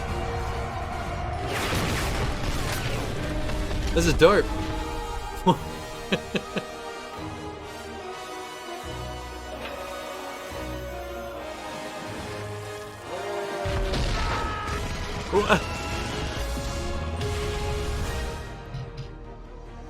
Oh my god, so bright. I don't know what the fuck I just saw, but that was awesome. From Remnant Game Studio. As in, Remnant from the Ashes? Them? Well, it's a first-person shooter, but it's set in a cartoon cel-shaded world, I guess. That was a trip. When the first giant cartoon dinosaur thing bore down on you while firing a shotgun, I was like, okay, this is a really unique vibe. I was not expecting that. Is it out? Let's check. Did they drop a date or anything at the end? Coming on PC and Xbox. It just says coming. That toothy fucker.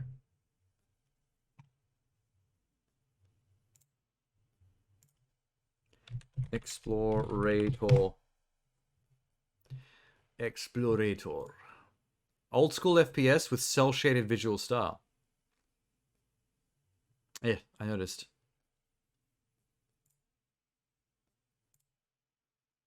Look at those. Look at those clean visuals. Like, when I saw that footage at the start, I had no idea I was looking at a first-person shooter. That really came out of nowhere. Cool, though. Definitely no date. It just says coming soon. I'm going to add it to my wish list so I can keep an eye on that. Yes. Keep an eye. Interessant. Hey, there's something Lord of the Rings related. Lord of the Rings Heroes of Middle-earth official gameplay trailer. It's only 50 seconds, so I'm not exactly sure how much gameplay they're going to show us. There's a lot of Lord of the Rings games, so I don't know. I always go into these needing to be convinced.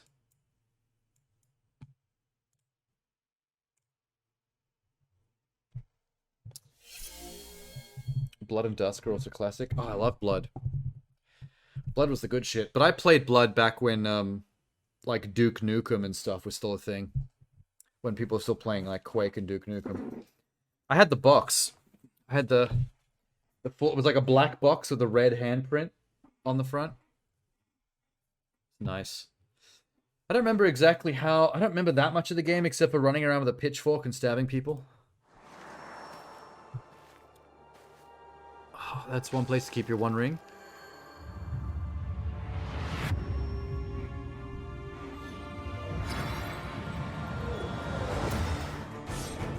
What the fuck am I looking at? This is a mobile game?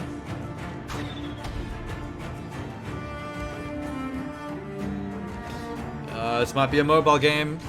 I might have clicked on a mobile game. I'm so sorry. Aragorn looks cool.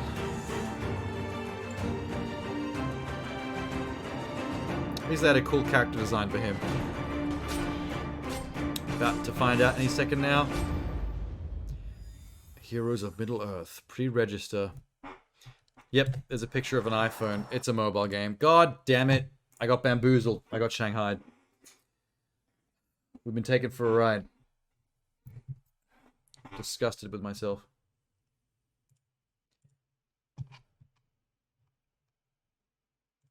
That happened a few times in the last couple of streams. I don't know if you were... Oh, no, you wouldn't have been there for that one. There was a... fucking... there was a Doom trailer. There was a Doom game that I clicked on. Last stream or the stream before that. That turned out to be a Doom mobile game. Imagine that. Hang on. I do not feel good about what I just watched. I feel like I'm gonna throw up. Oh yeah, and yeah, Doom and Laura and Tomb Raider. Yeah, I think it was Mighty Doom. Mighty Doom, and there was a Tomb Raider one. Adventures of Lara Croft something or other. I don't know what it was called. But they were both the same kind of phone game as well. Like a vertical scrolling action game. Slight roguelike elements, I'm not sure. It's the look I got from it anyway. Fuck that shit. Fuck it to hell. Okay.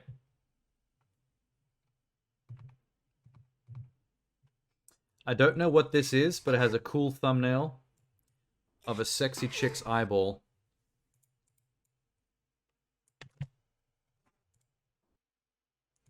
Dislight, Dusk and Dawn. Cinematic trailer. Oh, there's gonna be no gameplay. It's gonna be a cutscene. Mighty Doom is lame. Oh yeah, you could fully play Doom 1 and 2 on your phone now. What the fuck? Is she naked? No, she's wearing a dress. Okay. Don't leave me here. Hurry up. You're almost there. Watch, as she gets to the top, I'm gonna slam the trapdoor closed.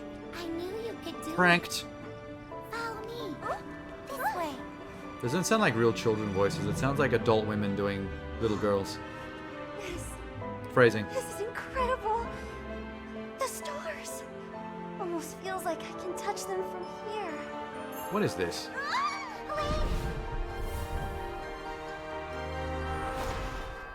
And so her sister fell to her death. But at least the clock tower sounded nice. Thank you. Can you pull her up? She's about to die. This is not the time. Happy birthday. Also, I can't hang on. I don't have any upper body strength. I sort of borrowed it. From the kitchen. I guess you borrowed a lighter too. Actually, Hi, you Benzoin. won't be needing that. What do you mean? What are we watching? I don't know. It's a trailer for a game, but I'm having a hard time figuring out what kind of game this is. If this is another phone game, I'm gonna punch myself in the dick. You're an Esper? With this power, I can be a hero too. A hero? Just like Embla. She falls to her death. It's a hero. I'm a I can be hero. part of that. I can make a difference. I can make the world safer. She and looking better. fine though? I don't know. Maybe we should wait to hear what age they are. Wait. You are leaving?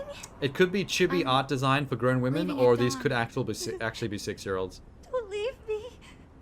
Please. This is a roller coaster of emotions right now. Elaine, The storyline makes no sense. What's happening?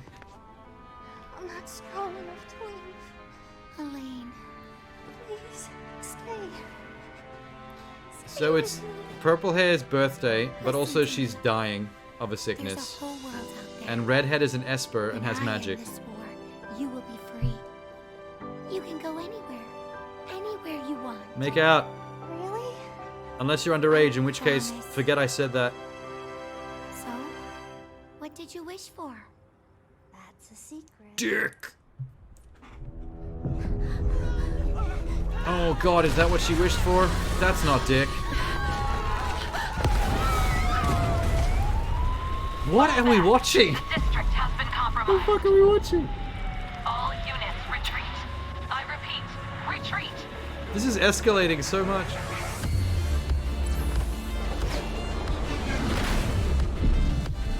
Huh?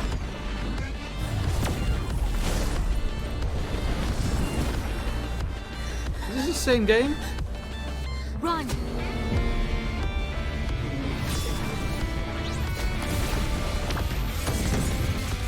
I mean, it got dope really quick. Can't complain. That was cool. It's doing some random Spider-Verse stuff. Into the Spider-Verse.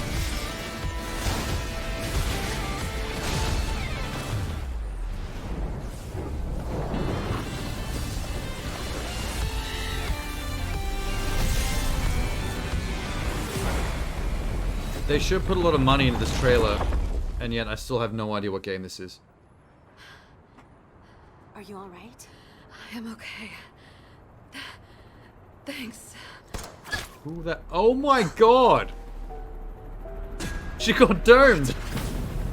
That was a headshot! That's our chopper. Holy shit. Maybe this is Why not a did you Candy Crush attack game. civilians? She's a researcher for Esper Union. See for yourself. Who are you? She sniped her at that distance with a Beretta. It's been 7 years. Right in the My forehead. Sister.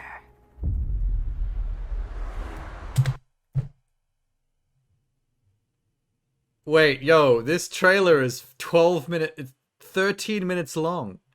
It's not even halfway through this yet. What the fuck? This developer's going off. Someone said, here, have $1 million to make your cutscene trailer. And they took that seriously. They used every cent of it. Okay, wait. So the redhead in the cyber warrior gear is the redhead little girl from the start, and the chick that just sniped that other chick in the forehead is the sick little girl with the purple hair from the start. They grew up and they became enemy cyborg soldiers in the future. Go off. I need the location of one of our agents. Her name is Elaine. It's just turned into a TV show. It's for your own good. You know I can't do that. She got that ass though. Fine. But remember, I warned you. The system sent her on a mission to destroy the Union. Interesting art style, but it's not what the game's gonna look like probably. And she has thumbtacks on her sneakers. Isn't that... Looking for someone? I just want to know what happened to you. This is reminding me of the vibe between As your Vi sister. and Jinx in In 7 years. that League of Legends not a TV word show on from Netflix. you. What makes you think you can just stand here and lecture me now? Guess what? You are not the only Esper between us anymore. There's some weird incesty sexual tension going on here. Girl you used to know. I don't know how I feel about it. Sister. Like I'm having a good time, but I don't feel like I should be. Saved by the bell. Time to get back to work. You want to know what happened to me after you left? Let me show you. They grew up to become violent BDSM badasses. Look familiar. You're right. Wait a minute. The Union created an outpost to rescue humanity from the Miramon. Isn't that what we're all fighting for? Don't forget why we started. The Miramon? Sounds like you are. Define the order. Yes. I'm just questioning these orders. Looks like we have a traitor among us then. Leora. It's a lot of story for not really understanding what the story is. You've never beat me. Not even once. I don't like her helmet. I like her hair a lot. I don't like her helmet. Holy shit. I'll make you regret that. What have you become? Have I now? Jesus I Christ. guess things are different. I no longer need to hide behind you. Elaine? What are you doing in there? I don't need your pity anymore. I feel like they were inspired by the League of Legends TV show. Aren't you happy? Why can't I remember the name? Now I'm stronger than ever before.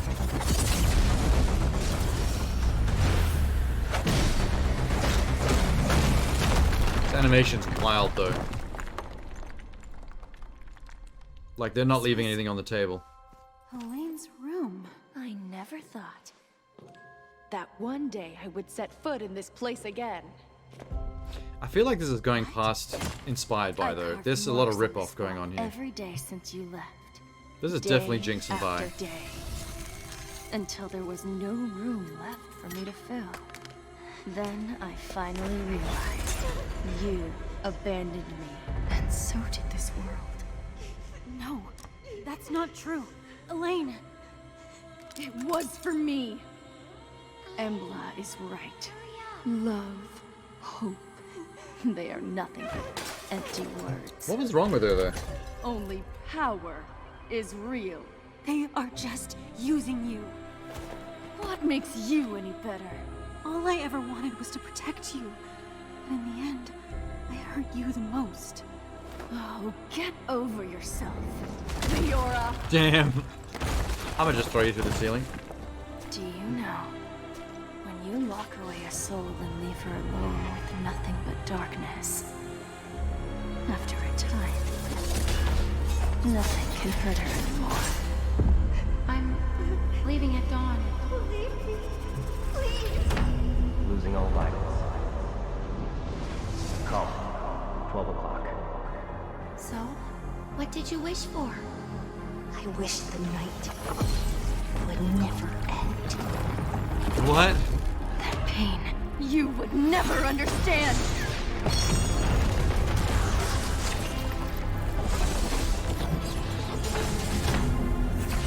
I don't really get what their powers are and where they come from. But I guess they're just trying to like do a proof of concept thing here to impress us. It's working, but it's also like... For 7 years. What's the game though? In the dark. There's no future for a monster like you!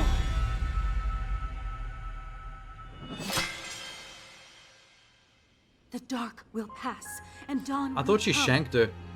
Just like now. She attacked her with Hug. I left thinking I could make a difference in the world, but I failed. I am no hero. We all failed. But we can start over. Together. Start over? I have nothing left in me. Are we still the same as before? I'll always be there for you whenever you need me. That never changed. Aw. Is that so? How sweet. Oh, it didn't work. She shanked. You know what, Leora? You were once my hero. For real shanked. God damn. What a pity. You will never live to see the sunrise again. Why? Well, Farewell, Leora. obviously she's not going to be dead. Oh. Happy birthday to me. What a bitch. Mission accomplished. Traitor eliminated. Well done.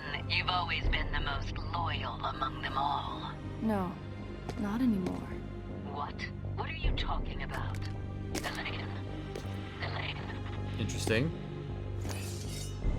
As I buried my past, I shall rise in the dark. Oh, she's turning on everybody, not just her sister. And then the credits like we just watched a movie. Alright. Is there a game? I'm guessing there's a game in there somewhere. That was one hell of a way to... That was one hell of a way to advertise your video game, though. I still think it's a problem when you don't know what the game is by the end, but... I mean, for a short film, it's kind of cool. What is that League of Legends TV show on Netflix called? I knew it. I'm guessing the game is you hunting down your sister. Got beat up real bad out there. Lucky your injuries weren't lethal. How are they not lethal? She cut you in half. Am I? Welcome to the Esper Union headquarters. Welcome to Gratuitous Building. Are you ready for a new start? I'm ready to see what the game looks like. Fuck's sake. Wait,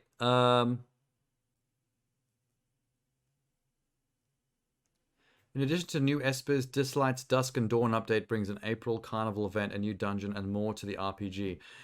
Wait a minute. This is a pre-existing game. This trailer was for an update that adds more story. What the fuck? Stylish urban mythological RPG. Which means? I don't understand. This is definitely it. I recognize her. This has more animations in that style? Oh my god. What have I walked into? That is Markiplier. What the fuck? I think you're right. I don't think you're too far off, Texas.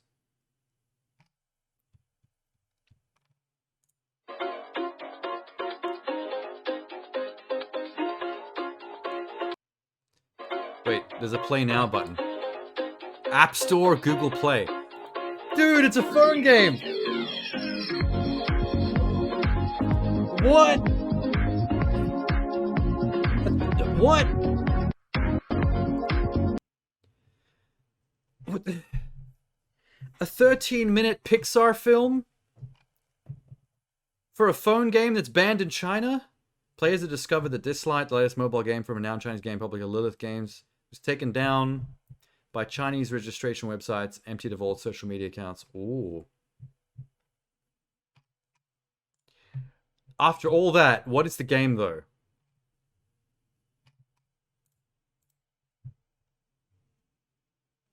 Bruh.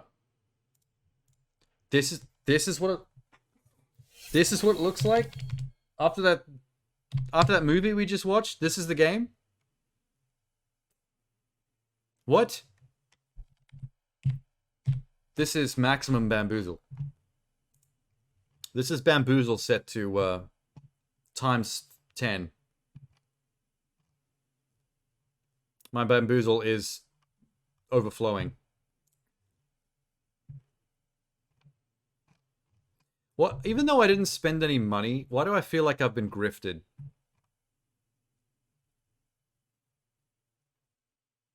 Yep. Yep. Oh my god. Yep, that's the game. That's the game. That's it right there. Jesus hell.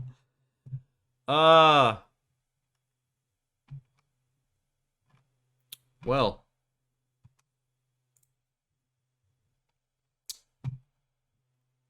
They just, this Lilith company just bent me over and did whatever they felt like with my anus for 13 minutes then. The graphics are stunning. We need more of this animation. Oh, Arcane, that's the name of the Netflix show. The League of Legends show. They are definitely basing all their promotional short films and stuff off Arcane. The storylines, the animation. Just a little cheaper. Seems like literally the plot to Arcane. Yeah, that's what I said. Those two girls are just Vi and Jinx.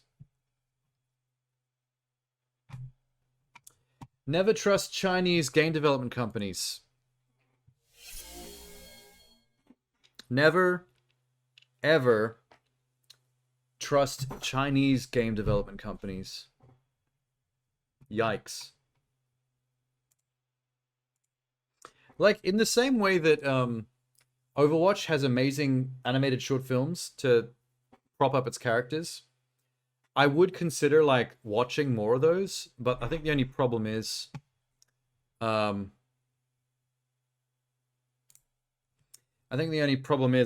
feel so bamboozled that I hate them now. I hate the guts. And I want nothing more to do with them. Thanks very much. Blip, blip, blip, blip, blip. Okay.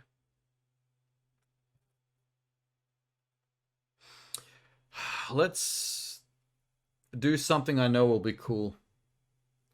The trailer for the 4th Resident Evil CGI movie. How about that? I'm keen. After all she's been through, she's trying to make up for what happened to her. You mean how Wesker got- brainwashed her and made her come after us? No one's Asian blaming subtitles. Jill for that. No one. Except Jill. Yes. Jill the OG. Oh, that was cool. Yes, we need him in That was kind of like a John Wick kill. I checked the DNA Shoot it we got while from standing on a the glass phone table, line and it for just the crushes underneath you. It had a strain of T virus in it. You're kidding. I found the connection between. You know, it's a funny fact. In all the game's continuity and lore, Claire Redfield and Jill Valentine have never met. It's assumed that they've met at some point in their lives because Jill works with Chris and is one of his best friends, and Claire is his sister. So clearly they probably have interacted off screen at some point in the past. But as far as the games are concerned, if you look at all the stories of the games and the characters that are in each game and what they do, we've never actually seen Claire and Jill ever interact. So this movie is going to be the first time we've seen them in a scene together, amazingly. Between the folks that were infected. They all visited Alcatraz recently. Well, Dr. Taylor, it's time we debuted our... I think most of this film takes place in Alcatraz. That's why they call it Dead Island, I guess. And without being bitten. T-Virus shock. What do you want me to tell them? Someone accessed the DoD's server. They managed to steal data on Leon, Jill, Chris, and Claire. You think this might have something to do with the Operon now? Most likely. That guy's trying his hardest to look bad. I'm going to use my virus. Poser. Clean the slate. Dylan! Suckers. His name's They're Dylan? Nothing more than pawns. That can't be good. Yeah. Yeah, boy!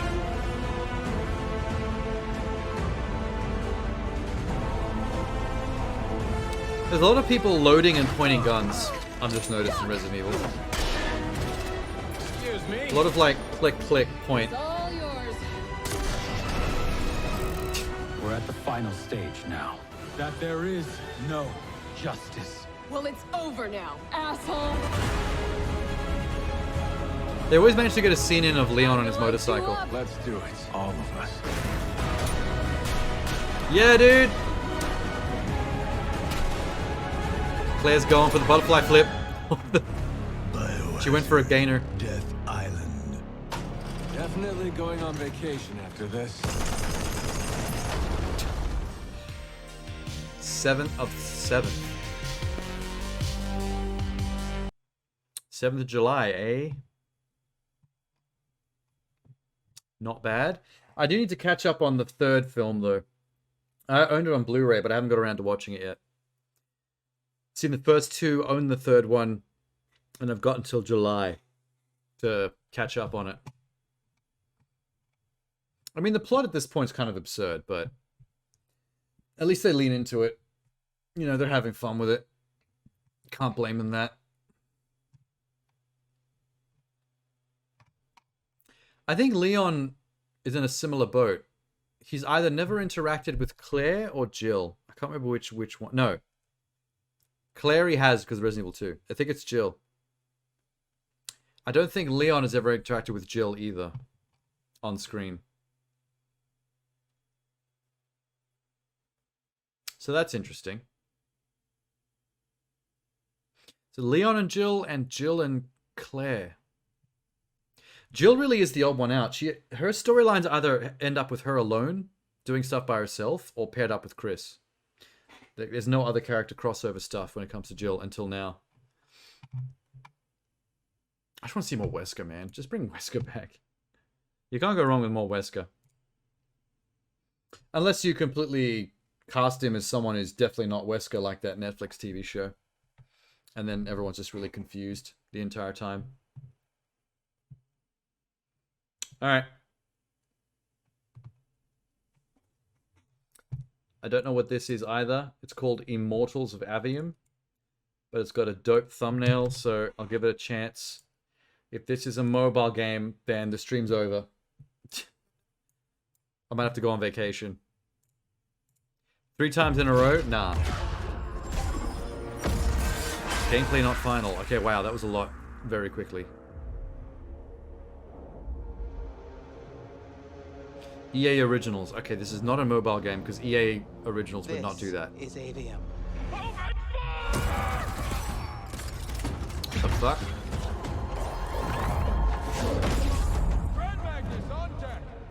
Since we first learned to use magic, we've waged war over who would control it. Oh, it's magic technology. Now, Cool. only Lucium remains to resist the tyrant of Rasharn.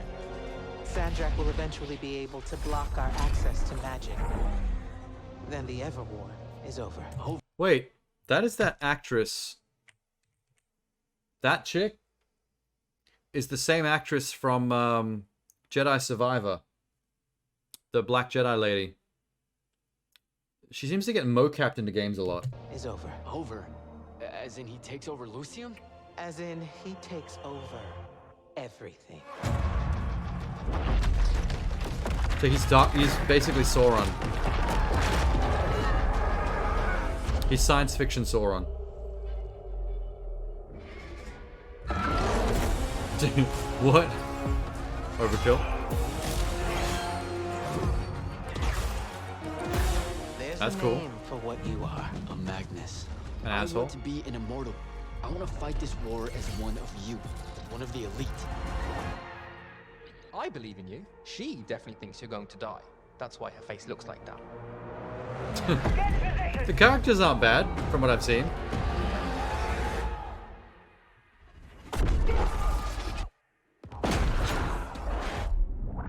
Someone just died. Oh, gameplay! It's a first-person shooter, but with science fiction magic. I really can't tell what's happening, though. The actual gameplay is pure anarchy. It's pretty cool, man.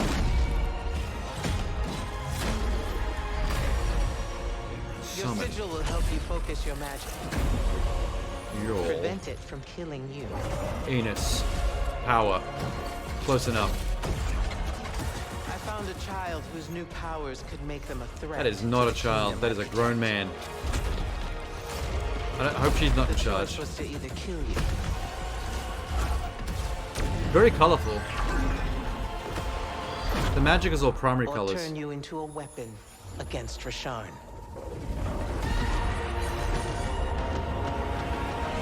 Back up. Option A was to kill me? Actually, his voice sounds like a child. Maybe he's meant to be like mid-teens. He kind of looks... He looked older throughout most of that, but as soon as he talks, mid-teens. Hey, that wasn't bad for a trailer. That sold itself very well.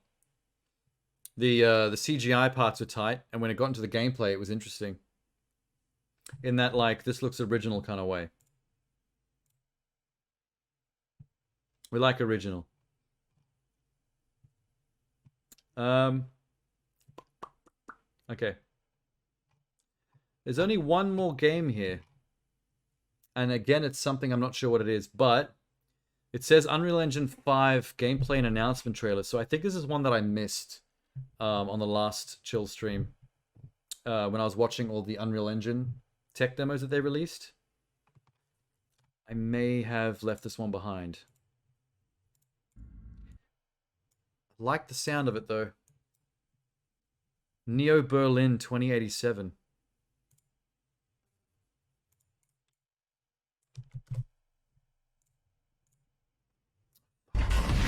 No.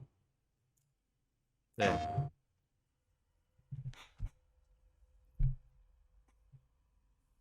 Hopefully This is the place. An actual game, not just a tech demo.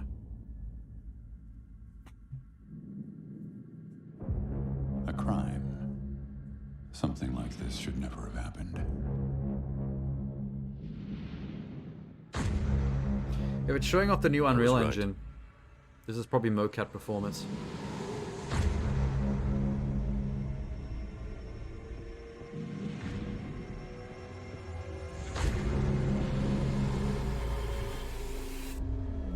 So it's Minority Report. And first person. And a shooter. That I did not see coming. Okay. I thought it was going to be a cinematic story game like Detroit Become Human.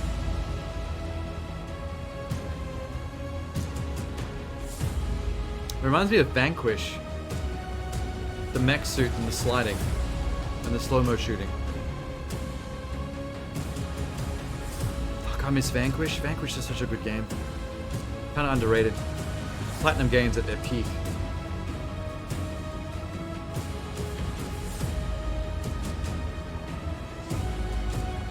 A lot of slow-mo in this.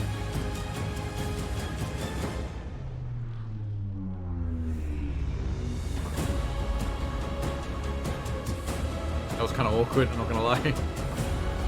It's all just slow-mo. Does he ever move in normal speed?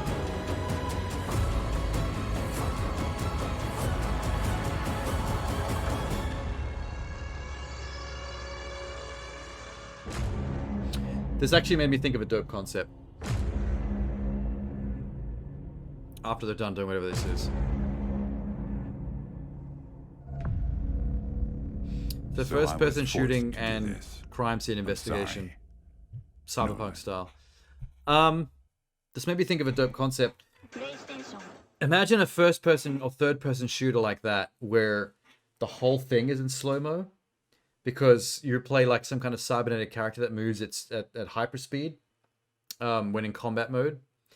And because the other enemies are robots, they move pretty fast as well. So they're not moving like so slow they're not a challenge.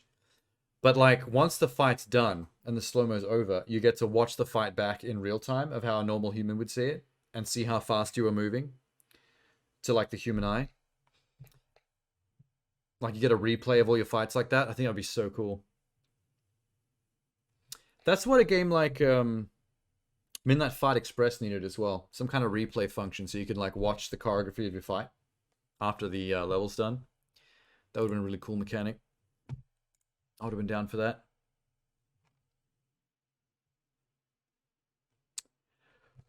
Okay, that's all the random game trailers I had sitting in the background. It's really just the Sony State of Play. That's the only gameplay thing I have left. I was leaving that till last for the game stuff on purpose. Because I'm not sure what they're going to show in it, but the State of Play usually shows like all the best upcoming Sony stuff. For the PlayStation. PlayStation. I think this might be mostly Final Fantasy related though. But that means we're going to see some pretty tight graphics. Blood and gore, partial nudity, sexual themes, strong violence, and just regular violence. Oh, strong language and violence, sorry. I misread that. It's a pretty intense rating for a Final Fantasy game.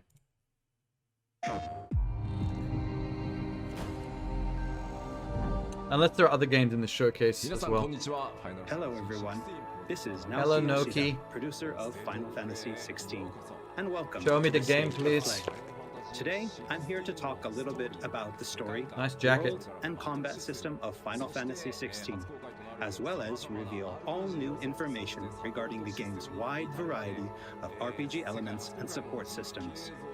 We'll be talking you through Wow, this man gets no everything sleep, while like using me. never-before-seen gameplay footage running Look on at the his eyes. PlayStation 5. I hope you'll stay with us until the end of the show and enjoy everything we have in store for you. With that, let's get started. Never could get into FF. It has changed a lot over the years though.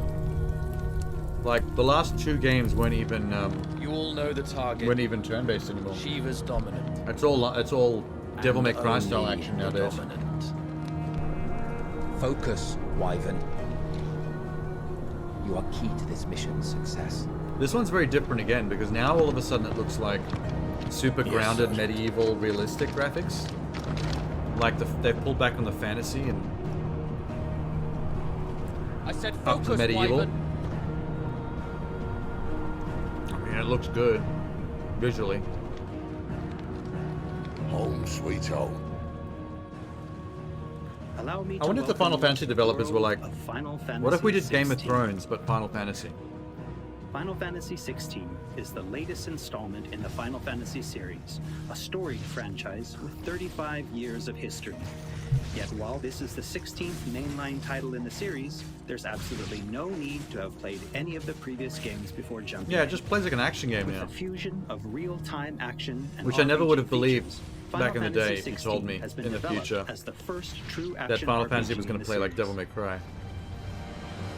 Using the power of the PlayStation 5 to its fullest, the game What delivers the an fuck? expansive, thrilling gameplay experience which we liken to a high-speed roller coaster ride.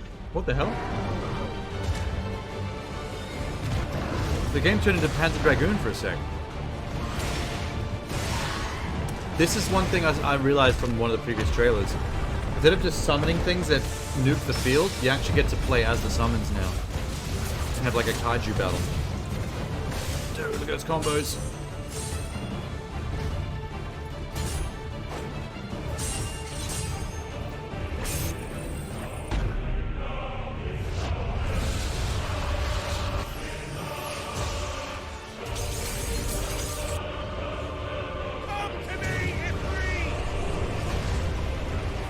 I think there are bloodlines, like royal bloodlines tied to every summon. Which lets you like get possessed by them and become a gargantuan freak of nature. That looked like a really huge boss battle. We're gonna see the gameplay? Like, play it? The Live? protagonist of our story is Clive Rosfield, and his journey takes place in the realm of Valisthea. This is pretty Follow boy. the epic tale of Clive, Shield of the Grand Duchy of Rosaria, as it unfolds across 3 distinct periods in our hero's life: his teens, 20s, and 30s. Good move. That guy just got squished. That guy got wrecked. While the story begins with Clive in his 20s, a fully playable flashback will allow you to experience the pivotal events that shaped his past and present. His first HJ? It is a pretty pivotal And moment thus in every does man's the life. curtain open on this newest Final Fantasy adventure. It's so pretty. Those gremlins. They look like Dobbies from Harry Potter.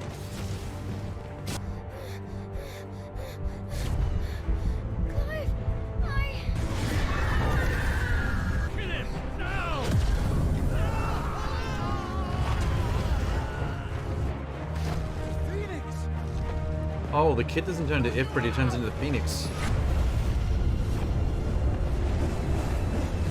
I wonder if at some point in the story there's going to be a tragic event where you have to take down your own little brother because he can't control his summon, and you have to kill your own little brother to save everybody else.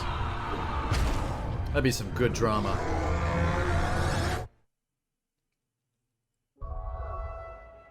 Oh, game. That was that came out of nowhere. Enough Navigation in cutscene. Final Fantasy XVI is driven via a world map, with locations being added and updated as players progress through the main narrative. According to the world HUD, map Clive's can be inside that opened at cave. any time, allowing players access to all manner of locations Help across Clive. Valisthea. Help Clive in the cave. Damn. Here, players will meet new friends, encounter formidable foes, and uncover great and wondrous mysteries. Velociraptors?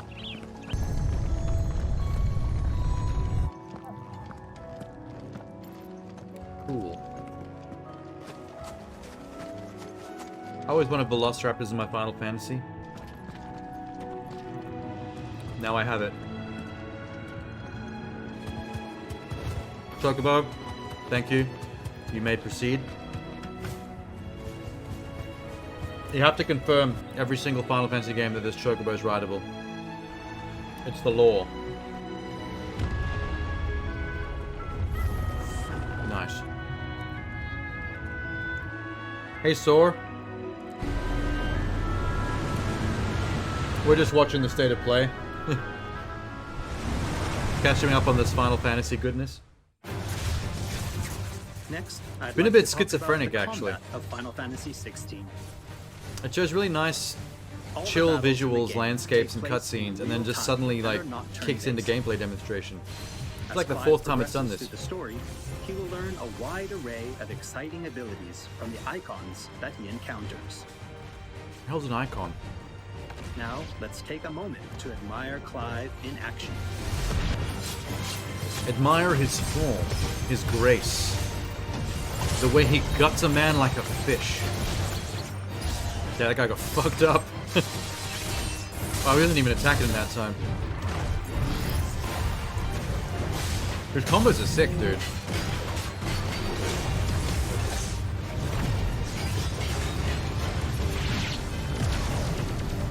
Listen to some chill music. Yeah, I've got a channel point redeemed for links if you want to drop in that.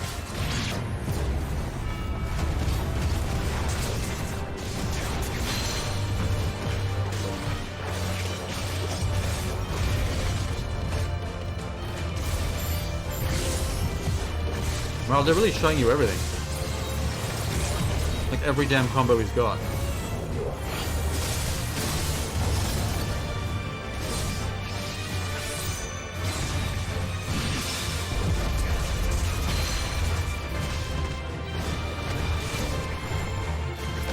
Oh, cool.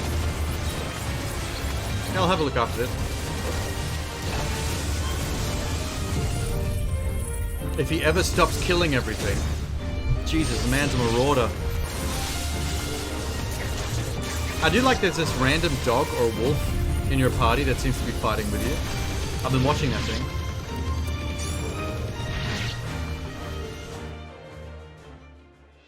See? Schizophrenic. It just cuts to something else.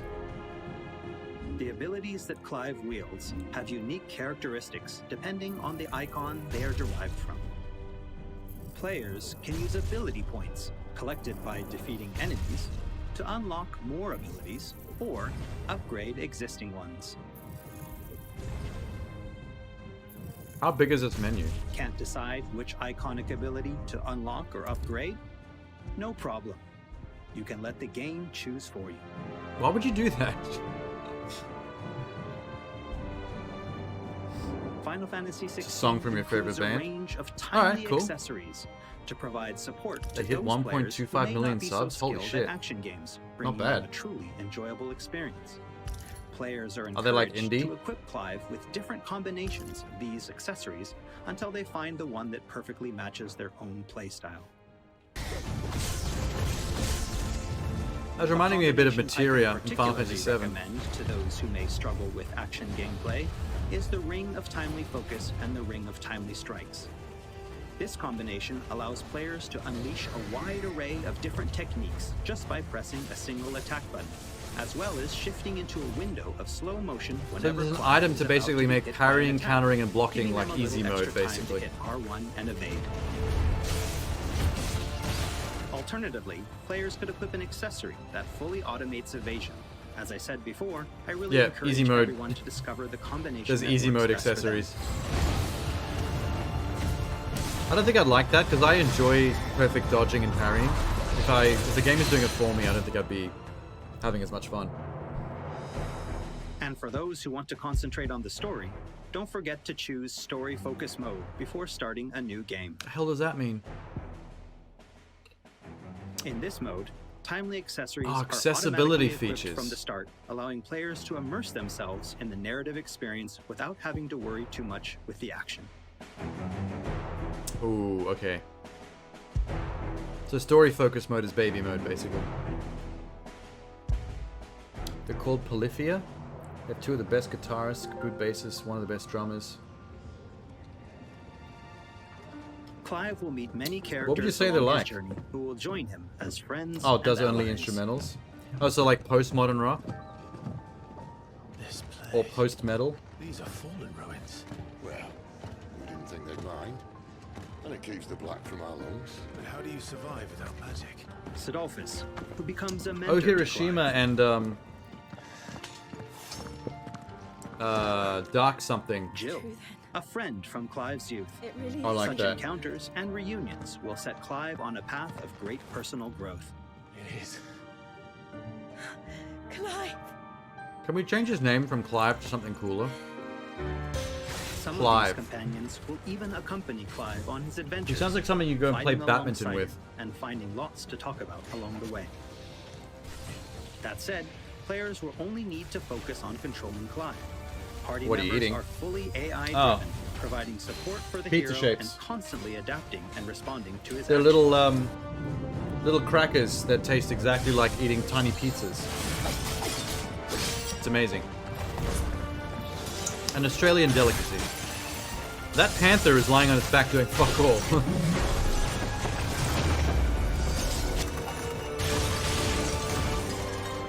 Is that all it does? Just chills out there like a cat in the sun? Wiggling?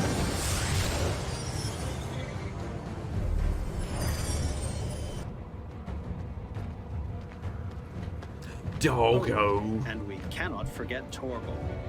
Yes! You have a wolf. We have a doggo. A smart, strong, and fiercely loyal hound, Torgal is always by Clive's side and Does he willing just- to stand by him in the face of whatever cruel fate may befall them. Torgal will act Oh, hey, of Genie. his own accord, but players can also give him direct commands. Yes! I want to be the doggo master. Is there like a whole upgrade tree just for the doggo? Just don't forget to give this good boy some treats every now Yeah. and then. Can I name him? I want to call him Puma. Goots, get her upstairs. Yeah, Goots. Don't fret about Karen. I've taken care of her fee. He fretting. All of it. She's the best healer this side of the belt. You've nothing to worry about. What is this dude's voice? Go. Have a look around. I'll be in my solar. His After voice is so progressing weathered somewhat for through someone the who game, looks so pretty. Clive will gain access to Sid's hideaway. I wish we could switch to that lady there with Shiva. Here in the hideaway, Clive will find a shop where he can purchase new Unison? weapons, armor, and consumables such as potions. Cannot find a better price than that. Well, Blackthorn. a So much of highly this skilled game blacksmith, feels like works the medieval, hideaway's forge. Bring in materials to craft medieval new gear Europe. or Even the upgrade accent. existing items. That'll do. After upgrading your equipment or unlocking new abilities, We should go hang out try on accessing battlements. the Keep an Arete eye out Stone. for the enemy.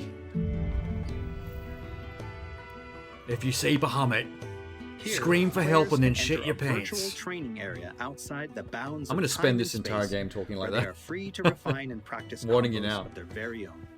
Oh, he's the voice actor for Sid, is he? Once you're confident Oh wow, in he's your been with skills, Final Fantasy try for a your long hand at time. arcade mode and see how your scores stack up against players from around the world.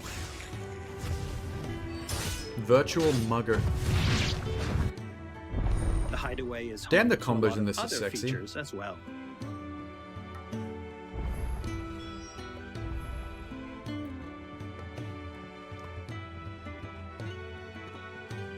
Not only will players Can you discover upgrade the a hideout? variety of side quests Can we build here, stuff? but they can also view information on quests offered all around Valisthea.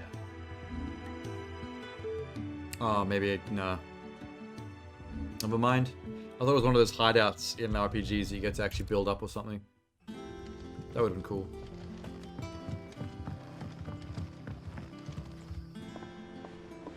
Cute. All right, Clive. Nope. Not anymore. Busy saving the world. Change my mind. Oh, the hair is cool. I like the pony, the braid. When did you get back? Moogle! It's making them squeaky cat noises. I want to pinch a Moogle. Like, I want to pinch its belly. Oh, I wasn't expecting you back so soon. Oh my god. You want to buy some fresh fruit? Or maybe a shag? Visit the hunt We board double as a to gain market and as a information on brothel. elite It's hard marks, times, you know. fearsome foes lurking about the realm in desperate need of slaying. The Moogle will be your guide. We thought we were going to beat Wild Hearts last night, and they gave a massive difficulty spike. Oh, that derailed you completely, did it? Oh my god. Ottoman! Rank C. Stab it in the eye. There's Or also skip the Lordesman fight completely. Harpocrates, who will unlock Valisthea's secrets as Clive recounts tales of his adventures. That's adorable. Oh my god, I love that. I have quite the Yes! find for you today. I mean, it's a novelty. It's not really... To study the tomes? They're hitting the member berries, basically. It's a cheap trick, but I like it, nonetheless. Here for another of my PS5 only and the NPCs still look low poly. A Yeah, a little scholar bit. and strategist who will be more than happy to explain to Clive the current Maybe it'll be state of the better realm when it finally and comes provide out. information on key players. There are all kinds of interactions and features in the Hideaway to help players get even more enjoyment out of their time with Final Fantasy XVI.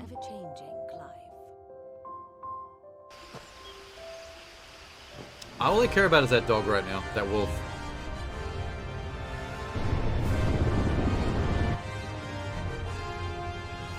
Jesus Christ. On his travels, Clive will encounter a wide array of fearsome foes. I know that thing. I feel like I know the Final Fantasy name of that creature. Morble. Okay, that wasn't the name I was thinking of. But I'm pretty sure I've seen those other Final Fantasy games.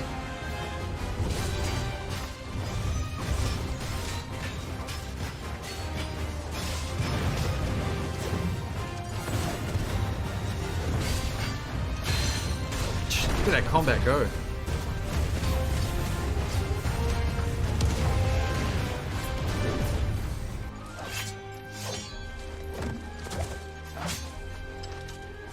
This is awesome. Oh, quick time events. Wasn't expecting that to happen either. I'm a bit surprised by the amount of imps in this game. Like,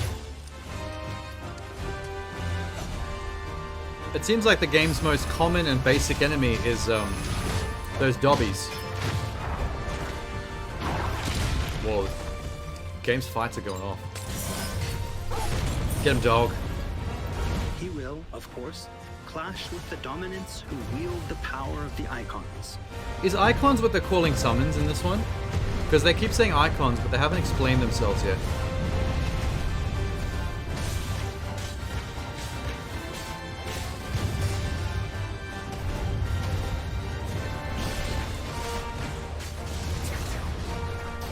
Jesus. Colossal beasts who hold the surrounding lands under their sway. Icon. Right? Mysterious constructs of the fallen. Nope. A civilization shrouded in mystery. Oh, it is what they call the summons? Okay.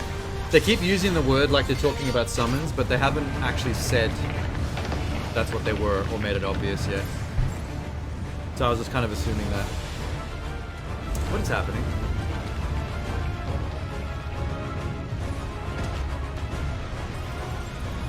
Very tiny Ifrit-like boss battle. Barnabas.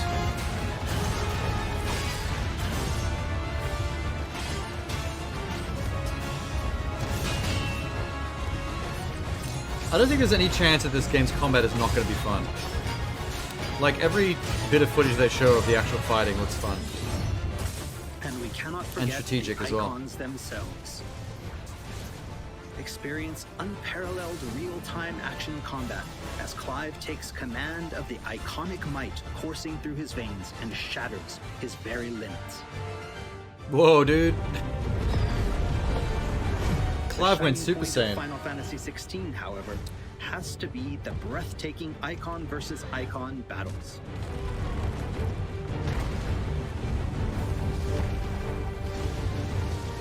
Oh yeah, I forgot that Marlboro was a brand of cigarettes. That's an old one too. That one's been around forever. These epic confrontations all play out in real time, allowing players to control their very own icons with their own Is this the first time that a Final Fantasy game has let you actually control the summon and fight as it, as opposed to just call it in to smart bomb the screen? These battles differ depending on the icon encountered, and every showdown is unique, right down to gameplay. They've finished. Players I will ate them all. experience everything from a 3D scrolling shooter to a heavyweight wrestling match with devastating attacks that encompass the entire battlefield. Yeah, I noticed that in the previous, in earlier footage, there was a sequence that looked like Panzer Dragoon. These massive scale boss battles are entirely seamless, and I can promise you heart-stopping, controller-gripping excitement.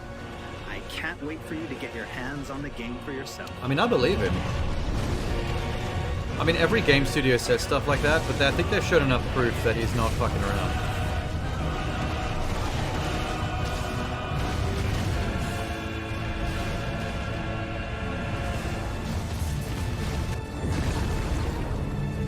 Nice trick.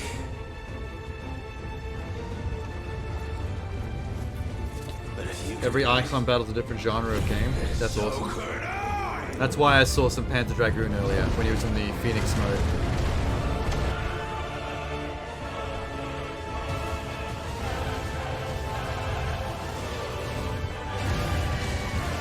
Yeah, there's the Panzer Dragoon part. Cool.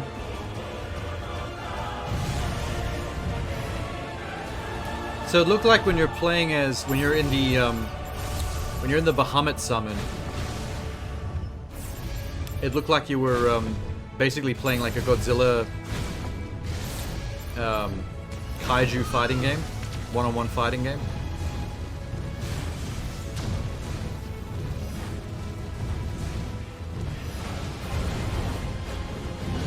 That's only two that I've seen. Yeah, this. Just Godzilla kaiju battle, 1v1.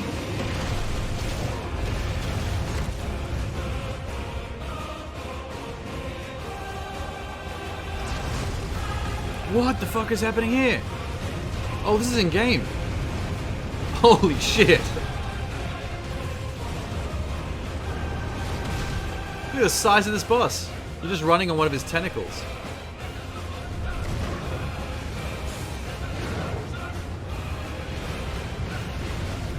And the production value of this game is like next level right now. You always expect that from Final Fantasy, but then like they still blow you away somehow.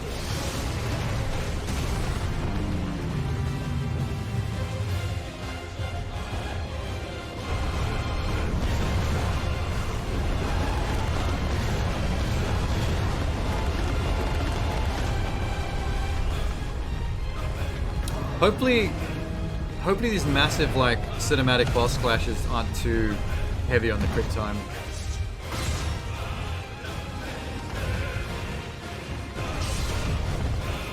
Is that Ixion?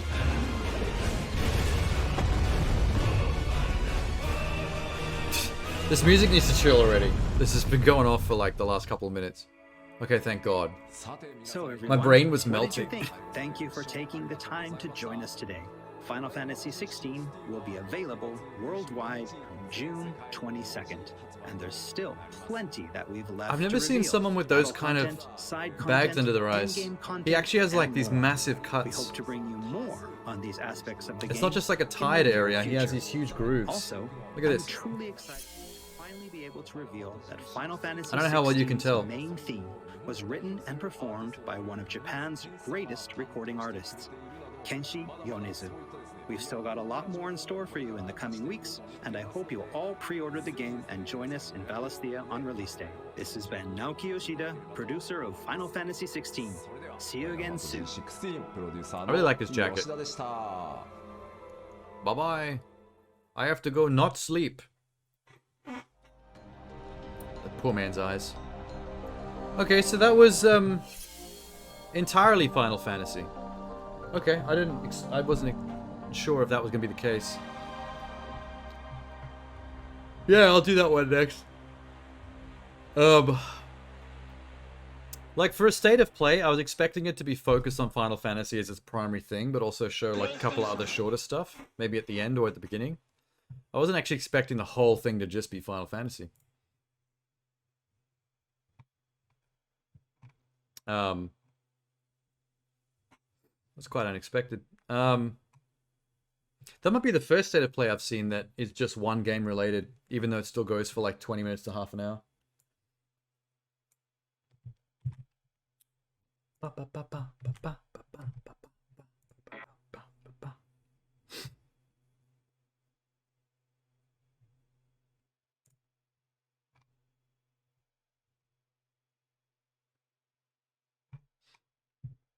All right. Bruh.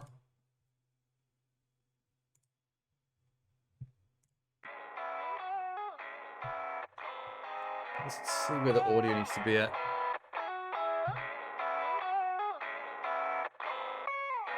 Are they from an Asian country?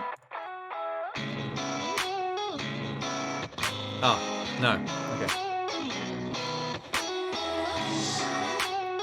I think I thought it was a Japanese band.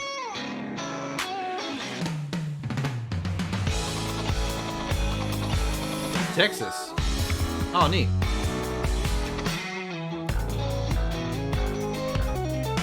They're from where Texas Doomer is from. They're probably making an album in the garage right next door to him right now.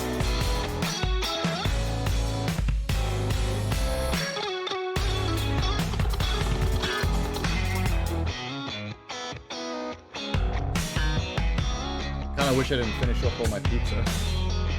I need pizza shapes for this.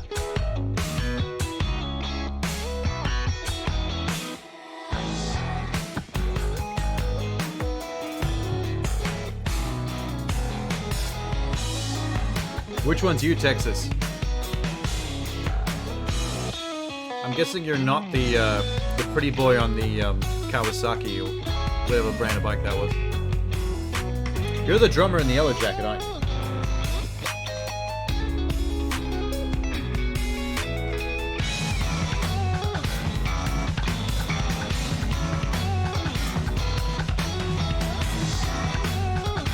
It's kind of funny that he's just sitting on his motorcycle like a chair. In this building.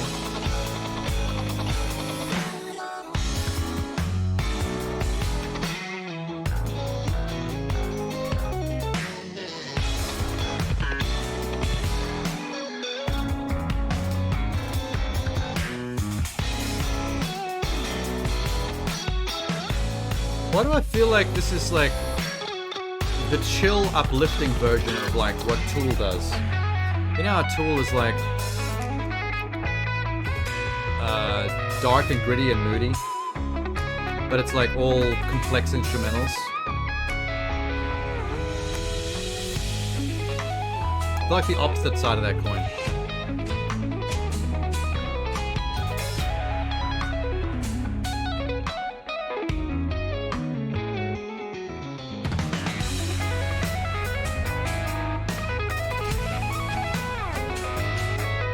I wish I could play guitar like that. It must feel so liberating. Damn!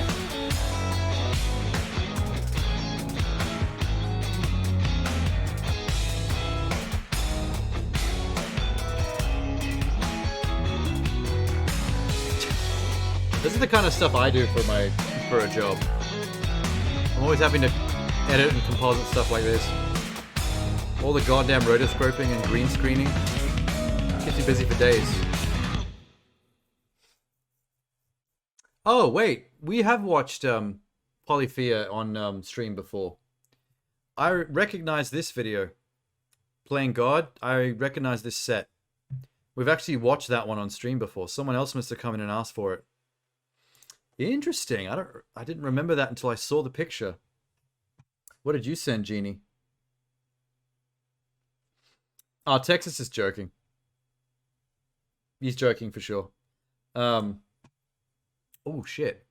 Hello. Full screen that. Zoom. Enhance. Is this a new Nikkei character that got dropped? The pants are dope. The tight leather bike pants, awesome. The fucking shotgun.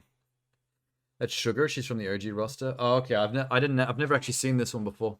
Remember when I went through the OG roster and I was just randomly looking at a bunch? There's just so many of them that it's hard to remember or see them all like straight up. They have so many chicks in that game. I like her. I prefer longer hair. I would have been cooler if she had like long hair as well, but that's a nitpick. That's just a personal nitpick.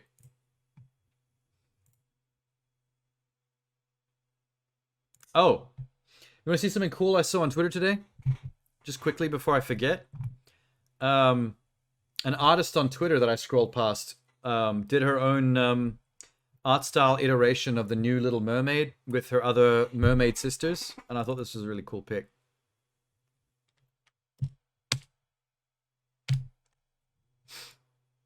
Oh, it was really nice. I think, obviously, that's the new Ariel, right? I think her and one other one are actually from the movie, based on the actresses that play them. And I think the other ones are all OC mermaids that the artist just made up to add to the roster of their own styles, their own preferred mermaids drawing styles. Oh, that was pretty cool. Ooh. I still don't know how I feel about Sebastian the Crab. I don't like the fact that he looks like him. Sebastian looking like such a realistic crab, like, makes him look so much not like the one in the cartoon that it almost looks like a different species, like a sea creature entirely. The new ones are D. Nilister, Marina Moderna, Sakura. Oh, that's all the Nikkei new DLC chicks. And 3 girls from Chainsaw Man. Really? Interesting choice. I heard Chainsaw Man's pretty fucked up. I don't know which one I'd pick as the hottest. If I had to pick hottest fan art mermaid, maybe Pigtails, top right. Yeah, back right with the headphones on. Maybe. Blue hair in the middles are maybe a little bit too glam. Second is bottom right. The one with the attitude, covered in starfish. There we go. There's my tier list of sexy I almost said vampires. Sexy mermaids. Close enough. I just thought of the greatest thing ever. Concept. Vampire mermaids. Boom. No one's ever done vampire mermaids before. I'm gonna fuck that crap. You mean fake Sebastian? I just don't think he looks like Sebastian the Crab in the live action movie. It really just looks like a crab you can eat. Wait, where? Hang on. Sebastian Crab.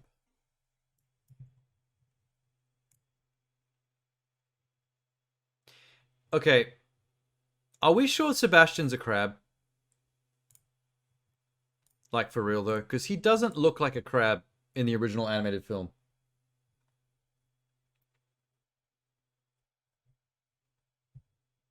You know what I mean? Like, Sebastian looks like a lobster. That's a fucking lobster, dude. They drew a lobster, a cartoon lobster, and they just called it a crab.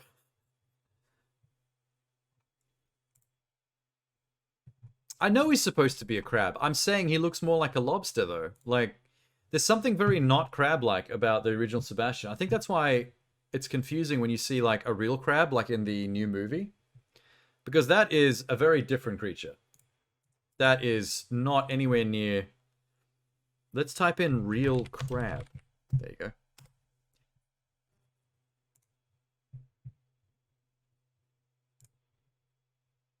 Bruh. But... Okay. See, the flat... In the new live action movie, right? They're just doing it like a real crab. So it's flat. It's got all the little spindly legs. It's got the claws. I mean, he's got them too. It's got the little eye stalks. I mean, you're right with the leg thing. But that's about it. Like, it annoys... Like, I want him to look like the one in the cartoon, but... If it's meant to be like live action, 100% realistic, then they got to do a real crab. And it just happens to look nothing like the cartoon. Which is just weird to me. I wonder why they drew him like that. It's so odd. I find that so strange. Like, why didn't they do the shell with the eye stalks coming out? They gave him like a full-ass head with a neck coming out of the shell like a lobster does. They literally made a lobster crab. They started with a crab, and then they turned the other half of him into a lobster. And they just went, let's call that a day. Whatever. Oh, before I forget, Genie, I remembered the word I was trying to remember. The other stream. Remember when we were talking about archiving films, when the government archives films, and I was trying to think of a word. The word I was looking for was preservation. When the United States National Film Registry, when they add a classic film to the Library of Congress so that it can be kept in perpetuity because it has reached a like certain level of classic status in the way that it's contributed to the culture of society, they refer to it as film preservation, film registry preservation. So that was the word that was freaking me out. Like, archive was the closest we got, and I was happy with that at the time, but that was the P word is what I was after. We both spaced. Yeah, we both spaced. Because as soon as I remembered that it was the Library of Congress where they get preserved, and that it was done by United States National Film Registry, those two things together, I was like, oh wait, let me type one of those in to Google, and immediately it just did not. They were just talking about preservation. I was like, that's it, film preservation. Brain, you're stupid. All right, wait. Let me see what Sora just dropped. Oh, it's more Polyphia. I'm curious if YouTube's gonna get mad about this or not. I don't mind when they do copyright warnings when it's a yellow, because all that does is demonetize, but I'm not monetized anyway, so I don't give a shit. But when they give you a red, they basically like block the entire video that the song appears in. And that's when things get tricky. That's when you have to go in and fuck around with the audio in Premiere and then like re-export the entire stream, which takes like a whole day. Damn, look at him go.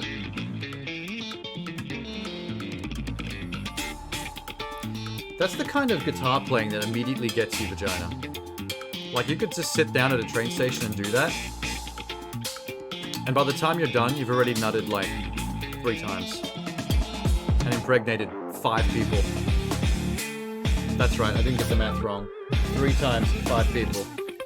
Figure that one out.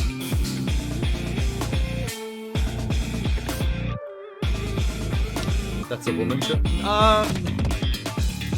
Wait, Sora says it's a he, and he's a fan, so I'm gonna go with his judgment on this one.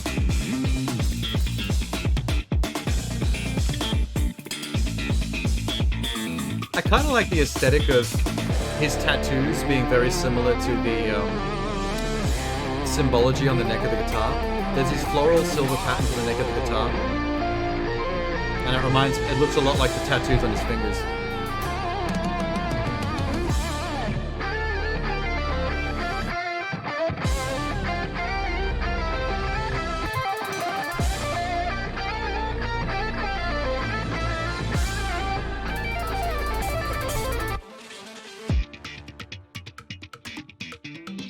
You think they'll ever write a song and at some point one of them goes, you think we should sing on this one? And the rest go, nah.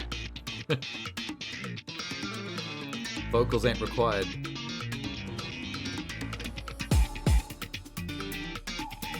Oh, you've got Nordic tattoos? Dope.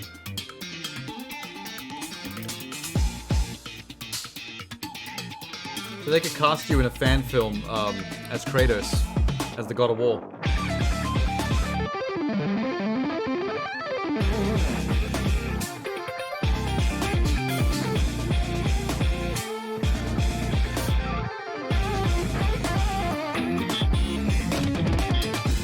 I can see why you thought that, Genie, like, off the cuff. That's a very, very pretty boy. Like, pretty is the word I would use to describe that man. If he ever went to prison, he'd be in so much trouble. That man is going to become someone's currency.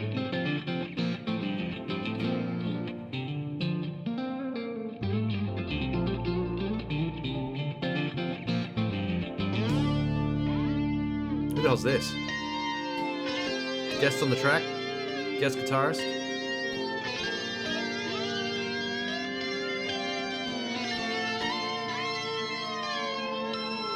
Should have seen him wearing the black, free, very tight angel costume he wore at Halloween.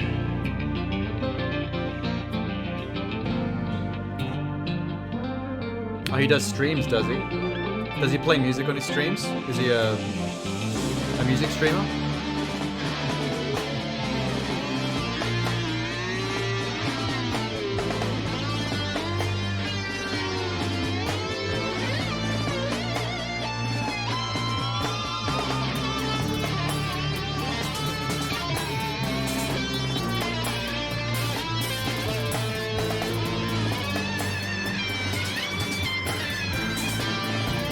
This guy's going for it.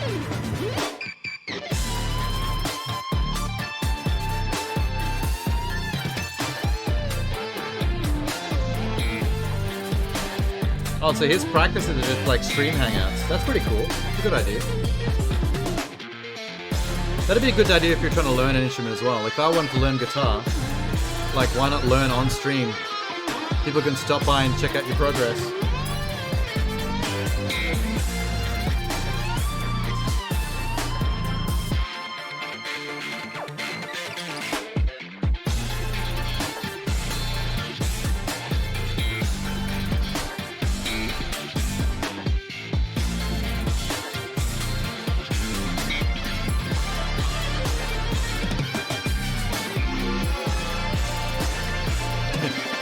Everyone form a triforce of guitarists. I'm going to spin the camera around y'all. It's going to be awesome.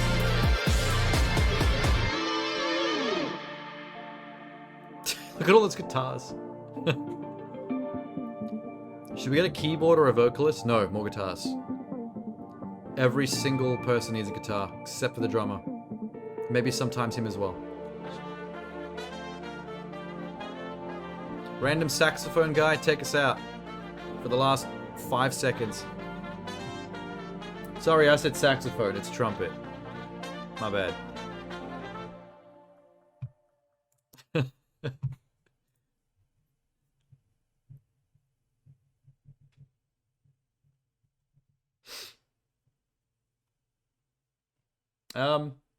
Well, hang on to the bit of practicing for a bit. I need to jump on something important real quick before I forget. I almost forgot about the Disney trailers. I've had them sitting in the background. Waiting to go. Star Wars Visions Season 2. The 6RST is his channel on Twitch. Oh, you found it. Dope. Alright. Wait, I'm going to have Texas's Biscoff real quick. Oh, big glob. Yeah. Oh, there's a W in there. Oh, the worst with a 6. Cool name. Okay. Alright, Disney trailer time. I'm going to do the Star Wars Season 2 of Visions first. And then the Marvels. Which is very important. I'm going to do that today. That is hot fresh. Oh shit, starting without me. I heard that Season 2 is including animation studios from all over the world, not just anime this time.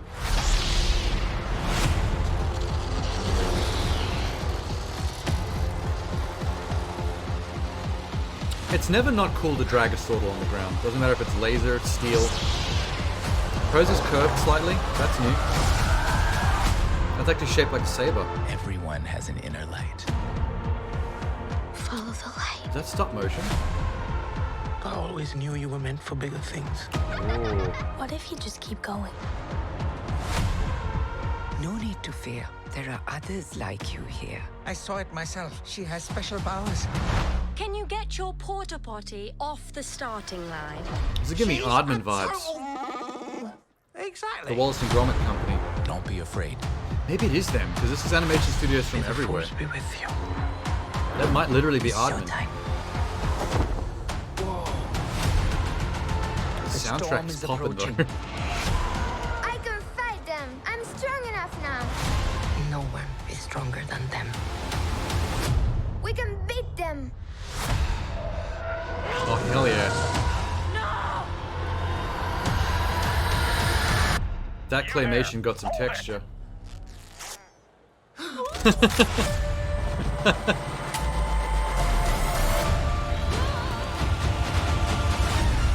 What is the soundtrack? It's going off. We cannot choose where our calling takes us. Only whether or not to answer.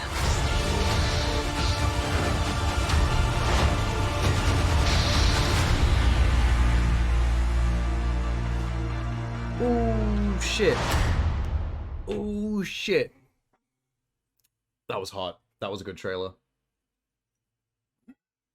Actually, Visions has a track record of dropping sick trailers. The trailer for the first season was an amazing trailer as well, with an incredible soundtrack. Both of them nailed it. There's something about these Star Wars animated shorts that just inspires people to make the sickest trailers. Hang on. We need to know. Visions Season 2 animation companies. Oh yeah, Volume 2. I wrote. Yes! Wait, here. Algiri, Cartoon Saloon, Punk Robot, Aardman, called it. Studio Mur, Studio La, Cachette, 88 Pictures, The Art Chatejo, and Lucasfilm, and Triggerfish. Wait, what is Triggerfish known for? Because that sounds very familiar. That is an actual Triggerfish? Animation?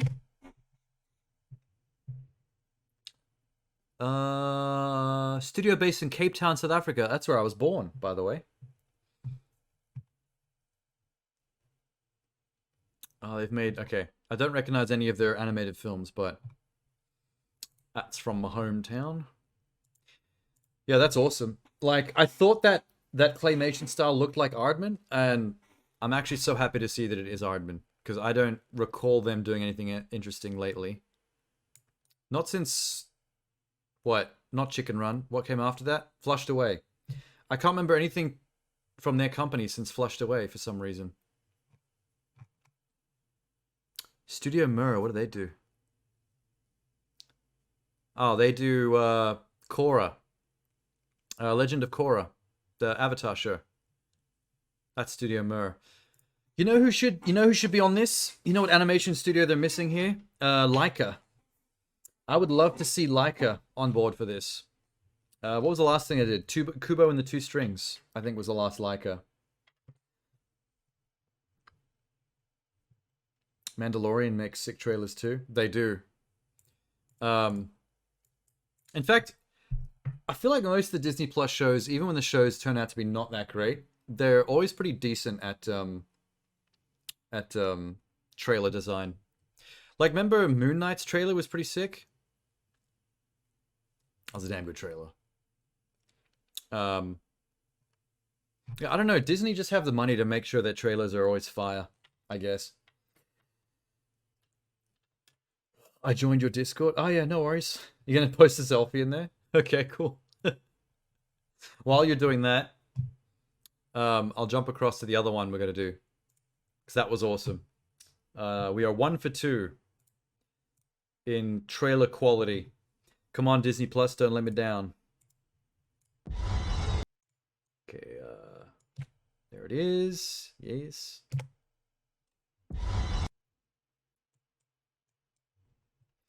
All right, Marvel's time. I'll get to the Discord selfie after this. Captain Rambo? What the hell are you doing? Entering the jump point perimeter.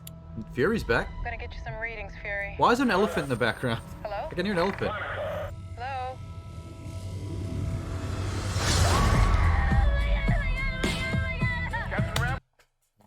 No. No.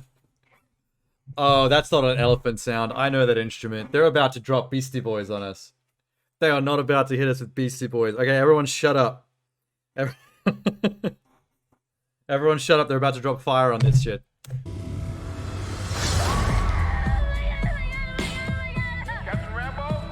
That is Beastie Boys for sure. Yes! I'm so happy. I'm not even paying attention to the trailer. Well, that's where she went at the end of her show. Oh, it's a cover as well, and it's good.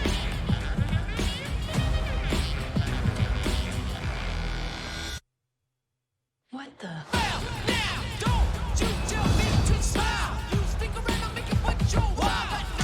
The percussion they added, the trailer music percussion they added to the Beastie Boys song is making it 1,000 times better. Are entangled. I can manipulate light energy, and I could totally show you. I've never seen her do that before. She didn't do that on WandaVision. Not again. Hi. Where's our daughter? This is the most emotion we've ever seen from Captain Marvel. Goose!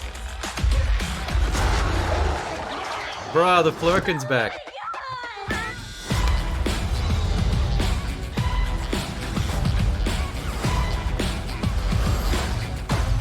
This is so fucking cool.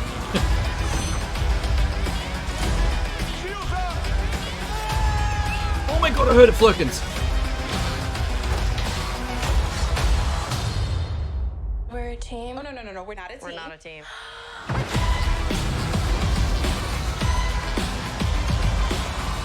I may have shit my pants a little bit. That was really good. That was even better than the last one.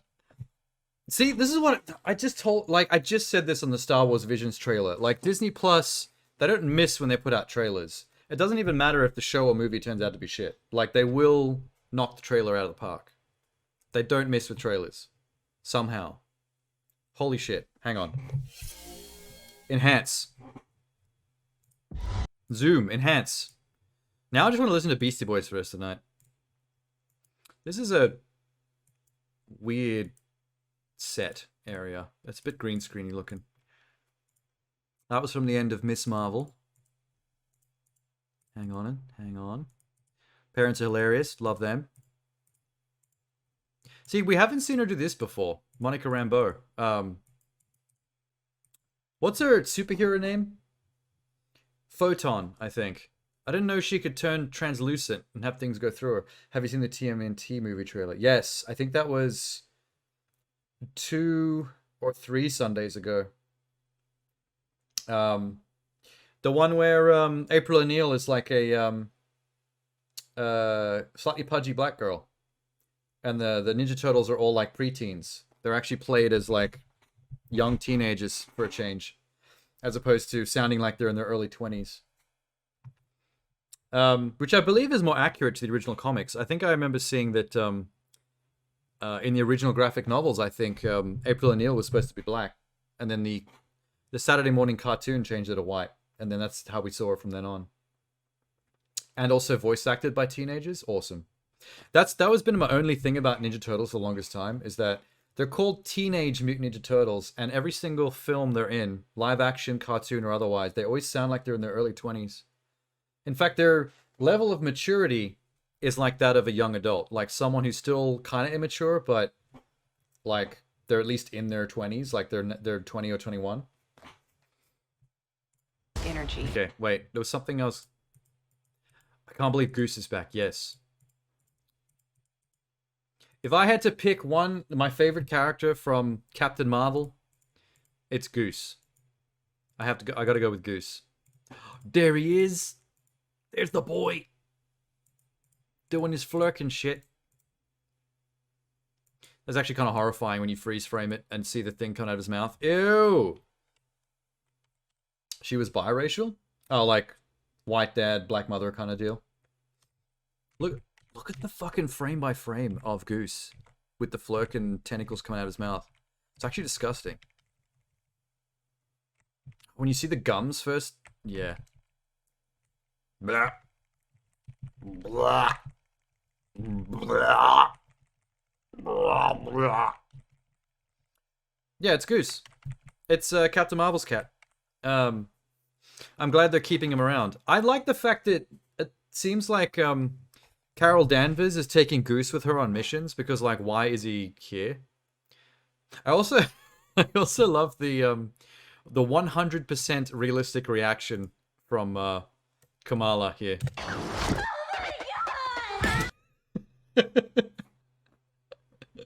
That is 100% how you're supposed to react when you see a cat do that. That's not the best part though. There is a litter of Flurkins at some point in this trailer. I seen him, and I want them. I want to pet them. I want to line them up, pet them all one at a time, and then pet them all again a second time. They all get 2 pets. There's a Bollywood dance sequence. Fun. There's Photon falling out of the sky and catching Kamala for some reason. Oh, you know what? I think I know what happened here. I think I know what's going on here. Either Kamala or Captain Marvel used their powers there, and it swapped their bodies around while she was in mid-flight. And now Kamala's falling to her death, and Photon has to catch her. I guess Photon can fly if she, like, lightens her cells in see-through mode. I did not know that. That dude is apparently a really famous, like, K-pop guy that everyone's, like, going crazy for being in this movie. So that's a bit of stunt casting. We can ignore that. There. This bit. Look at the Flurkins. These are not normal kittens. Kittens on a space station, that means Flurkins. Baby Flurkins. I'm going to kiss all of them. Actually, you know what? I'm going to just ignore me for a sec while I screenshot this picture of Flurkins.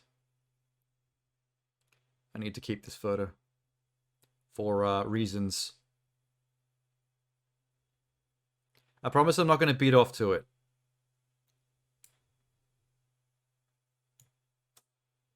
That's good enough.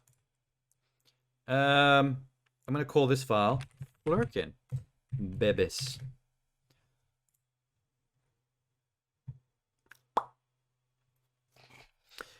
Not gonna lie, if she would do that, wouldn't she actually not be able to grab her since things go through? I mean, that is a good point. We haven't seen her fly, so I'm just trying to figure out what aspect of her powers lets her fly, because I know her eyes change color to different wavelengths of energy. Like when she switches to, I think when she switches to yellow in WandaVision, that's when the bullets like go through her and stop or something. But when it's like blue, it's like electromagnetic. So there must be some energy wavelength that makes her lighter than a feather or something. But she couldn't be intangible if she's going to catch Kamala. Or electrocute her, so it can't be electrical either. His movie logic. Oh, we'll see. There's probably a reason. But that definitely, I think I'm right about what's happening there. Kamala used her powers in some other scene, and it teleported her to where Captain Marvel was, which was in midair flying through town, and almost fell to her death. That's probably when they first realized how serious they have to be careful about using their powers, because they could accidentally kill each other. Park Soo-joon, he's an actor, actually. Oh, really? Okay. I saw reactions on Twitter. I guess they just misinterpreted who he was. People must have gone straight for Kate. Oh, he's in Parasite. Okay, never mind. Yep. Got it. I love Parasite. That is a good-ass movie. That's a really good movie. Also, there's some cool shit going on here. They're in mid-fight and using their powers and swapping position like mid-combo. Like, check this out. Look, Captain Marvel goes to punch this chick. No, she's blocking a beam, but the block is a power use, so she switches with Photon, who blasts her. She blocks. She's behind her where Photon used to be. So every time they throw a power attack, they're going to be swapping sides, which is pretty cool. I actually thought the chick in the middle was Captain Marvel for a sec. Who the hell is that? I can't even see her face or tell what actor that is. But it's 3v1, so she's clearly like OP if she's tanking these three.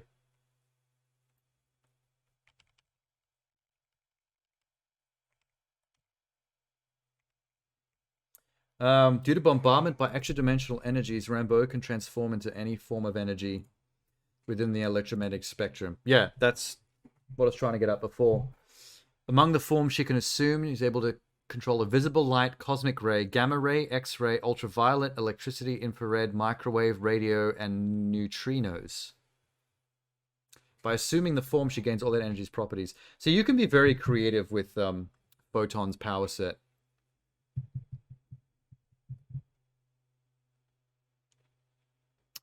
Although some of those, I'm hard-pressed to figure out what you do with it.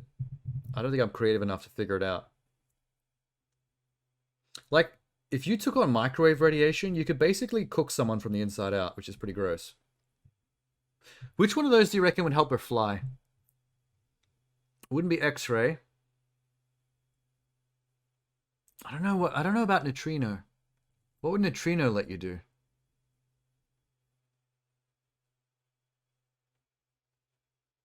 Visible light might be the one that lets her turn inside out.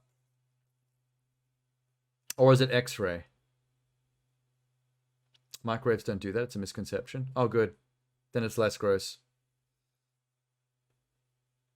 In fact, let's do a test. Let's try it on a small child and see what happens. I think I saw that chick they're fighting. I think she appears in a shot somewhere around here. Not the Bollywood shot. Catch. Fury screams, he screams, Flirk. That's her. Who's she? She looks like she's leading the Kree after Ronan died. And she's got like a little mini hammer like he had. You reckon that's Ronan the Accuser's daughter? Or she looks young enough to be Ronan the Accuser's daughter. The marbles. Where is her actress? Zawi Ashton Darben. Who the feck is Darben? Darben? Darben. Aldan and Darben. Joint Emperors of the Kree Empire. Okay. I guess that's all you need to know. Their minds get absorbed into the Supreme Intelligence. Cool. Cool. So if she's in this, I wonder if the other one is Aldan. Because she's supposed to rule with this dude. Mr. Crew Cut Blue Metallic Skin. Loki's actor is one of the best Marvel actors because he's just as goofy in real life as he's... Yeah, Hiddleston. He's a very good, serious thespian actor, but he's also, you know, potentially like very funny and silly and goofy. Like he has a lot of range. I think Benedict Cumberbatch has also got surprising range. Like he could be funny in a dry kind of way, not quite goofy, but he's also a very, very, very good actor in the right circumstance. Yeah, so if she's in it, I'm wondering if he's going to be in it, but they just haven't shown him. She's probably going to be the villain throughout most of the thing, and then they're going to like have him come in the third act as like a plot twist extra villain to back her up or take over. Like he's pulling her strings maybe.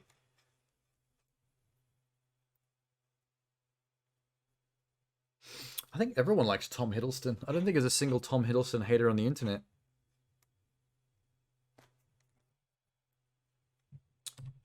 Blip. Oh shit. Beastie Boys came back in. I'm gonna have to download that cover of Beastie Boys. I love the trailer music, orchestral percussion they put underneath that. That went hard. That went hard. I love that. Okay, that was better than I was expecting. I wasn't expecting it to be bad because after the lukewarm reception that Captain Marvel got, even though I was fine with that movie myself personally, I felt like they were going to have to really sell the next one to make sure people, you know, don't complain. Oh, Jeannie doesn't like Hiddleston. There you go. There's one. We found one on the internet. I feel like they had to knock this out of the park just to, like, buy some people back from the lukewarm reception of the first movie. And I think it did that. There's still going to be haters online, obviously. There always is. But Man, that was way better than I was expecting. All I wanted to do was just know what the fuck these three were doing. Like, you didn't have to try that hard to interest me. I just wanted to know what they were doing. And then they gave me Beastie Boys. To the face. To the face and the crotch. I've never seen someone so fit to be Doctor Strange. Yeah, that's one of those roles where now that he is Doctor Strange, I can't picture him as anybody else. It's very much like Tony Stark. Like, I couldn't picture Robert Downey, Tony Stark as anyone but Robert Downey, and like Doctor Strange is definitely the same. Like, I can pick, like, a lot of people could be Peter Parker, and we have seen a lot of people as Peter Parker. I feel like there are potentially other people that could be Steve Rogers, but it's a hard sell because we're all very much in love with Chris Evans. But I feel like there's a bit more leeway there.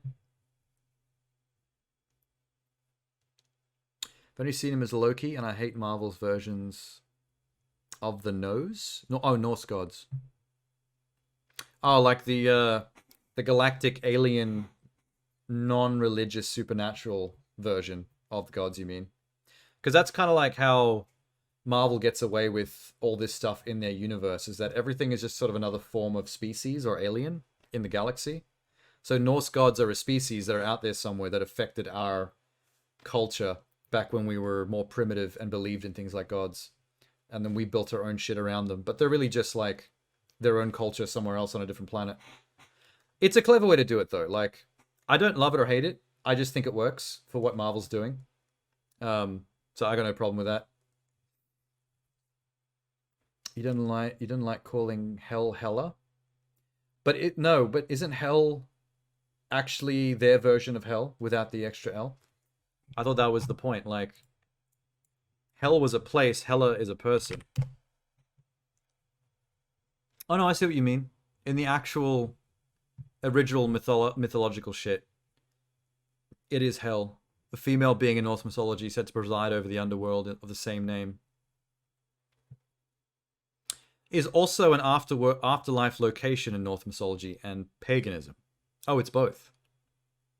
Okay, I see. Okay. Also known as Hela. Okay, so that's not... Wait. Hela mythology, villain, fandom.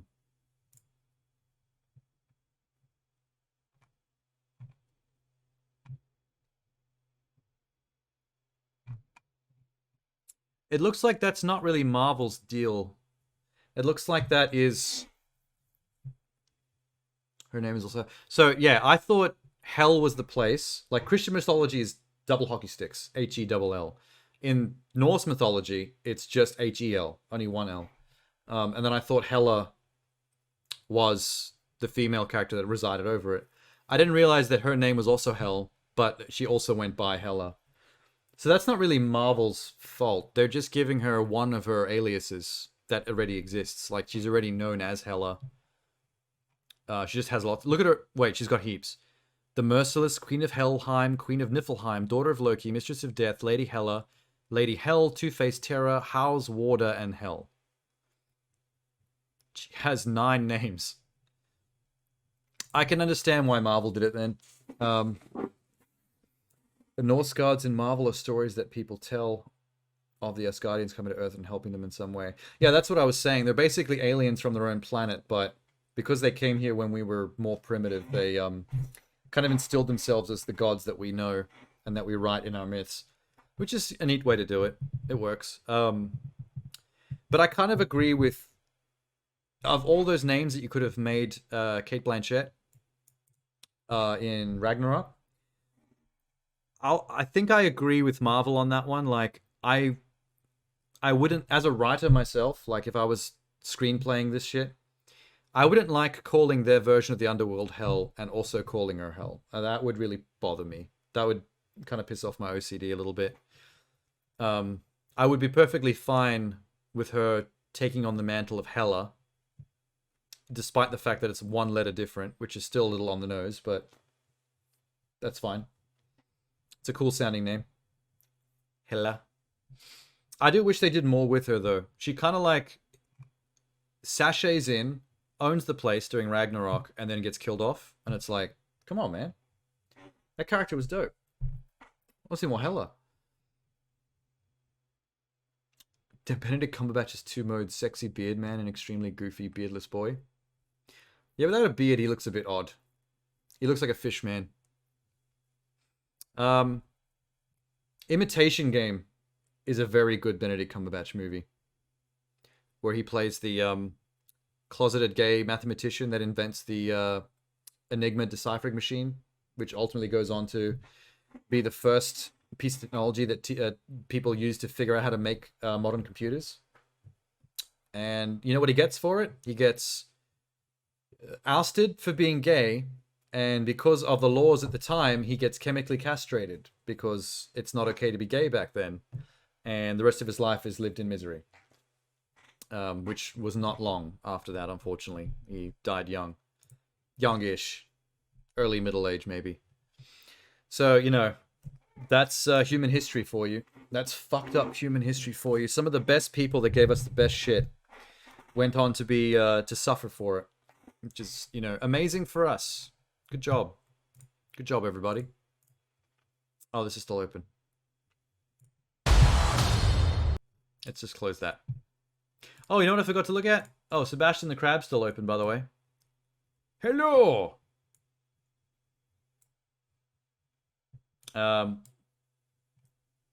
Wait, where'd he go? I think I swapped screens.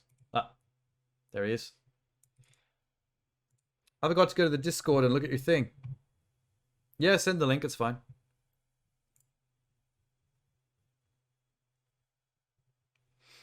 Hey, there he is. Oh, yeah, I can see the tats.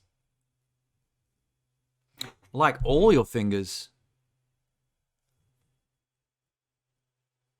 I like the dial on the... what's the dial? Is that like a Norse calendar or astrological thing?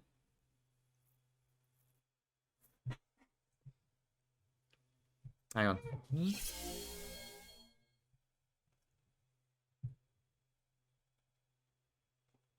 I can't quite make it out from here. Norse sigil of protection and guidance. Oh, it's a sigil. Got it. So, like, in other cultures, they would refer to that as a rune. Kind of like in WandaVision, how they write the runes, like, on surfaces to give the area certain properties, like protection and stuff. Like the Norse version of that. It's pretty dope.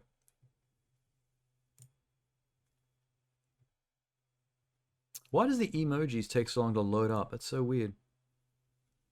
Bam. I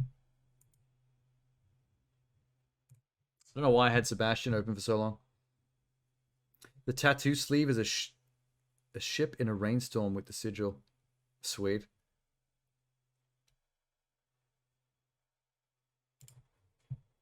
Let me get this over here. Why does it say the worst in brackets? Is this like... Is this an example of him at his worst? Like, even though it's this good, this is him at his shittiest? Is that what they're trying to get across? I'm pretty sure he's using a Logitech webcam right now, because it's not great. Oh, it's the song. I thought he was commenting on the quality of his practice. I thought he was like, yeah, it's a shit solo. Sorry, guys. And then it's actually fire.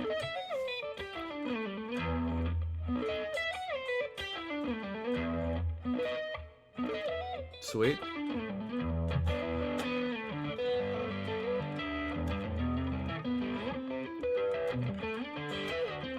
I wonder what the calluses on his fingers are like.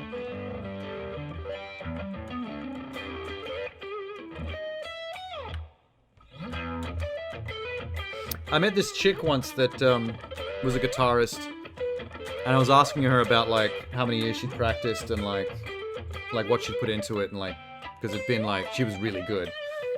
And at one point in the conversation, Alright, so I'm gonna go back and hit. She mentioned the calluses on her fingers from all the guitaring she does, and in order to demonstrate it, she like touched my face. She kind of did like a a kind of jokingly sexy kind of like face cheek stroke, like how you'd like how a chick might seductively like touch a man's cheek, but she did it like Let's go back to she did it in like a taking the piss kind of way because she knew it would feel like shit. It would feel like a bunch of cat tongues like dragging across your face. Okay, so a bit I was better. like, holy shit. That was really good. Sorry for talking over a bunch of that at the end there, but yeah, I was like, so like it was almost like she had another finger like piled up on top of her finger. Hard endures the chalk and all. Oh, so you can like actually forcefully increase your calluses on purpose earlier to make playing guitar easier, rather than waiting for it to happen naturally from practice. I have never heard of people doing that. I didn't know it was a thing. Yeah, I didn't know whether to find that sexy or not, because obviously like it felt freaky because, you know, you expect a woman's hand to be like soft, but it was like literally like across me.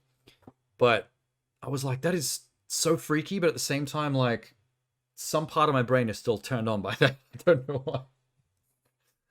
why. Oh shit, Jeannie. Your name popping up in the chat just reminded me of something that I forgot to look at tonight. And I'm gonna do it right now. The John Wick TV show released a trailer.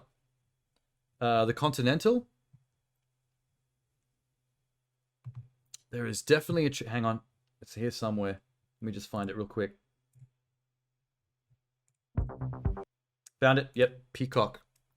It's a Peacock original. I don't know how I feel about Peacock producing it, but, you know, whatever.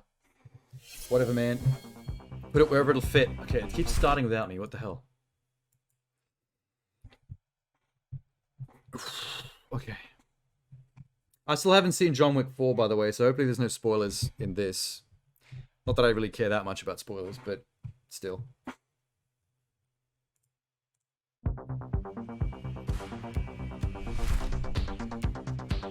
$1970? Okay, there's not going to be spoilers then.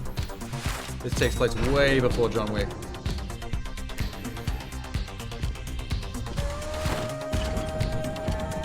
Strange music choice for the world of John Wick, but kind of groovy.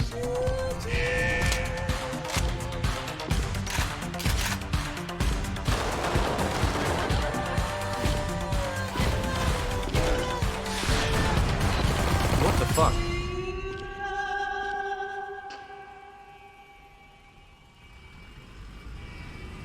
You reckon that's meant to be Ian McShane's character from the movies?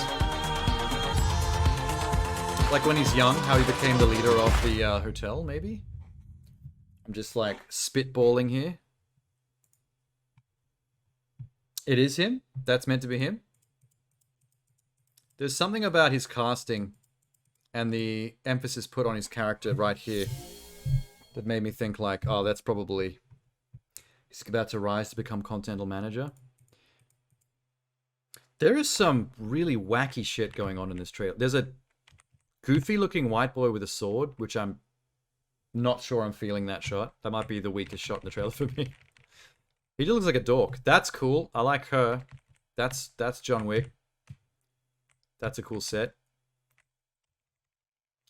Kind of a bad After Effects explosion that I can make. Cool Asian chick. Martial arts kick to the face. Oh, it's a double Asian chick fight. Wait. Asian chick kicking Asian chick. Wait, is the other one a dude?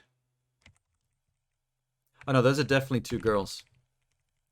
Those are two girls fighting. I don't know who that guy is, but he's got the same haircut.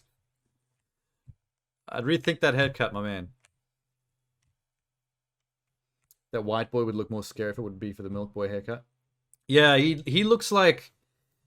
he looks like that nerd in high school that collected katanas because it thought it made him like dark and mysterious. And then when he gets older, wears a trench coat and a fedora.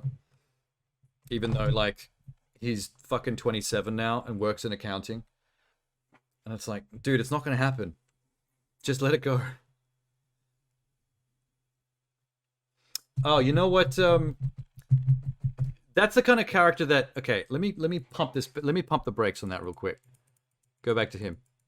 This is the kind of character that I feel like I don't know what his role in the TV show is, but like, why wouldn't you cast this guy as like an Asian dude so he looks legit and actually intimidating, instead of like Billy's dad from preschool? He looks like one of those dads that walks into preschool and picks up his twins and straps them both to his chest. Oh, hey, Minx. Just raiding through. Oh, fuck. I completed the first draft of like a raid animation that I never uploaded before the stream today. That was a fuck up. Whoops. I need to get that finished. That could have played tonight if I'd set that up, but I was in a rush because I was doing a lot of work this weekend. Up until the point the stream started. We're just laughing at this white boy with a sword because he does not look intimidating in the slightest. See, she's intimidating. Like, if I walked in and saw this chick staring at me like that, I'd shit my britches. That man? That man, I just started laughing. No way. Who else? The two Asian chicks in leather fighting are cool. That's too many guns for one hole. What she said. Phrasing. That looks a little John Wicky, whoever that is. But obviously, there's no way he's an adult in the 70s, so cannot be. I don't think there's much in the way of Easter eggs in this trailer. I think it's just like cool shots of people being cool people. Like, I don't think there's much going on here. Cool trailer, though. Sets a vibe. I didn't know that the show was set in the 1970s, like before the John Wick movies. That's really interesting. That's an interesting take. I think he's the main character with the katana and the mask. Oh, really? He doesn't look great in that shot, but I'll give him a pass for now. What did the Sour just drop here? Hang on.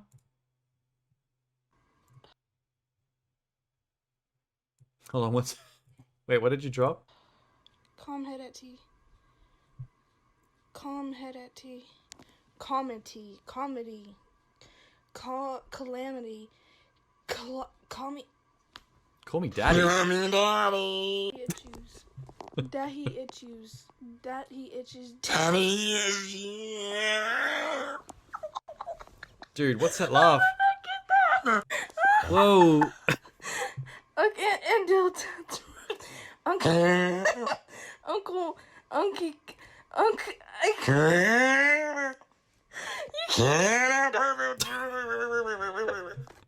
Like, the game is not even that funny. Her laugh is what's making this. Love these.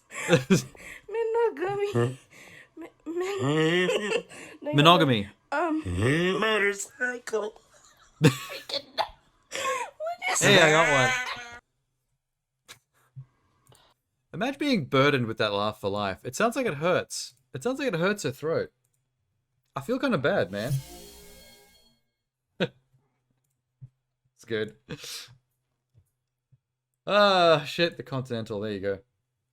I had to take my earbud out. Yeah, I don't blame you. But no, I'm saying, can you imagine having that laugh? Like, it doesn't sound like it feels good in here, in the larynx. Actually, Jeannie, you might know this. What's this Jennifer Lopez movie? It just popped up in my related thumbnails on my other screen. It's called The Mother. Has Jennifer Lopez got like a action movie out in her 50s? I don't know why I thought you'd know, but I thought maybe you might have your finger on the pulse of Jennifer Lopez and all her movements. Wait, we'll check it out. You sound like that while laughing, but it might be the cigarettes. Oh yeah, probably. I can't. Wait, how old is she now? Because I'm pretty sure she's in her late 50s, and she looks amazing. Okay, not late, early 50s, 53. Fucking hell.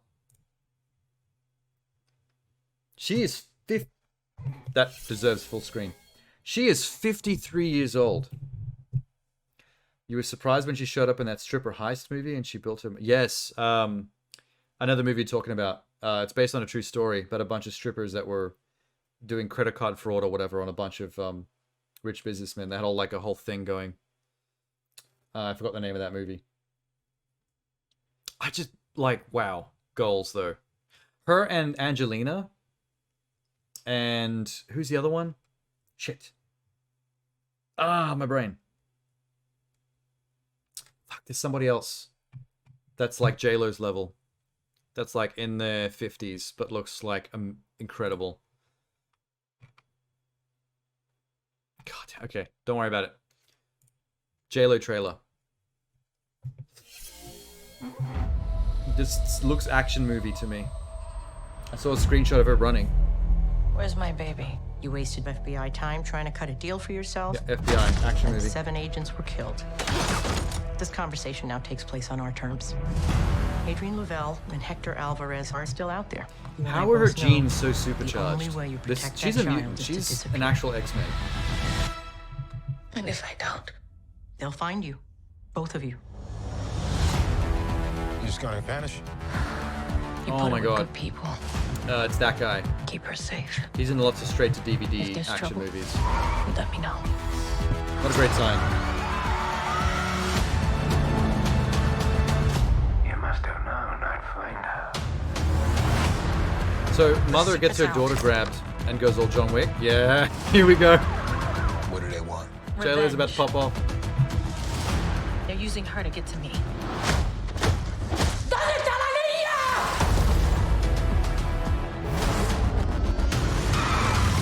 Run! What's your plan? She needs protection What was his name? Who are you? Michael J. White. From here on, you do everything I say. You're Oh driving. my god. I'm 12. Let's go. She's got an Assassin's Creed wrist blade.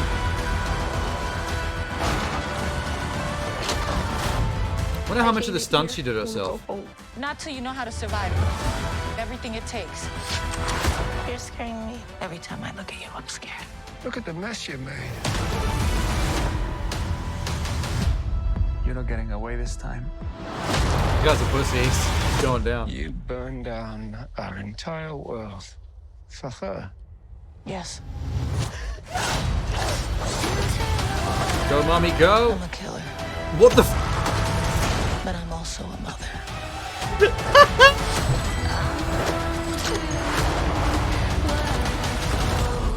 And I will die protecting her. What the fuck was that? I'm sorry, hang on, give me a sec. Oh shit. Oh good, R-rated for violence, yes. Oh fuck. Wait, they did not just do that. Okay. Okay, fuck. Go back. They did not just do that. I understand what they're doing here, but like, seriously, trailer editor, that is so gratuitous, it cuts as comedy. Where the fuck did it happen? When the action music kicks in.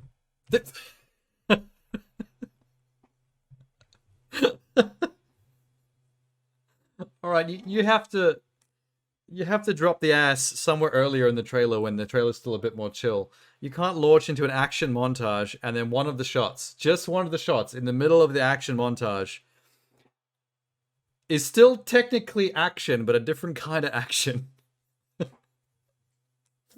They hit us with the full double peach.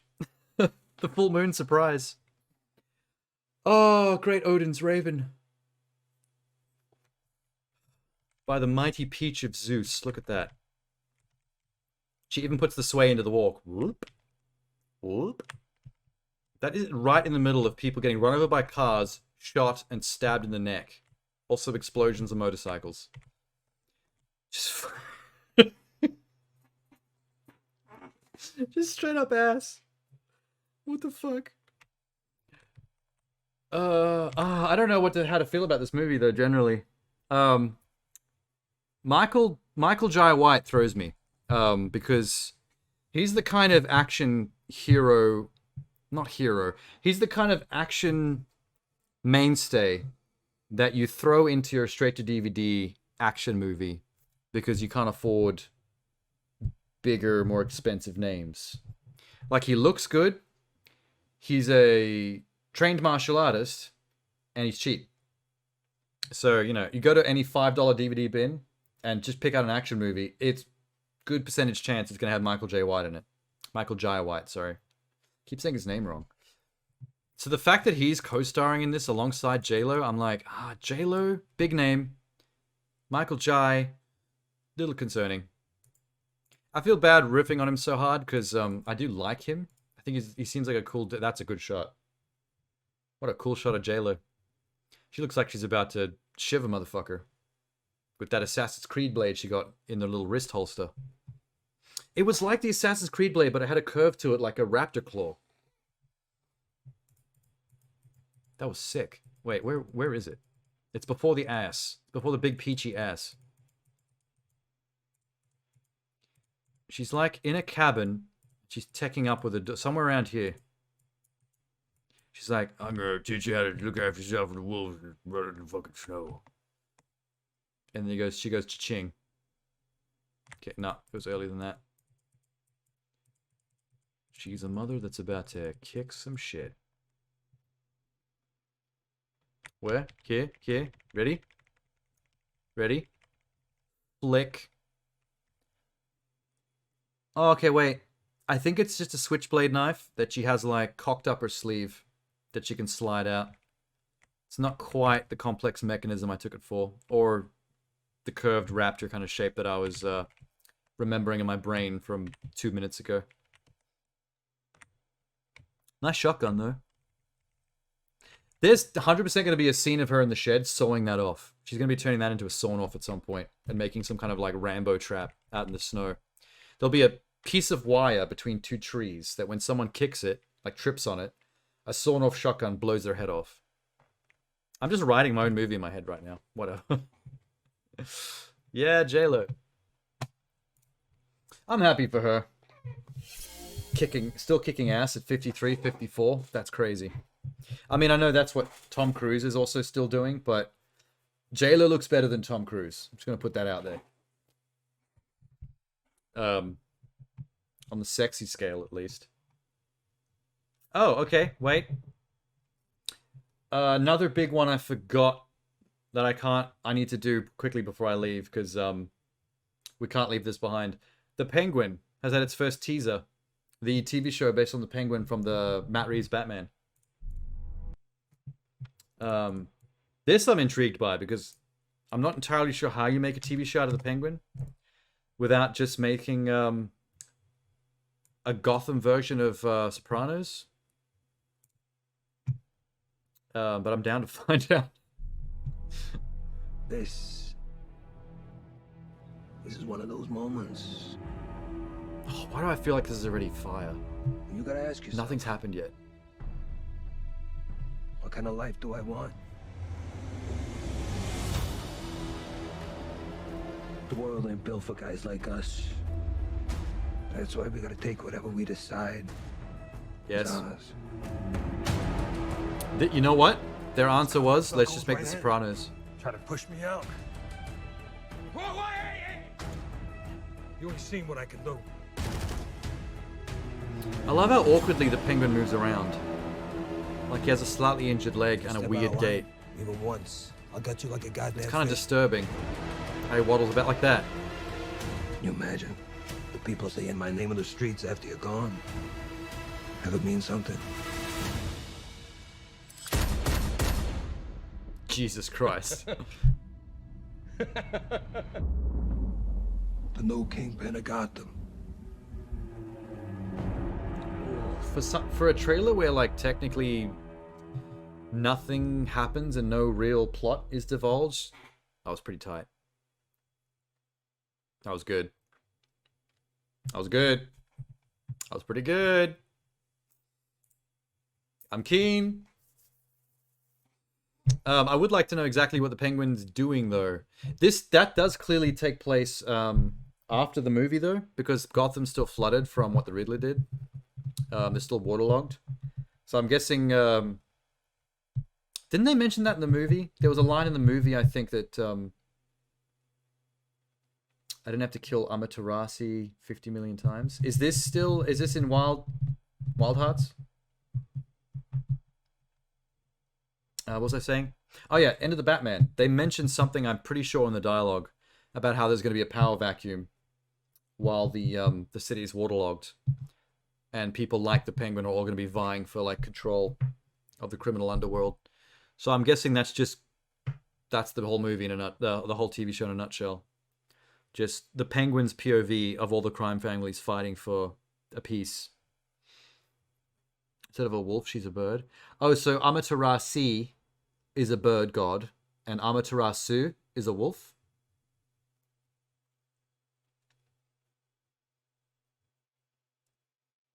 Because for a second then I wasn't sure if you meant to say Amaterasu. Amaterasu was a typo? Oh, okay, so you did mean Amaterasu, but they made her a bird instead of a wolf in their version of myth. I think I defo have to watch the Penguin. Yeah, the Penguin looks hot, man. Like, you know something has got something going on when they don't really tell you anything. Like, tell me what happened in that trailer. The Penguin exists. That's what we got from the trailer. The Penguin is a dude. He's a gangster. He threatened some people, and he might have shot a guy. That's all we know about this show, and it looks fire. If a trailer can show you nothing and tell you nothing, and still somehow the vibe, it just makes you want it, like, that's a good trailer. I mean, that's a good teaser. There is a difference in a teaser and a trailer. Everything I just said, that makes a perfect teaser. Give me tone, give me vibe, give me the texture of the film, like the world, the filmmaking. I don't need to know anything else from a teaser. When you do a trailer, that's when you cut for story. That's when it's like a little bit of Penguin's origin story. This is what he's doing now. This is the stakes. These are the enemies. These are a couple of hints as to where this story might go. Like, that's when you give the blueprint. So, like the Continental. Yeah, exactly. The Continental is another great example. Like, we don't exactly know what they're doing in the Continental, or what the... we don't even know what the importance of the 1970s version of the hotel is yet. Aside from the guess that it's going to be Ian McShane's character during that period vying for control of the hotel and eventually winning out. Well, we know the end of that story. But that's all stuff we're adding that knowledge. The teaser is just, these are shots that are showing off the tone, the vibe, the feel, the texture of the world. And I feel like some teasers don't understand that. Sometimes when you watch a teaser, it feels like just a shorter version of a trailer. Like, it does exactly what a trailer does. It's just shorter, and that's not really the job of a teaser. This is the problem I had with the Barbie trailer last Sunday. The Barbie teaser was great. That 2001 Space Odyssey joke with a couple of quick action shots at the end just to give us a little bit of a blue ball. Like, that's a great teaser. The problem with that Barbie trailer we watched last Sunday is we all went into that expecting a trailer, because now we've already seen the teaser, and we went in expecting a trailer. And what we got was just another type of teaser. We didn't actually get any information about what the Barbies and Kens are all about, where they're from, what this place is, what her actual quest is going to be, like what her arc in that film is supposed to be. We didn't really get told what the Barbie movie is. So they went from amazing teaser to just kind of another teaser for no reason, because we've already been teased, so we kind of need to know what the movie's about now. So that trailer was kind of awkward.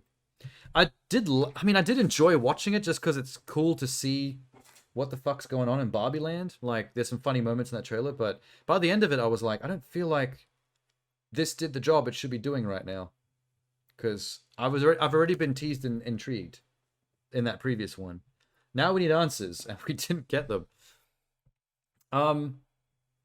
You know what's always been one of my favorite teasers of all time, and it's always been my go-to example of what we were just talking about, that I was saying about the Penguin and what Jeannie just brought up about the Continental, and all three of these teasers are so similar in what they do. Remember Girl with the Dragon Tattoo with Daniel Craig? That film has a teaser which is mint. It's exactly what I like. In fact, it's more of a tease than the stuff we just watched of Penguin and Continental.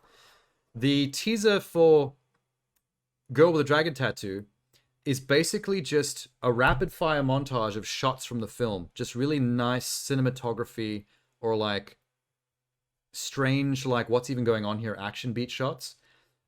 Cut to the beat of a Nine Inch Nails cover of the Immigrant Song by Led Zeppelin. That's the trailer. The trailer is Nine Inch Nails cover of Led Zeppelin, just with shots of the movie cut perfectly to the beat of the dun dun dun dun dun dun dun dun dun dun dun dun dun dun, and it speeds up. And by the time it gets to the end, it brings in this really raw Nine Inch Nails like shrill instrumental grinding sound as it's like slamming the title word by word, like one word at a time on screen to this raw grinding guitar, and then it just cuts and it ends. And you've got no idea what that movie is, what the story is. You saw Daniel Craig, you saw, is it Noomi Rapace? You saw their actors in character doing things, but for the most part, it was just that sickly, high contrast David Fincher cinematography and just nice shots of examples of that. So I'm a big proponent of musicality because as an editor, that's how I edit. Like I cut to audio a lot of the time. Because that's what gives me my flow, my beat, my pace to stuff that I make. So when I see a teaser like that, hooks me instantly. Because I'm just like, I don't give a fuck what this movie's about. You just gave me a tone that I want. I will buy it. I will pay for a full price movie ticket to get more of that vibe. Noomi? Is it pronounced Noomi? What did I say? Noomi? Is it pronounced like the character in Sense8? Because I think she has the same name. The character played by the trans actress. I don't know how the Swedish pronounce it. Yeah, that's probably a good point. Neither do I. That's an iconic character though. That's like her iconic role. If you had to pick out one role for her that like made her career, that's the one. Pretty good movie. I never saw any of the sequels, unfortunately, but I never saw, I never read the books and never saw the original European version of the films either. But I heard they're very good. Okay. I think we can wrap it up. It is 4 in.the morning, and I actually have to, I have to go to a set tomorrow for a shoot. I actually have real work tomorrow for a change. That might shock you, Jeannie. I think you were the one that joked recently about me seemingly like never like working or doing anything but streaming.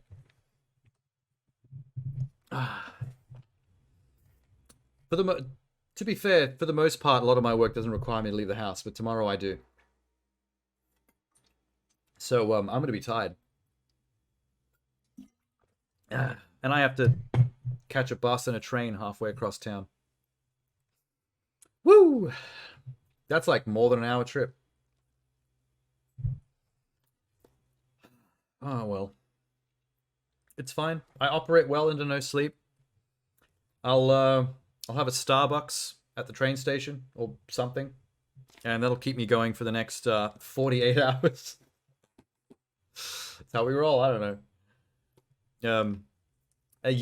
Years of tertiary schooling have taught me how to do that. Because when I left high school, I went to college. And when I left college, I went to CIT, which is a technical institute. Then I went from that to university for a bachelor in media and production. And then I went from that to film school, an actual art institute. So I spent so long at secondary and tertiary schoolings that like I got very, very used to not sleeping. I got well trained to stay up for 2 to 3 nights in a row just to get enough work and study done. And that's not healthy. It'd be better if I didn't, ever. But, you know, life being what it is, it's a handy skill set to have. Because I have been involved in things where I've watched people pass out around me and fall asleep on the floor, where I'm just like, well, it's just It's just me working now. Hopefully when they all wake up, they appreciate the fact that I did everything. Fuck's sake. Anyway. Oh, there's that Hypnotic trailer we watched last week. I'm very keen about that one. That looks like the best Christopher Nolan movie that was not made by Christopher Nolan, starring Ben Affleck. I thought about that after the fact. I didn't think about that at the time when I first watched the trailer, but it really feels like someone trying to do their best Nolan ripoff. In the same way that J.J. Abrams, when he made Super 8, felt like he was doing his best Spielberg ripoff. But it's still such a good ripoff that it's still made for a good movie, a perfectly watchable movie. So it's like, I don't know. It's a ripoff, but we're not going to complain if we get a good product in the end. So whatever. Art is all about borrowing. And by this I mean stealing. We actually learnt that in art school, by the way. All forms of art is a form of stealing, because everything that comes from you, your output, the things that you produce, is built on a bedrock of everything that's ever inspired you. So there is the building blocks, the ingredients, the sort of je ne sais quoi of all the things that you've loved or are intrigued by that have jumbled up in your brain and have been reconfigured into this new thing, this new way of stitching it together.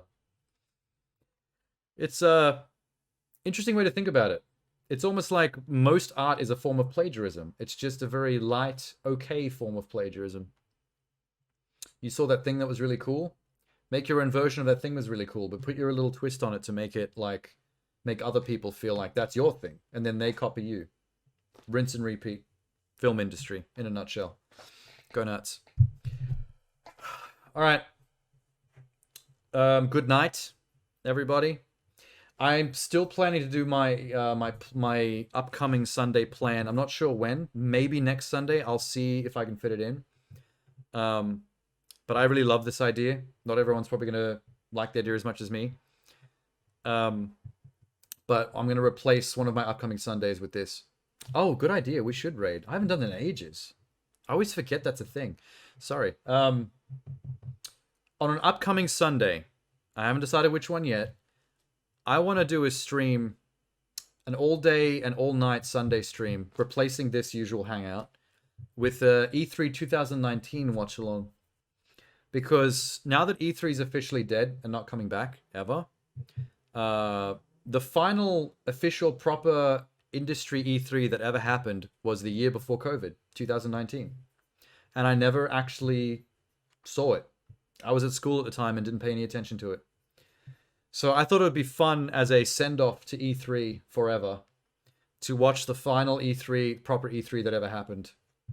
And I think that might be cute because there'll be a lot of games that are being advertised that have since come out and we know exactly how that turned out, if you know what I mean.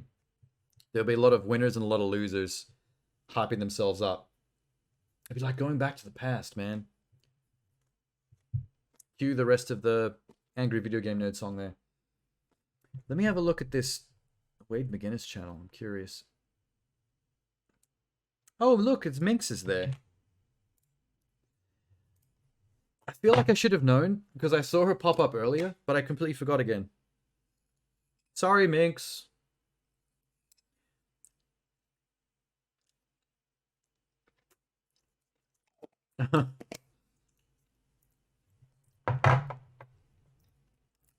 On a subconscious level, I know you're there.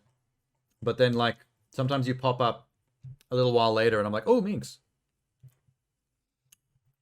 You went off to make dinner? At 4 in the morning? What kind of crazy mummery is this?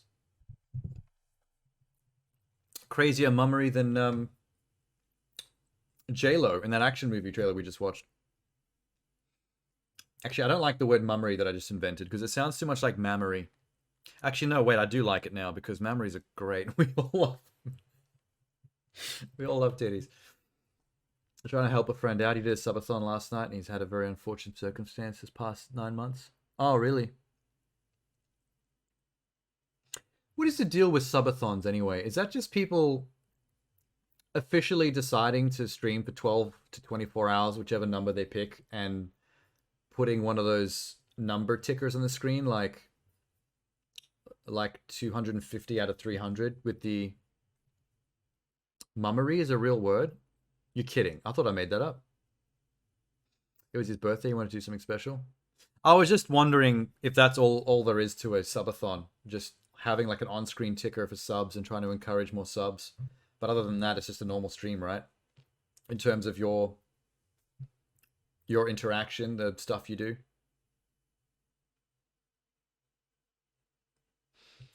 They do subathons to get more emote slots revenue. Oh, that does make sense actually, because when I first became affiliate, Minx and Von gave me a surge of initial subs, pretty much for the reason of jumping me ahead in a couple of unlocks, which helped a lot. But I believe I still have 2. Like there's 2 left above where I got to that I could technically try to aim for. I've just never considered doing an official thing with it, where you have the actual sub number on the screen and all that professional jazz. Okay. Let's see. I'm just popping over to his stream real quick.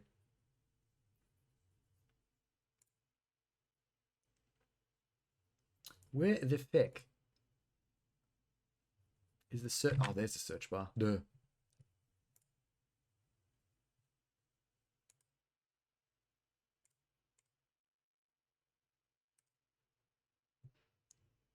We broke all our goals. Birthday subathon. Oh, he actually did it.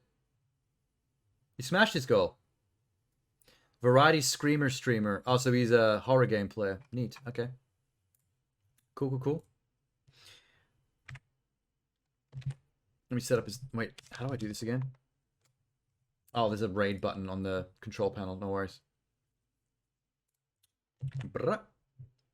He's also Variety. Fair, fair. Okay. It's ready to go. Thanks for stopping by and hanging out, everyone. Genie, Minx.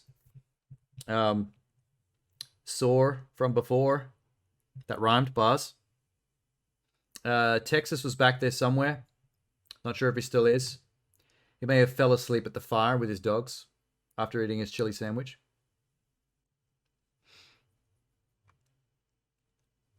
Okay. I'm going to run the end plate screen in the meantime while I'm starting up the raid, so it'll kick in shortly after this. Good night.